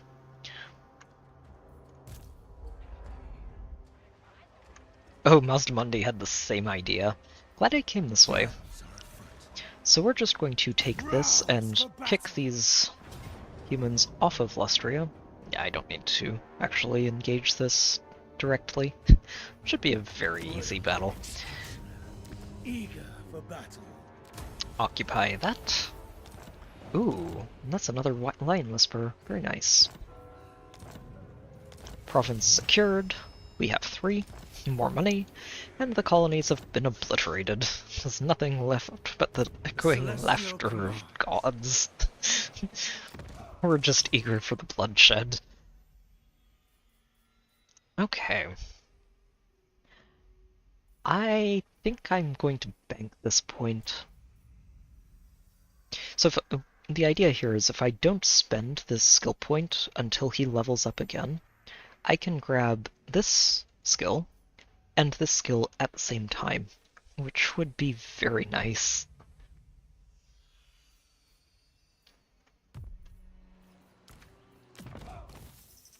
You, on the other hand, get that mobility. Master of the Meteor Winds.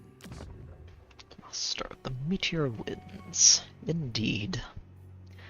Let's get control going. Get this place stabilizing and growing faster. Although, there is a reasonable thought at this point to switching it all over to research. I do have 3 provinces, right?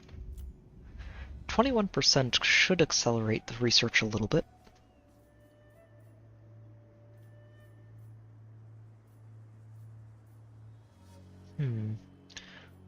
Doot. So it's currently only at 2. If I do this, it goes up to 3, and that's construction time down for all the buildings. Yeah, I think we do this. Let's go ahead and get some more income. Can always use more money. There is no such thing as too much money. Honestly, I think I keep the control, though. It is deteriorating just because of the corruption, but yeah, I don't want it falling any further than that. This is because of the instability, and we'll start stabilizing soon enough. Yeah, Mazdamundi, we're buddies, right? We're buddies for now. Unless he starts being very chummy with me, we are eventually going to invade him, because I want to reach this city and construct a relay there. I'm sure he understands, right? He definitely understands. No, I don't need that. Research. Where are we going next?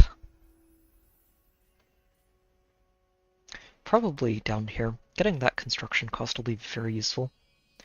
It'll just help us accelerate this even more. Ooh.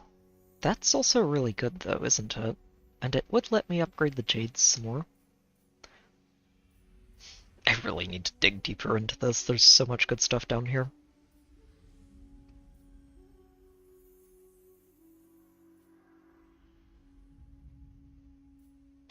Yeah, we're gonna go for this, especially if I'd like to recruit another lord back in the Heartland. And even out here in Lustria too. This helps a lot, just to get those lords on their feet. So let's go for this. Welcome additions. Yeah, you're not doing that. Oh, what I do need to do though is this is about to become a level 3 settlement, which means I need to set up for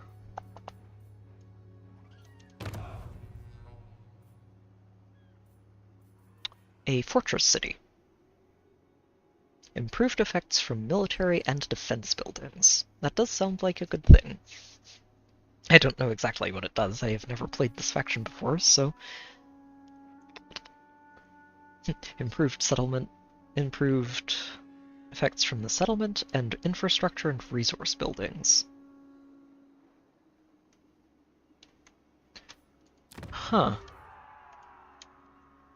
Yeah, there's only one resource building in that one. This one has 2, 3. Oh, this would be a great one for that eventually. Okay, that's good to know. It's good things to think about and plan ahead for. I think I'm going to wait to do this. I'd like to just rush construction on something, somewhere. Probably here. So we'll do that next turn, and then eventually get ourselves... Welcome to our court. What do you want, Greasus? I mean, I can afford this, but do I really want to? Not particularly.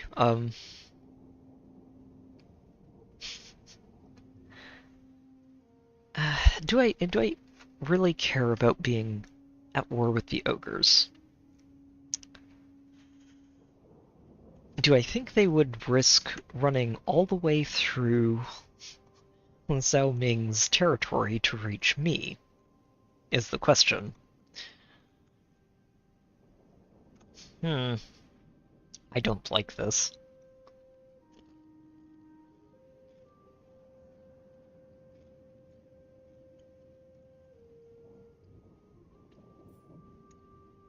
It does look like he's doing very well for himself. If he's already at strength rank 13, this is basically a way to rank the military power of all of the factions in the game. So he is 13 out of all of the factions in the game right now. I'm at 79, partly self-inflicted, but... You know what? I think I'm going to pay this. I don't like it, but I'm going to pay this just to keep them off my backs for a little while. Mostly because, again, currently I'm just trying to build up all of these settlements so that I can get to better armies. Greases could be a problem for me if he comes down on me with some upgraded units.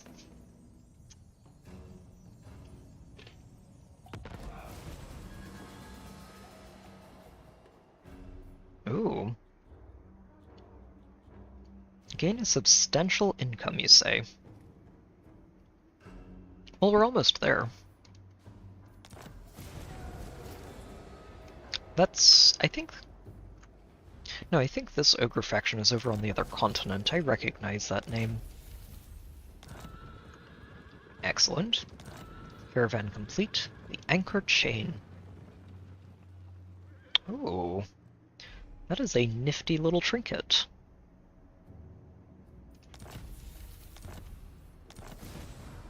And he got his warhorse. Good.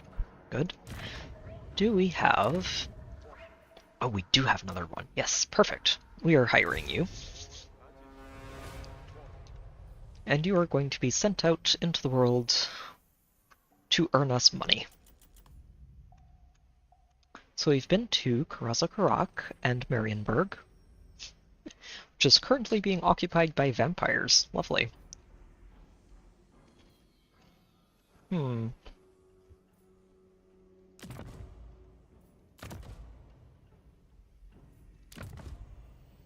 I wish I remembered what all of these gave you.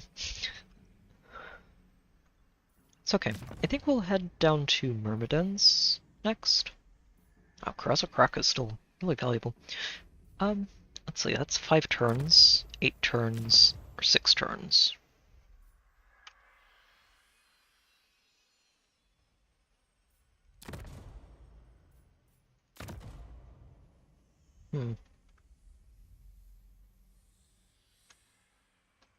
It's a shame we can't send them anywhere else, but I guess caravans are land routes, and this does take you all the way to the coastline.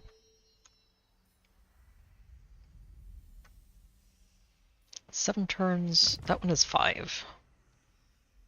You know what? Let's send him out with the 5-turn one, and just get him there and back as quickly as we can. Oh, and that counts for raising another lord. Oh, speaking of, too, I need to see you exactly, because you want to grab that warrant of trade. I also need to donate some stuff to you and Bo over here. That Rampager standard. And I think the standard of Wei Jun, she's not using it right now, and we can always pass it around if we need to. She, on the other hand, does want to grab one of these, that extra movement range. Ooh, I don't have a spyglass yet, do I? No, I don't. That'll be really nice, though, if and or when I eventually find a spyglass. It's a very nice pair of items.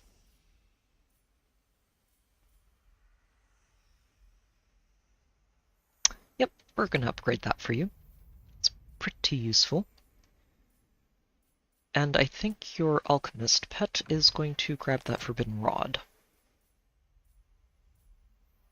Go ahead and grab that too. Okay. Been a little bit since I fixed equipment. I've been meaning to a couple of times over the last few turns. Dragon. Yep, I'm not using that skill point. Architect. What I am doing is upgrading this and getting that rushed. Wait, not there. The capital. There we are. I really like these matters of state. Rush construction, it just feels good to use. It's like, oh yes, I'm getting ahead of this. And you really are, honestly. It's... Saving those extra turns does a lot for just getting provinces ahead of the curve. master of the meteor winds. So, they are eventually going to start disliking me. We don't have any real positives with them.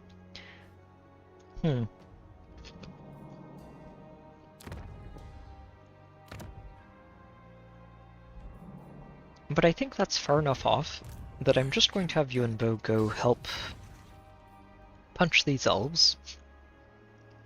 And that way we're not just abandoning Marcus to the elves that we dragged him into a war with. Let's go investigate this island along the way. See what we find.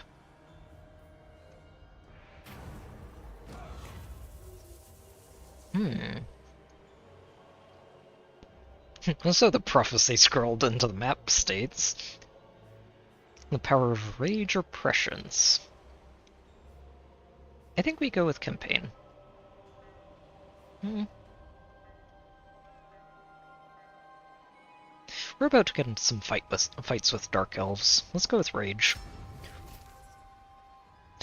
Oh yes, that was a good pick. That's just 25% less damage taken from anything physical for the entire army for the next 10 turns. That's a huge bonus.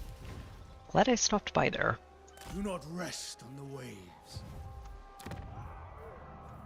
Okay, upgrade that. Let's get ourselves some more income.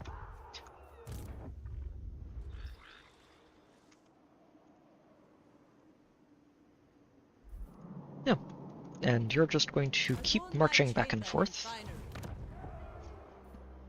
and get us discounts on upgrading everything in this province. We check on diplomacy, make sure there's nothing too interesting here. You're still willing to confederate, but yeah, I'm not seeing a good reason to do that. You're doing your job.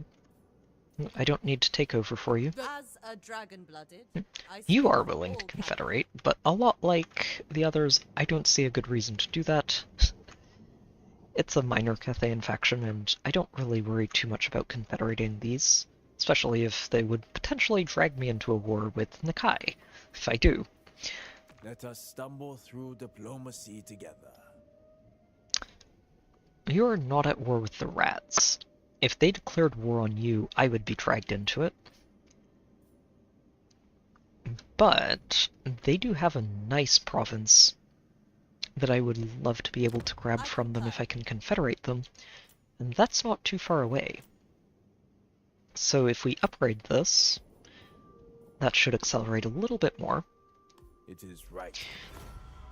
And I can always decline to join the war and break an alliance if I need to. I'm hoping not to, obviously. You need not face our might. Okay, nothing green there. I am a warrior of the dragon. Oh, I could confederate you. Oh my. Huh. Oh, that is tempting. The problem is, right now, this province is being besieged by... They're not actually at war with Chaos factions over here. They are at war with the Dark Elves over here, who are invading from the ocean. And I don't know if I could reinforce them.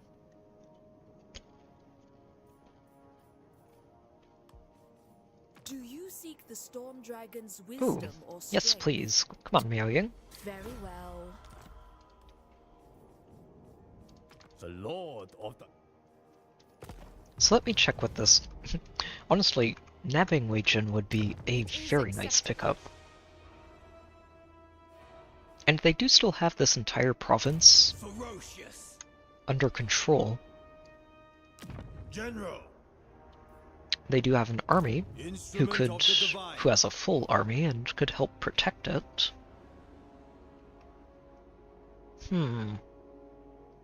This is tempting. This is very tempting. Chief Assassin, yes.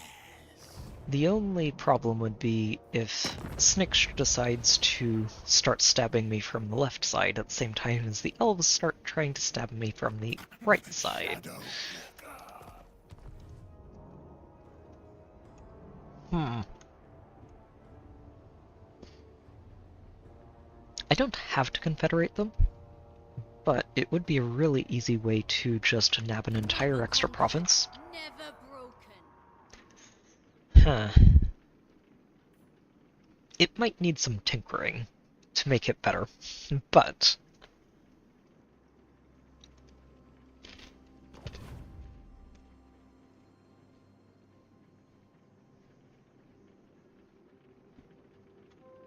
I kind of think I go for it. If I can stabilize in this region over here, it would be it would mean I get to secure Cathay's true capital for myself. It would mean I can reinforce Miao Ying over here and deal with these dark elves over on the side. And also make sure that Snikch doesn't get too out of hand. He is currently at war with Miao Ying, so he's probably concentrating on her. Means I would probably only have to worry about these guys declaring war on me. And he would. He would declare war on me basically immediately. But I think we go for this. The worst that happens is I can't actually hold on to it, and it ends up falling. And I don't really lose too much for my trouble. Let's go for it. Please join us. So, Confederation is fun. Like I said, you do get the entire province and all of the armies they had to use for your own. Or all of their settlements and armies that they had for your own. You do have to fight through this penalty for 5 turns, which does hurt, but isn't really too hard to navigate through as long as you're careful. So you've got a pretty neat trait. You don't. That is a... 10 leadership is not bad. It means that he's very hard to break. I'm probably going to keep him for now just to deal with the Dark Elves. But I don't think I want to keep him around in the long run. So they're trying to focus on military. Understandable, considering the Dark Elves over here. And I might just keep it there.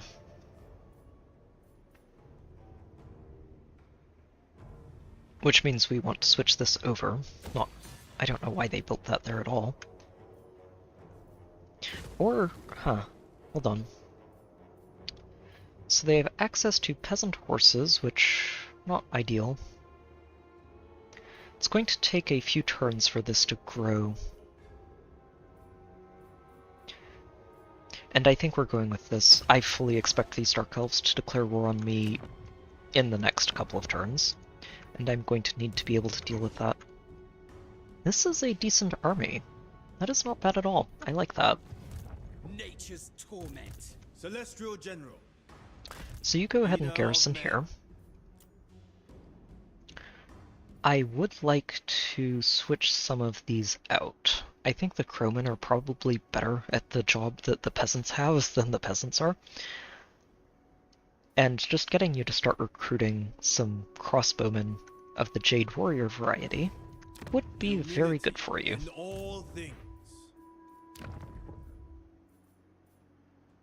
Yeah, no, we're fine with this, I think.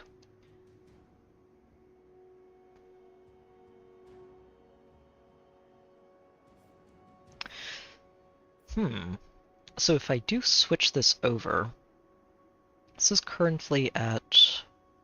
Really? It's only at the 1 to 2? I see oh, right, because this one is setting it one back towards the black.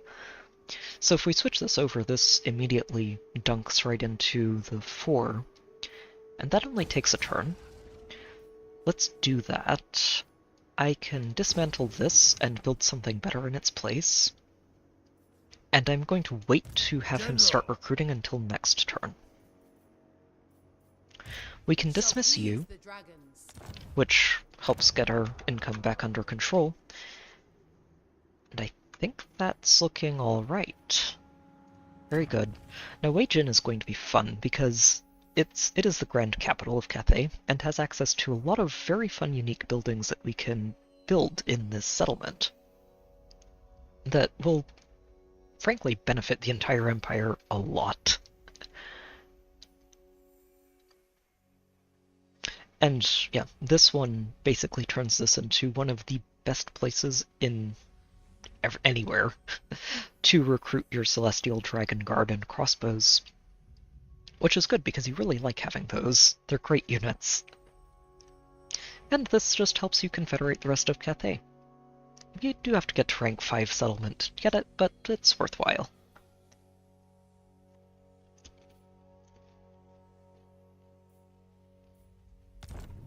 Very good stuff. Okay. That, I think, is just...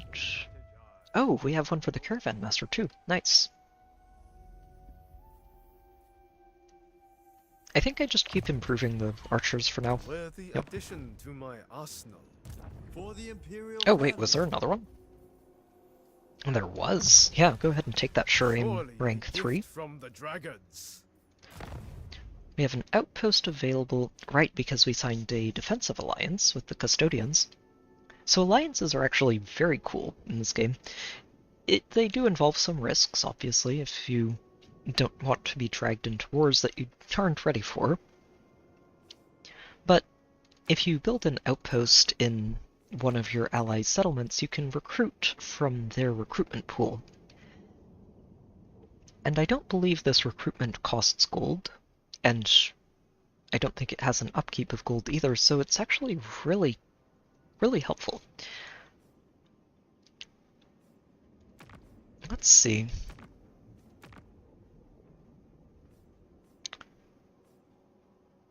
You know, I think we have the income to go ahead and do this.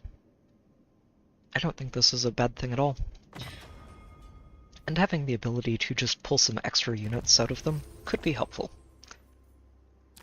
Especially when it comes to dealing with these Dark Elves, who apparently are taking over the entire coastline. Yeah, we're going to need to fix that. I'm hoping they don't declare war on me immediately. Kind of expecting them to, but we will see.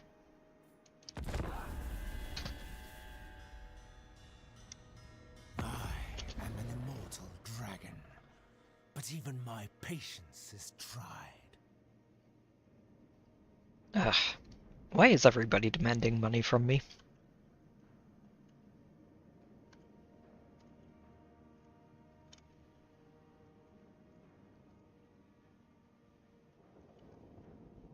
I don't want to have him declare war on me right now. I'm going to pay him, mostly because Yuan, on this one, this is only because Yuan Bo is out of position to handle going to war. So you get to take some money for now. I do have the income to afford this, thankfully. Oh jeez. Yeah, this settlement is rat-infested as it gets. You can just see it here. The green cracks in the earth, the pit leading down to their nest. Yeah, those rats are going to need to be exterminated at some point.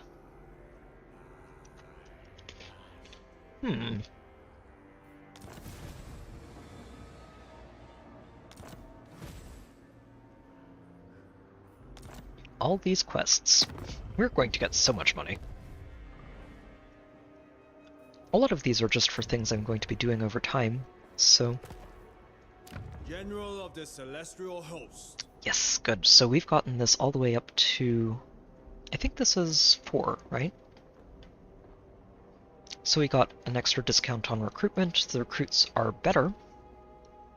And once we construct 2 more of these, which I believe I will be doing... We're building one here. I'll need one more in Wage Inn soon, once we get it upgraded. And then we'll just have recruitment fully online. For now, I will make a let's see. Out of every raw recruit. I think I'm going to pick up a couple of these Iron Hail Gunners. They're... Servant of the dragon. I wouldn't call them really excellent units. Fight. and be recompensed.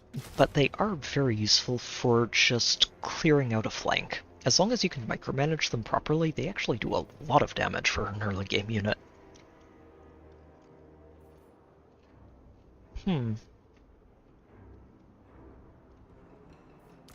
Right, and I did want to replace those with the Onyxes. This guy's going to have a rough time, honestly. These Dark Elves look like they've been settling in pretty nicely, and they could be spooky. They could be spooky. They're not at war with anybody yet, but I am target number 1 for them right now, I think.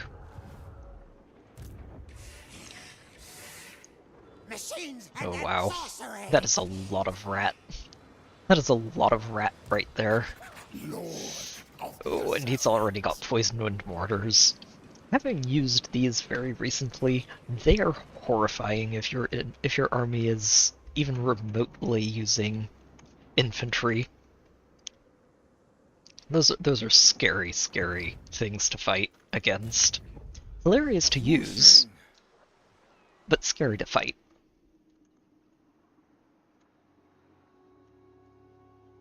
Oh, I'm going to have to sail around, unless I want to trespass on your lands. The expedition will hear you. You know what? I am going to trade with you, Wolfheart. You are going to like me. Okay. For now. We will stab you eventually, but for now, you will like me. Because I am probably going to have to punch an uppity lizard up here before I come deal with you. The Jade Dragon. That does give me the ability to navigate through his land without suffering diplomatic penalties, and it's exactly what I'm going to start doing.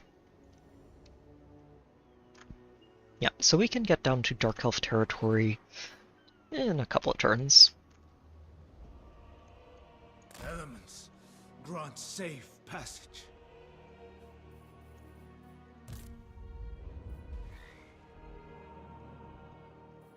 No, you just keep marching back and forth. You have nothing to worry about down here. All you are doing is making it cheaper to upgrade this province.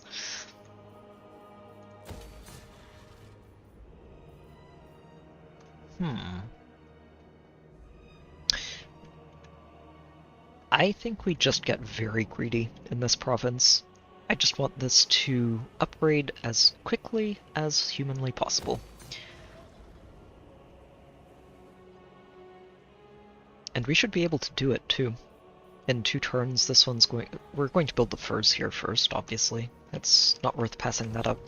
But the other province is going to push this over to 3, and make it so much easier to upgrade everything. The meteor wins. Right, you're still waiting for your next skill point. Compass selection, huh? I don't think I changed this yet. I really do like having this extra control and income. The income is actually very nice. I think that's a large part of why I've got so much right now.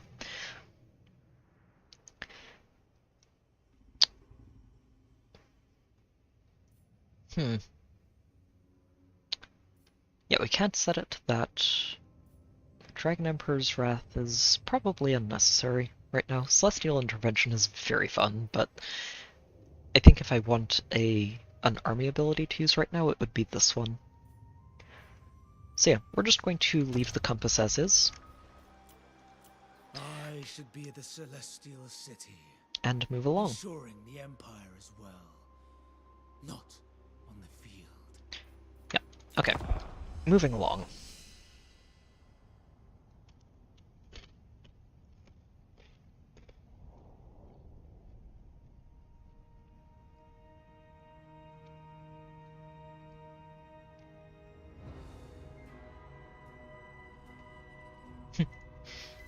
And part of me is wondering if I'm going to end up gifting Wolfheart these settlements that I'm heading down here to take. Oh no, why are we going to... No. Okay, wait. There is actually a benefit to paying this toll. Those diplomatic relations with the ogres can actually be very valuable.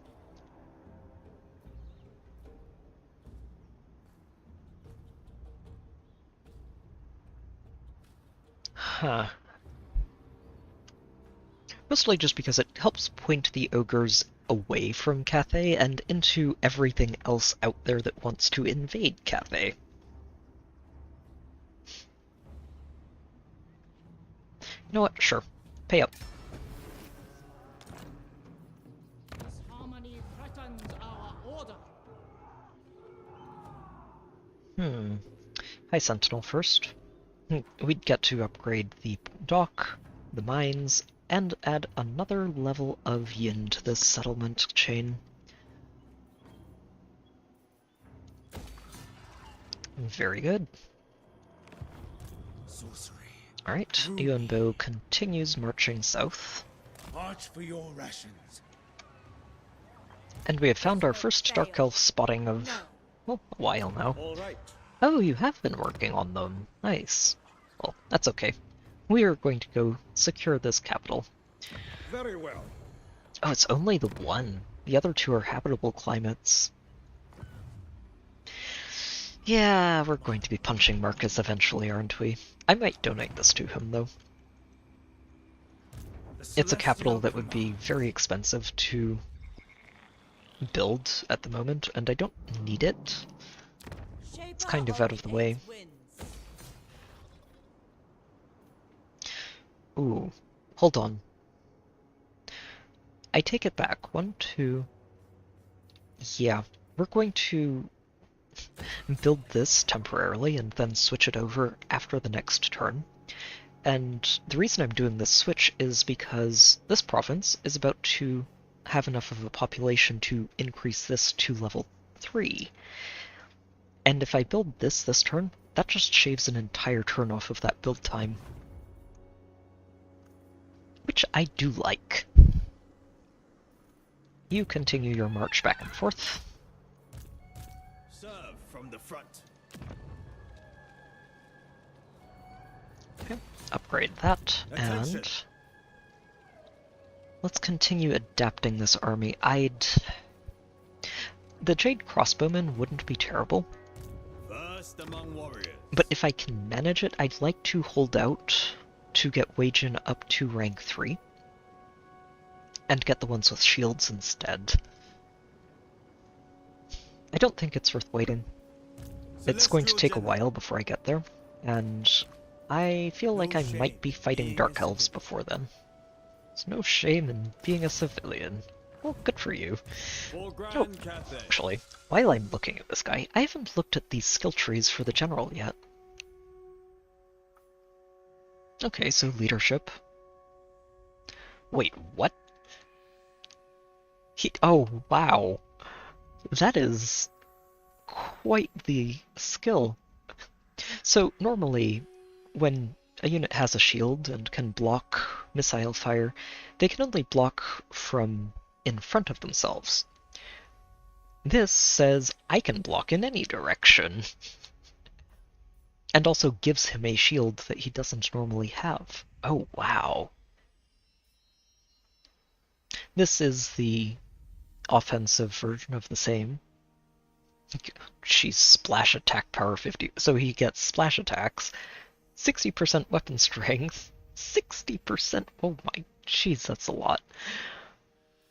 When do you unlock this? Rank 8. Okay, so yeah, getting to rank 8 with these guys is very important. Oh my.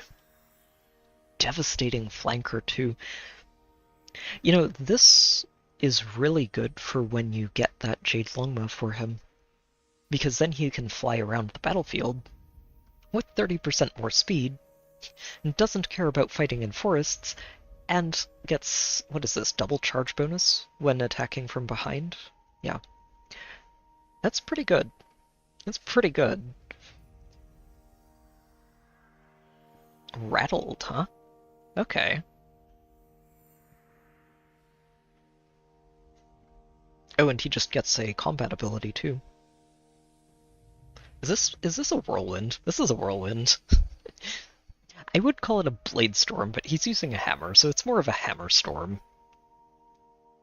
Endurance aura? Ooh. Okay, these guys are really solid. I like this. I like this a lot. I'm probably going to have a lot of these guys in my army. Or leading my armies, rather. Yeah, I like those. They're very good. This guy specifically is going to need to be replaced. Eventually. Whenever it rolls me some different generals. This, honestly, I might just re-roll him into this one right now. Let me see. What other generals do we have? Instrument of the Divine. Ambush defense. This is not actually a bad idea either. And I'm saying this specifically thinking about how many rats that we're going to have to exterminate in the near future. Rats, Skaven have a very useful perk to their faction, where their basic movement in the overworld lets them ambush people by default, just for moving in to attack them. Which can be very, very hard to handle if they have a lot of good ambush chance working for them. I don't know if the AI is going to use that properly, but it's hard for them to mess it up when all they have to do is run in to attack you.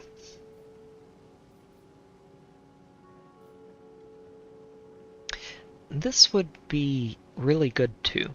Makes them a lot better in combat scenarios. I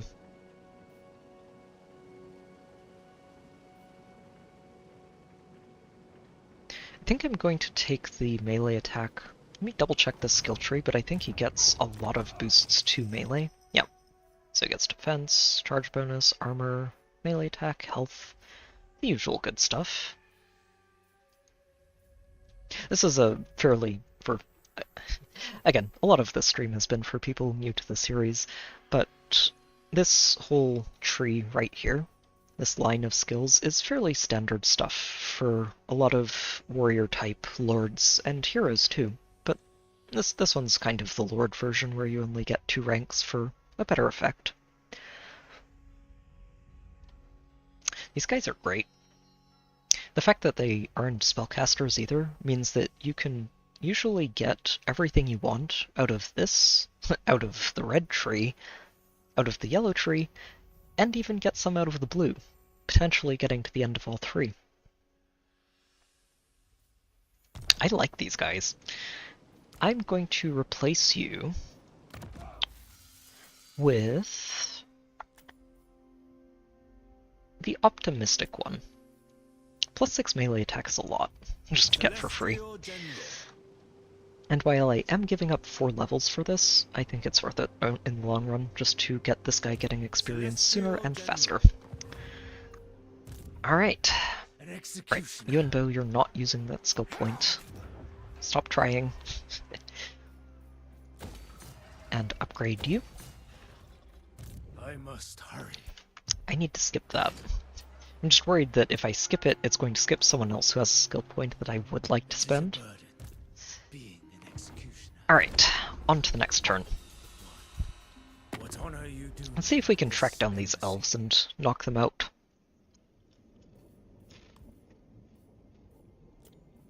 You can pay us a little bit more for this. Very well.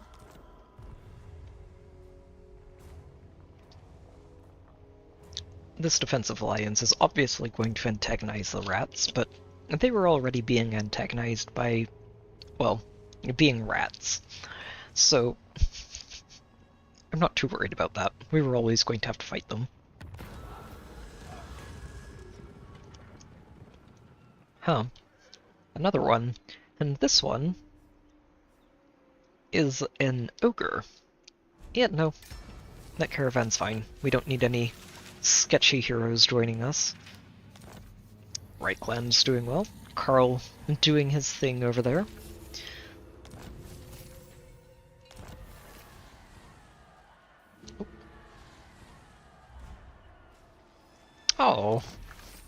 the Empress giving us presents. How considerate. The Emperor's architect.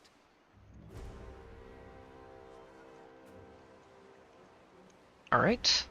March onwards, Yuan. Seeing our soldiers I am not concerned about being in march stance if this elf army attacks. It is irrelevant. And it doesn't look like they have backup either. for Cathay. I might just sack this settlement instead of claiming it. If I'm not planning to keep it and just letting Wolfheart have it, it's not really a bad thing. Alright. And we can get... Oh, so what we can do now is... I guess this is a one-turn construction anyway, but we can just replace it over there. And then build the furs in here. Good stuff, good stuff. This settlement is well on its way to being an economic heartland. The dragon-blooded. Fly the Emperor's flag. Alright. And as for you, let's continue stocking up on crossbows. Oh, I should have switched the peasant archers. Whoops. That's okay. We will switch them soon enough.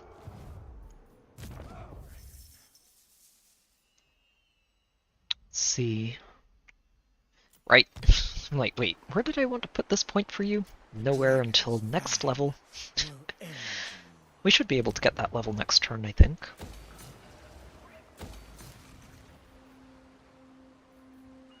And do I just continue going down the income tree? Or do I start building some military buildings for Yuan? This is a time of... I think I do want to slowly convert this over to military.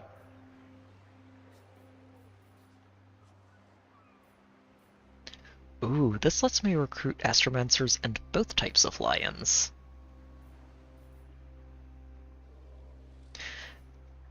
But I'm thinking that the best idea to start with is just make sure that we have a forge. No, this is going to be the military section on Lestria. So if I build a forge here now, I can just get the artillery online before we start having to worry about punching lizards. And I think we are going to have to worry about that sooner than later. Wait a minute, did she lose? No, oh, someone else must have an outpost in there already. Military alliance. You do say.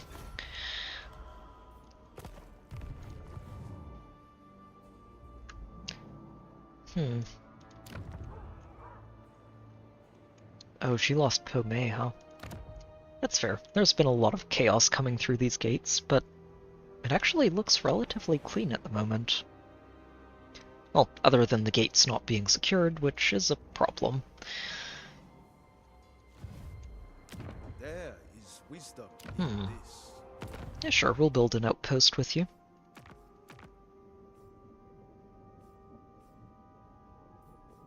Put in Nanley. This settlement seems like it's probably the safest out of all of them. Although, there are rats. And she doesn't have any... Oh no, she lost all her armies. That's why it's so barren out here. Oh, Miao Ying, you're about to be in a lot of trouble. And I need 2 more turns before I can confederate you. Yep, I'm not going to build an outpost. It's probably a waste of money. Although it could help her just stay alive. I can spare 2,000 gold to help her try and stay alive.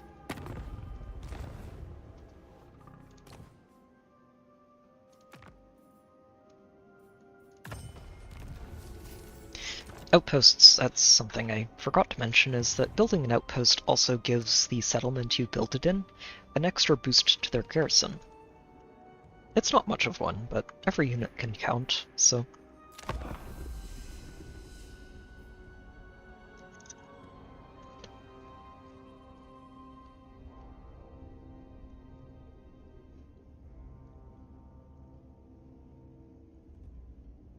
Oh, I need to start winding down. It's getting pretty late. Let us talk frankly. Let's make sure we at least take out those dark elves tonight. We can do more than that. I think, but that's a nice reachable goal for us. Harmony is a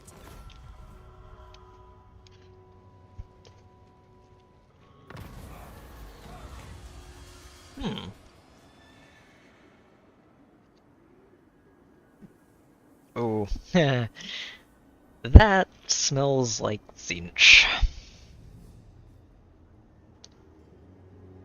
Their minds are out of balance. We need to help them out. Tea and sympathy.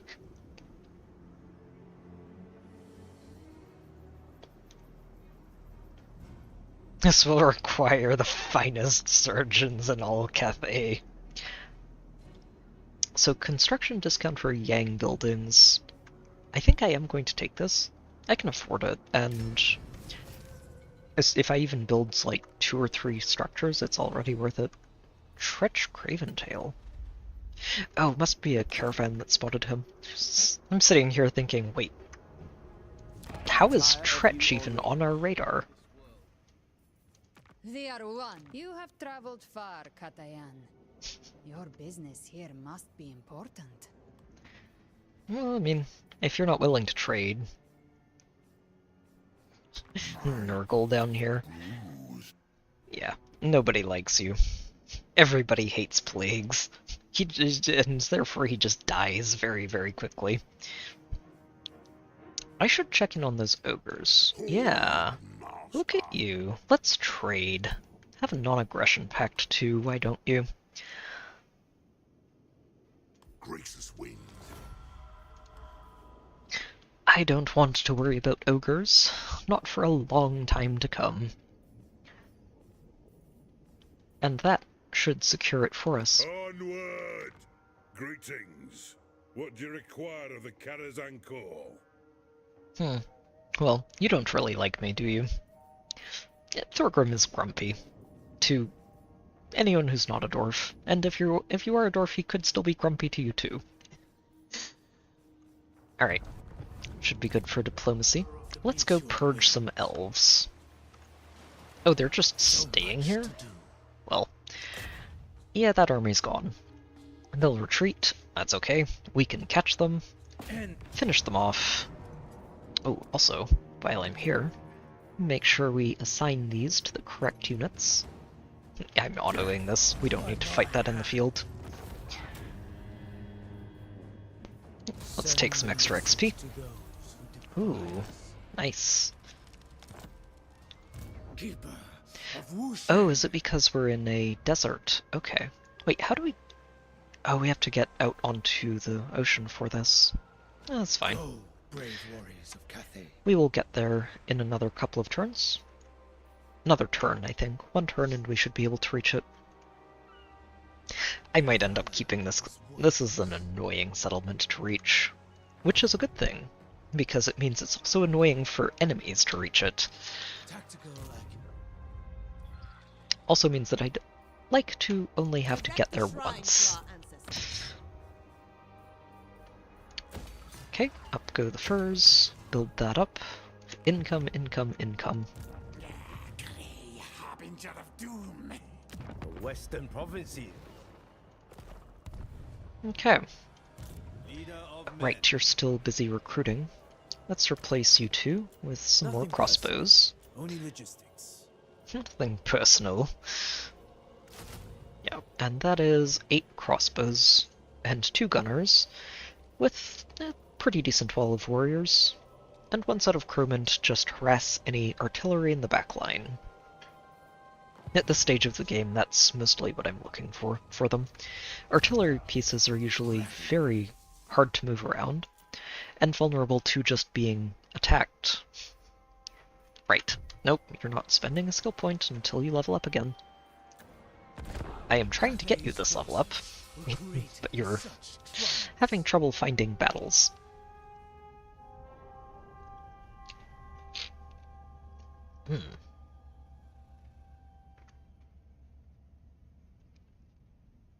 I think I might actually designate that military district back in Cathay for Wei Jin.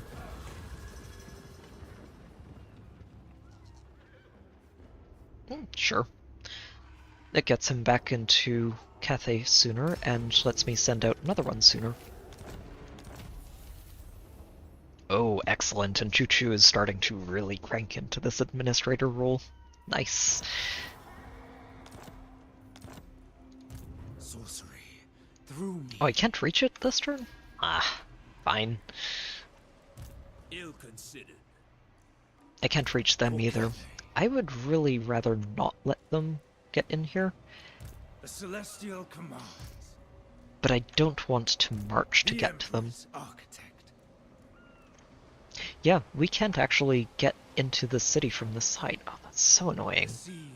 It's okay. We'll go here. If I have to, I will siege this thing. And force them to come out and fight me. Serve from the front. Yeah, I think you are now at a pretty decent army. So the question is, where do we send this army? And do we go assist Miao Ying? Our ancient empire Or do I just confederate her right now? I think I confederate her right now. This is going to be a great option. Also means that I'm going to need to really work on this. Oh, wow. Okay. Yeah, taking that opportunity to confederate her is a good thing. I think it might buy this province a turn or so to try and help it to let me try and help it recover. I do have an army over here that can do that. I'll probably need to start raising another army here, just to make sure that these dark elves next door don't get too uppity.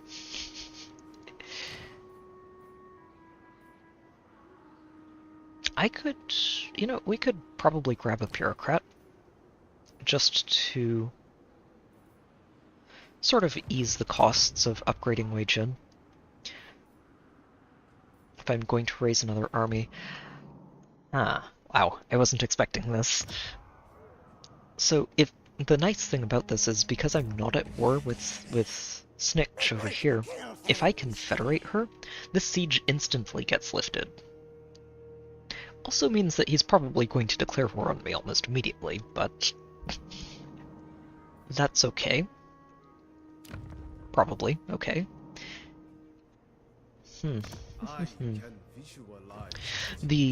Okay, so Village isn't in range to get there immediately, which is also good because this is another one that would probably declare war on me right away.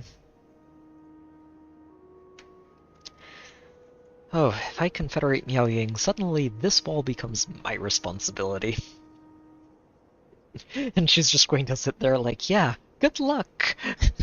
Good luck dealing with all of this nonsense of chaos rampaging through the walls. We have to push them back, and then close the gates, and keep them closed.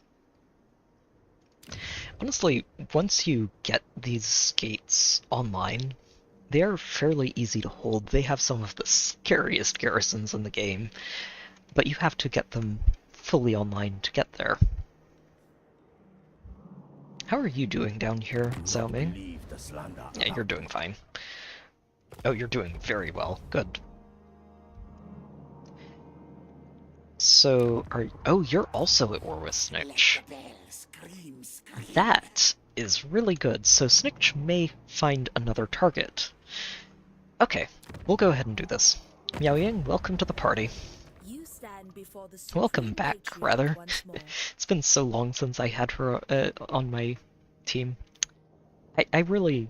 She was the first campaign I played in Warhammer 3, and I really, really enjoyed it, and just enjoyed Cathay as a whole. So this is fun. Welcome to the party. For the Emperor's honor. We are just quickly confederating everything. Now, the trick is going to be making sure that we don't lose all of this very, very quickly. So, this is a small little two-settlement province. I think we go... yeah. We're going to lock this down. I am very sure that we're going to have to deal with chaos at the very least. Snikch, maybe? This army isn't too scary, but Snikch does seem like he's going to be a problem. Enlightened. Yeah, I think I'm replacing you very quickly. Built-in. Okay. Tower's not terrible. The stables... Oh, you've got level 3 barracks. Oh, Miao Ying, you did well over here. Nice work. She has no economy, but that's okay, we can fix this.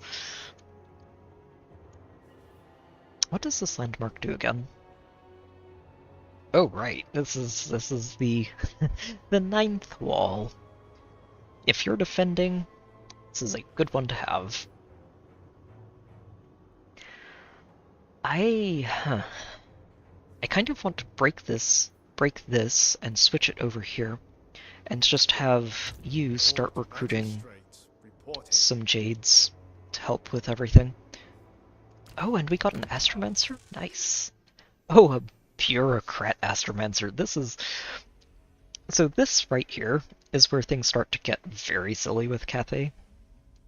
Is, ideally, you find a lot of these guys, a lot of Bureaucratic Astromancers, and you load them into a Lord who is also a Bureaucrat, and just have their entire army fill up with nothing but Bureaucratic Astromancers. You technically only need to get, like, 8 or 9 of them, and what it does is eventually give you basically free construction on all your buildings in the province, and your economy just goes haywire. This is a great pickup. I am going to do everything I can to keep this guy alive. You, though, you I think I replace. Maybe with a bureaucrat.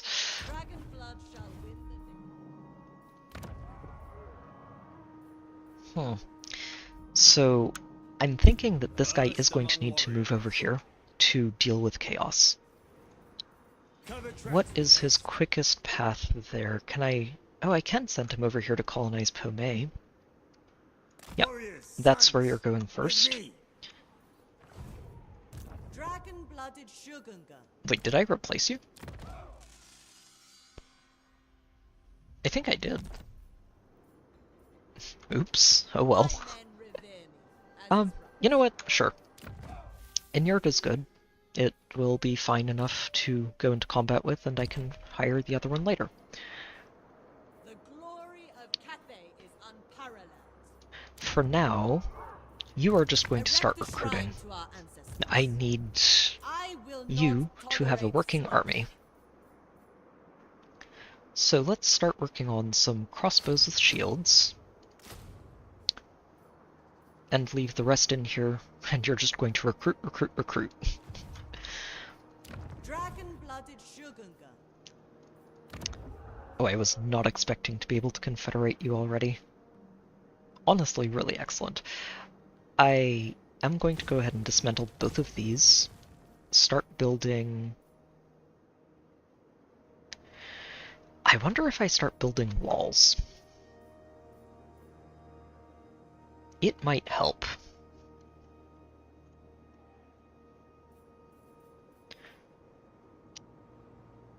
I think I go with this first. Let's see.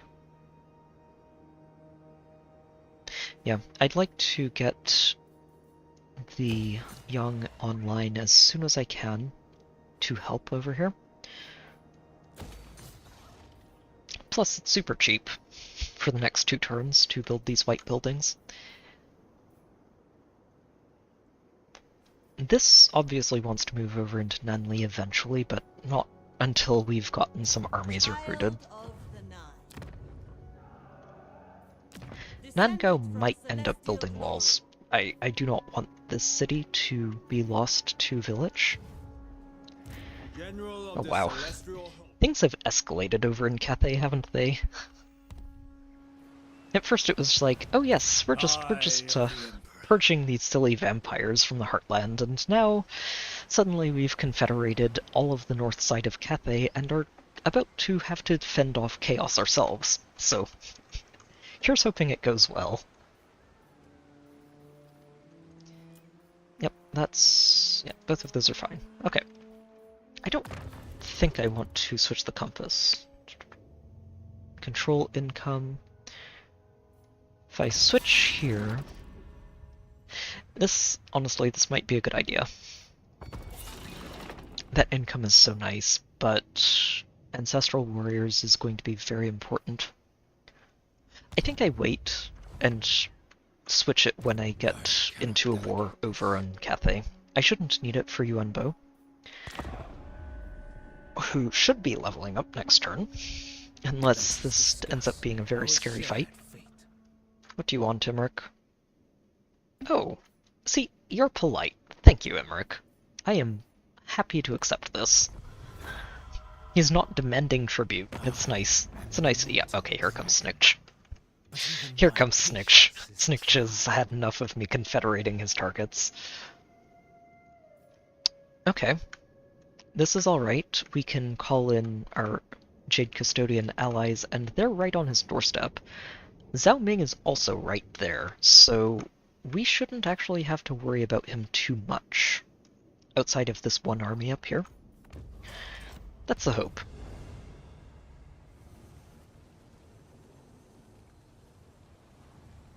See if Chaos... Oh, wow, they're not...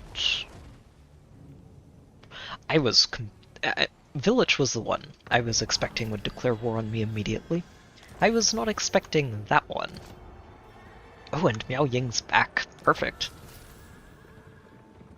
Excellent, excellent. Oh, I'm so glad I went there. Just 5% income from every building everywhere. Yes, please. That is so nice. So, Yuan Bo, you're going to grab that and make sure that you keep it until I find someone who can keep it better. And/or until I find something better for you. That Banner of Swiftness is very nice, and I think I'm going to grab that for you. We can afford this upkeep, I think. Yeah, it's only a 50 gold difference. Grab that Banner of Swiftness from... Oh, sorry, Miao Ying, that's where it came from. It's okay. We will hand it back to you if you need it. My effectiveness could be increased. Oh, hi there, Wolfheart. You are coming to reinforce me. Perfect. It's good timing. Okay, so... Question is... Can we handle this? Oh, we can't. Oh, my. Okay, this isn't necessarily as bad as it looks. Mostly because I'm pretty sure these reinforcements are coming in from one of those really awkward angles, the way we had a battle with earlier.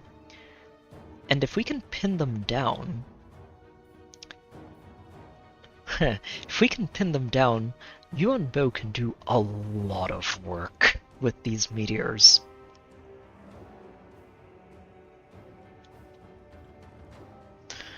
I'm slightly worried, but also cautiously optimistic.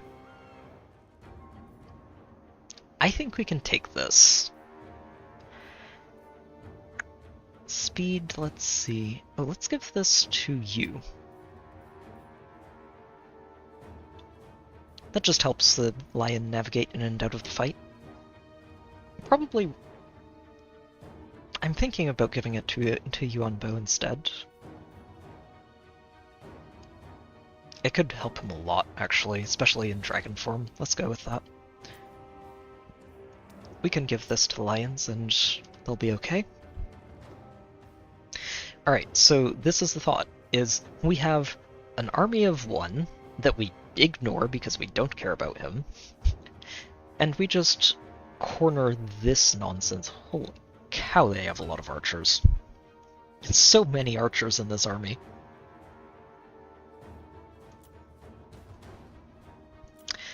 It's okay. I think we're fine. I think we're fine. I'm sure we're alright. Nothing bad will go wrong here. Probably. Probably. This will probably be... Oh, I'm saying probably a lot. We did get the reinforcement angle right. Perfect. That is satisfying.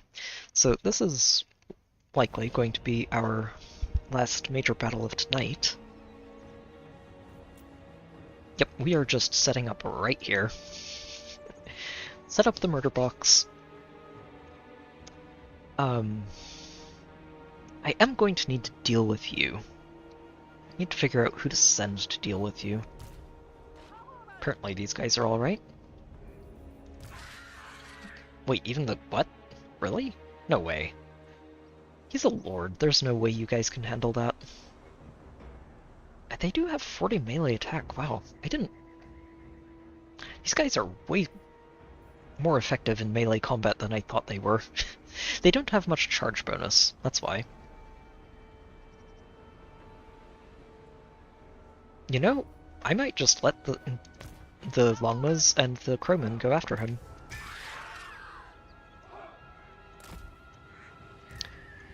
Don't think...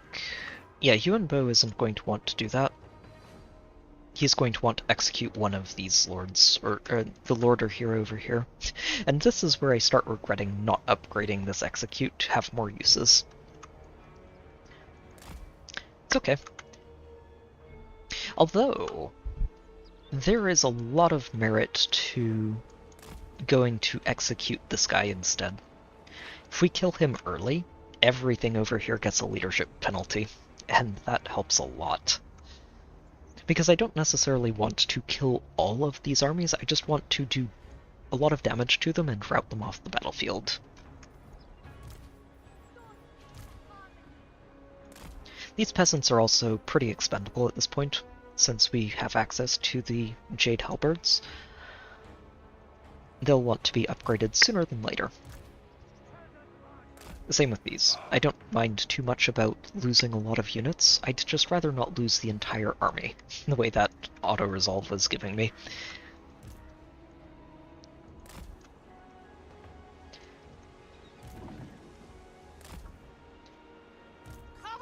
Alright, Yuan Bo, and let's get both sets of archers queued up. You two there, you there. Alright, let's get this going.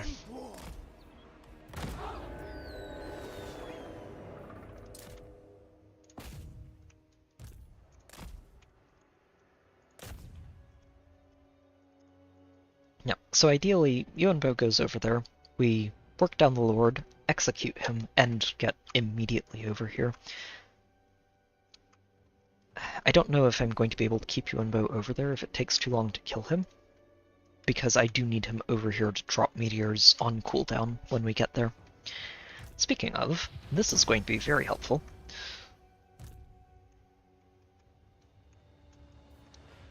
Alright, peasants, you're going to be on the front lines.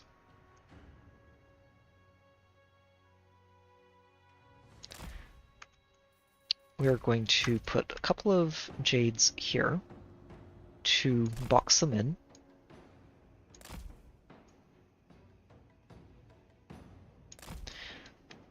And the rest of the Jades are going to reinforce the peasants here.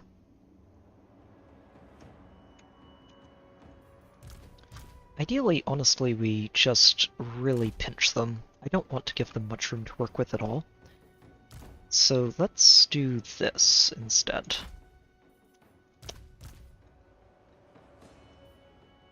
And we'll send you guys here, just in case anything decides to get cheeky and go after our archers.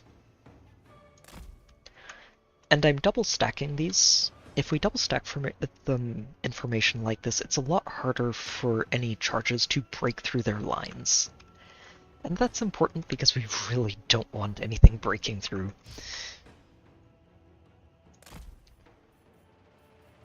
Hold on. Let's get you guys organized properly.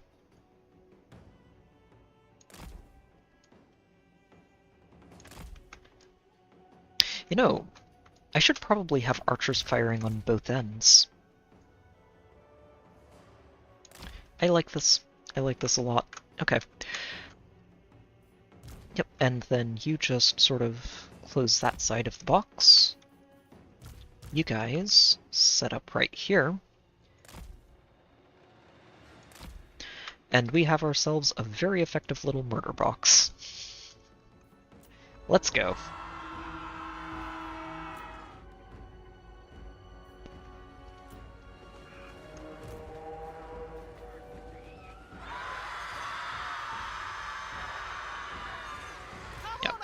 I'm going to keep an eye on the longbows. Once the charge is over, I'm going to tell them to get out and charge them again. There we go. With infinite pride, marching as a one. Yes. Wow, they are dropping him, aren't they? Those crows are doing work.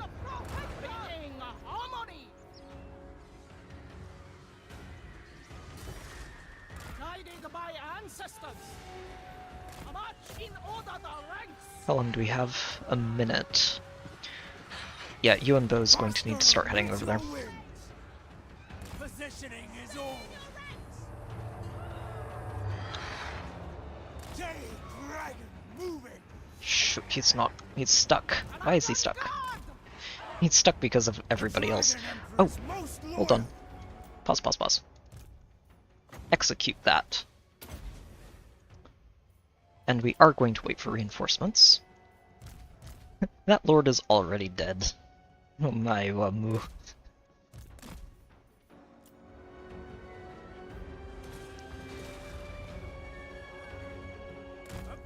Not everybody's in position, but we still have 20 seconds. Good. Okay. I don't know if this left set of archers will make it all the way where I want them to get in time for this. But the box should be pretty much closed. And Yuan is on his way to start dropping comets on their heads. Good. Box is closed. And it's basically a perfect box. Oh shoot, I was a little off on this side. It's okay. We'll have the longbows come over here and salvage this situation. Oh, come on. There we go. Alright. Comets. We're not in range for them yet, sadly. We will be in range soon. And it will be delicious. These archers are already firing, as they should be. Good. Everything is fine. How to win against superior numbers and armies. Just outmaneuver them. Alright, time to drop these comets. Okay, where's the best spot to do it? Ideally, oh wow. Yeah, these guys need the reinforcements. Ideally, on the biggest clump of enemies, which would be right around here. Since this is also where the lords are, if I can clip them a little bit with that splash, it would help. And we can use other spells to clear out their archers if they don't just move in. So, meteor it up? Let's do some damage. Sadly, they're trying very hard to get out of that meteor's range. Not hard enough.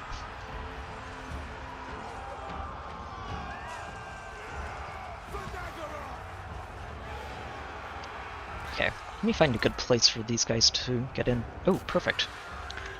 Archer reinforcements, you say? Oh, no, over on this side. These guys are trying to escape our murder box, and that's unacceptable. Alright, time for another comet.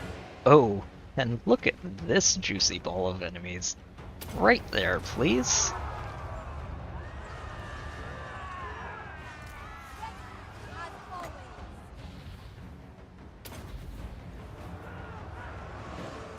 Oh, did I not move her over? And Lion isn't here either. Oh, jeez. Well, Yuan already up to 210 kills on his own. And in another 18 seconds, we've got more comets. I can't believe I left the lion behind. We're still winning this pretty handily. Next comet is going over here. Bureaucrat and warrior!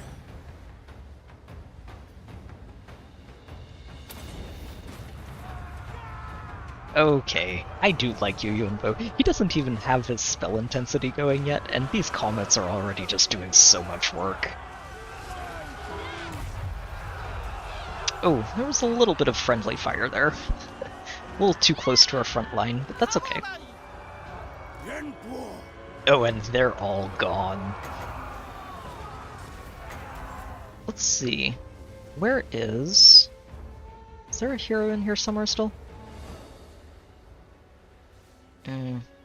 Yes, there is. Everybody get this guy.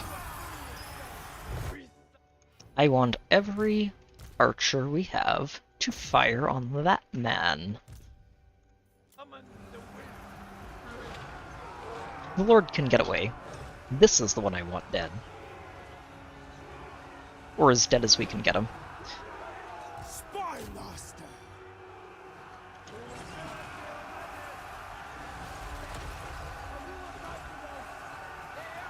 And we can get him pretty close to dead. That's over half his health right there in one net.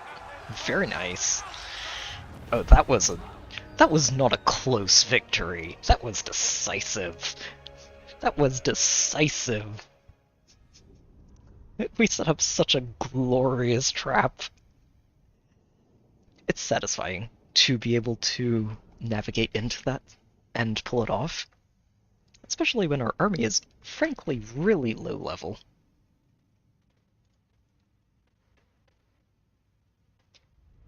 Wait, did the stream default back to... Huh. Oh, I think my stream replay just stopped. Let me know if the stream is glitching for you guys. I can't actually see it at the moment.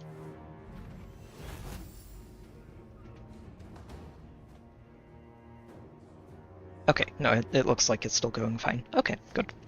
Just YouTube being silly. Okay, sadly, we did let a lot of their army get away. Most of them just routed off the battlefield. But we killed off a lot of elves there. And I'm okay with that. So... I think we take the replenishment here. It's more important. You will learn your error. Ooh, yes, and he is starting to get experience in personal battle and combat. And we have a level 10 hero. Very good. That armor is probably going back to Cathay. Oh, and we have... Yes, we finally got leveled up. I do, in fact, want 20% cooldown to all of my spells.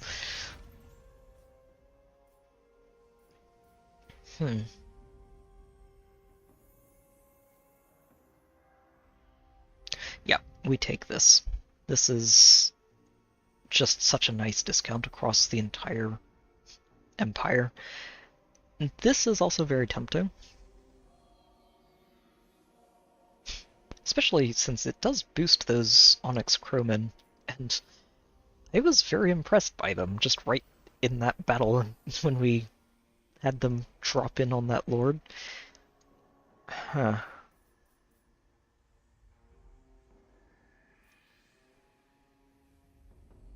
We're going to get all of this eventually. I am very tempted to grab this, though, first. Let's go ahead with this. It is a good thing, and will help a lot, specifically for this province, when we claim this capital for ourselves. I'm sure Marcus will be okay with this. Yeah, this I might just siege. As well as we performed in that last battle, this one has walls, and they still have most of their archers intact. So we're just going to build some siege towers, and lay siege. If they want to march out to fight us, that's fine. I would much rather fight them in the field.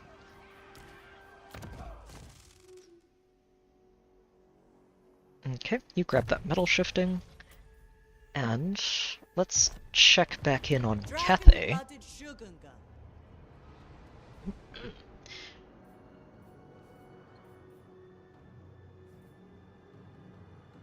which one do we upgrade first? 1, 2, 3. This gives us 4.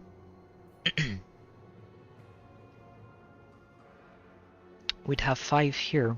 This one first, then. Master of Feng Shi. The dragon-blooded. And what else do we have? Oh, that's what's coming down the mountain. We've got rats. Isn't that pleasant? Okay, let's upgrade Wei Jin. Get that upgrade rolling, and you probably want to go defend Mingzhu from the marauding rats. You can't reach it, though, which is a problem. So Mingzhu is probably about to get smashed by Snitch. I'm not entirely sure this army can handle Snitch on its own. But if I march over here, there's a good chance he just ambushes this army and ruins it. Oh shoot, we're so close. We just can't quite make it in range.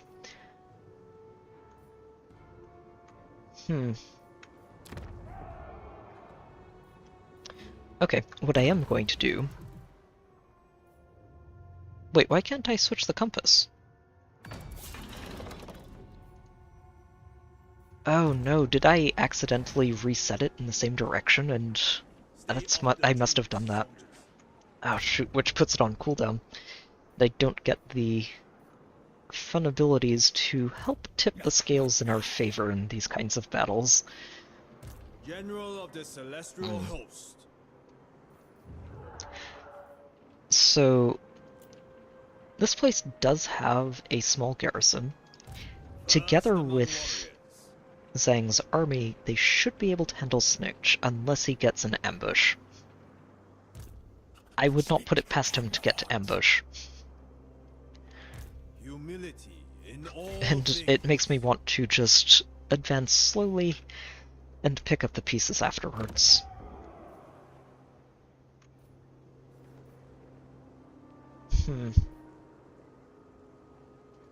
Yeah, because honestly, these mortars are scary. I can get the Croman on top of them, potentially, but I have to get the Croman on top of them safely. We make poor time on loose sand. No kidding.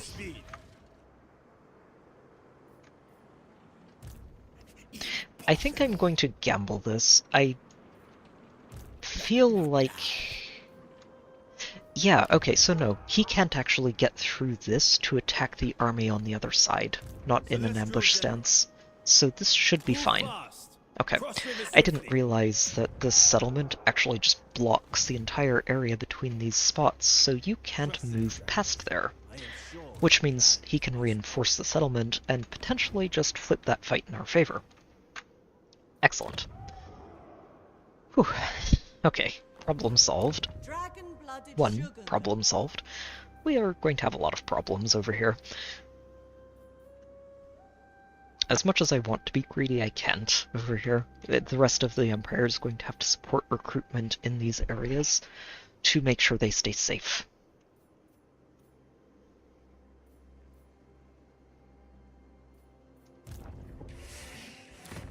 Bad plan, Steve.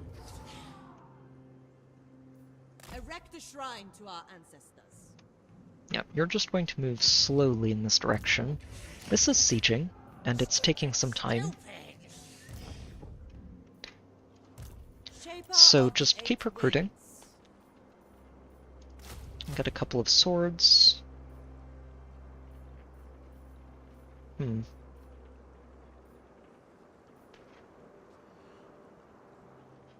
And get a jet lion too. These lions are going to be very helpful. The jet lions especially. If I'm reading this correctly, they have a... Yes, they do.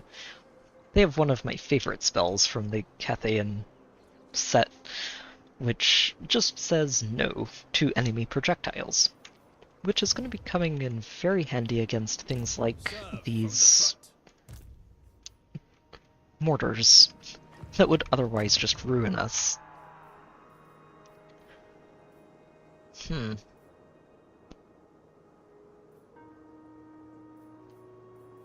So what do we build here? I think what I'm going to do is start building up that training camp. And by building that up,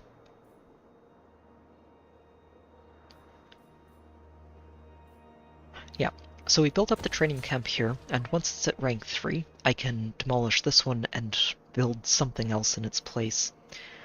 This is going to turn into the Nangao Forge, and that should be good enough. And I can finally start clicking this Assign Skill Points button again.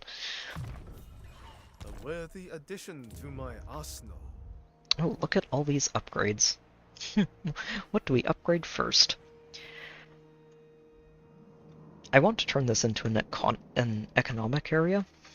I'm not sure if that's the best idea when the lizards may not appreciate us being in their territory for long. But I was planning to turn this into the military recruitment, so let's go for it.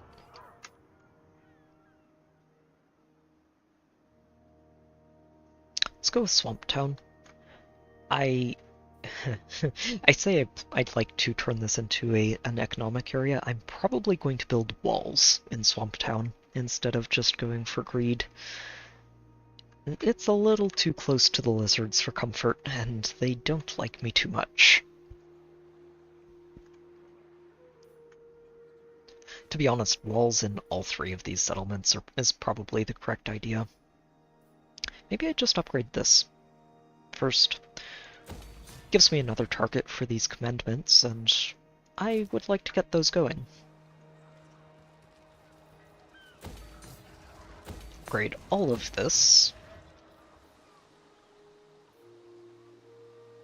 Yep, and we are just going to continue working on these. That puts you up to 4 out of 5. Yep, you currently have 3, that's 4. So another 1 somewhere over here would be really useful. Probably going to have to be on the capital. But we'll get there. We will. Where are you two going? All right. The nation calls. Yeah, you two don't know about lizards up there yet. Wait, what are the French doing up here? I say the French. They're basically the French. These lands are ours by the right granted from the Lady of the Lake. What do you want? They are the knights errant. And very much lord it over all of the peasants in their faction. Okay. I think we're just about done for this turn, and this is probably where we're going to end up calling it a night. Didn't quite get as many turns in as I expected. Spent some time explaining the game for people, though, which is important, and honestly, there's just a lot to process with this faction. I love it. There's so many different levers you can pull with this guy that really help to nudge things in your favor over time. Which is fun. It's a lot of fun.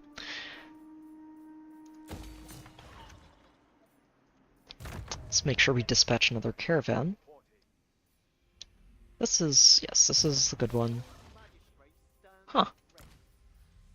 What are you? Oh, you start with nothing. Okay. Never mind. You're okay. I was going to say, I think this guy starts with the snipers, which could be really fun, but nope. We're just going to stick with our dragon-blooded ones. I'm probably going to clean this up and dismiss the caravans I don't care about. But we'll do that eventually. For now, we've done Myrmidons, we've done Karazakarak. I have not sent someone to Drakenhof yet.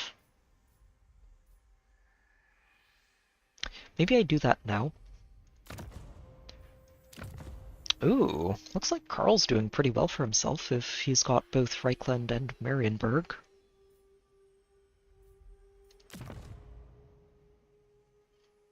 I think, actually, Actually, Erengrad might be the right one to go for.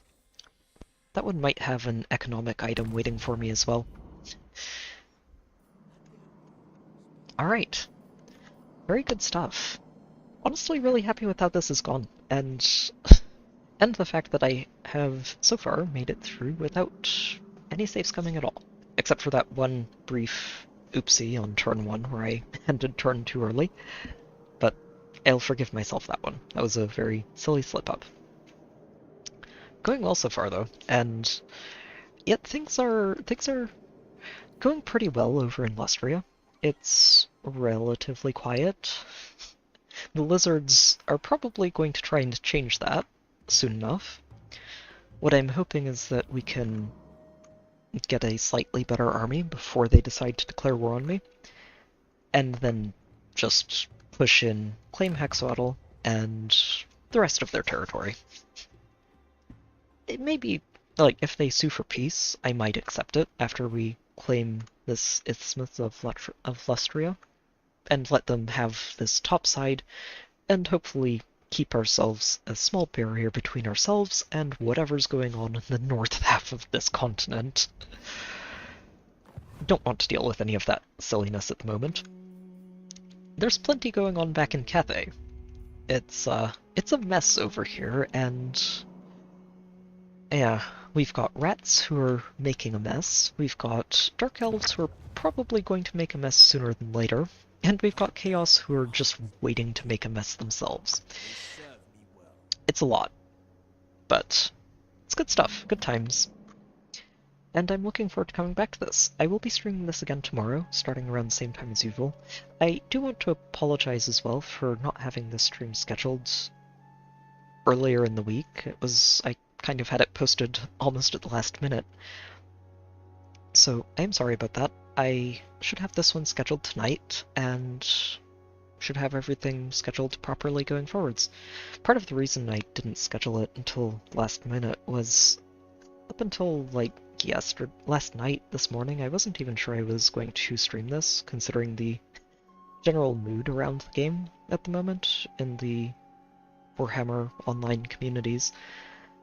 But I'm glad I did. It's a game that I really genuinely enjoy coming back to. Not constantly, but every now and then. And yeah, it's a game I enjoy.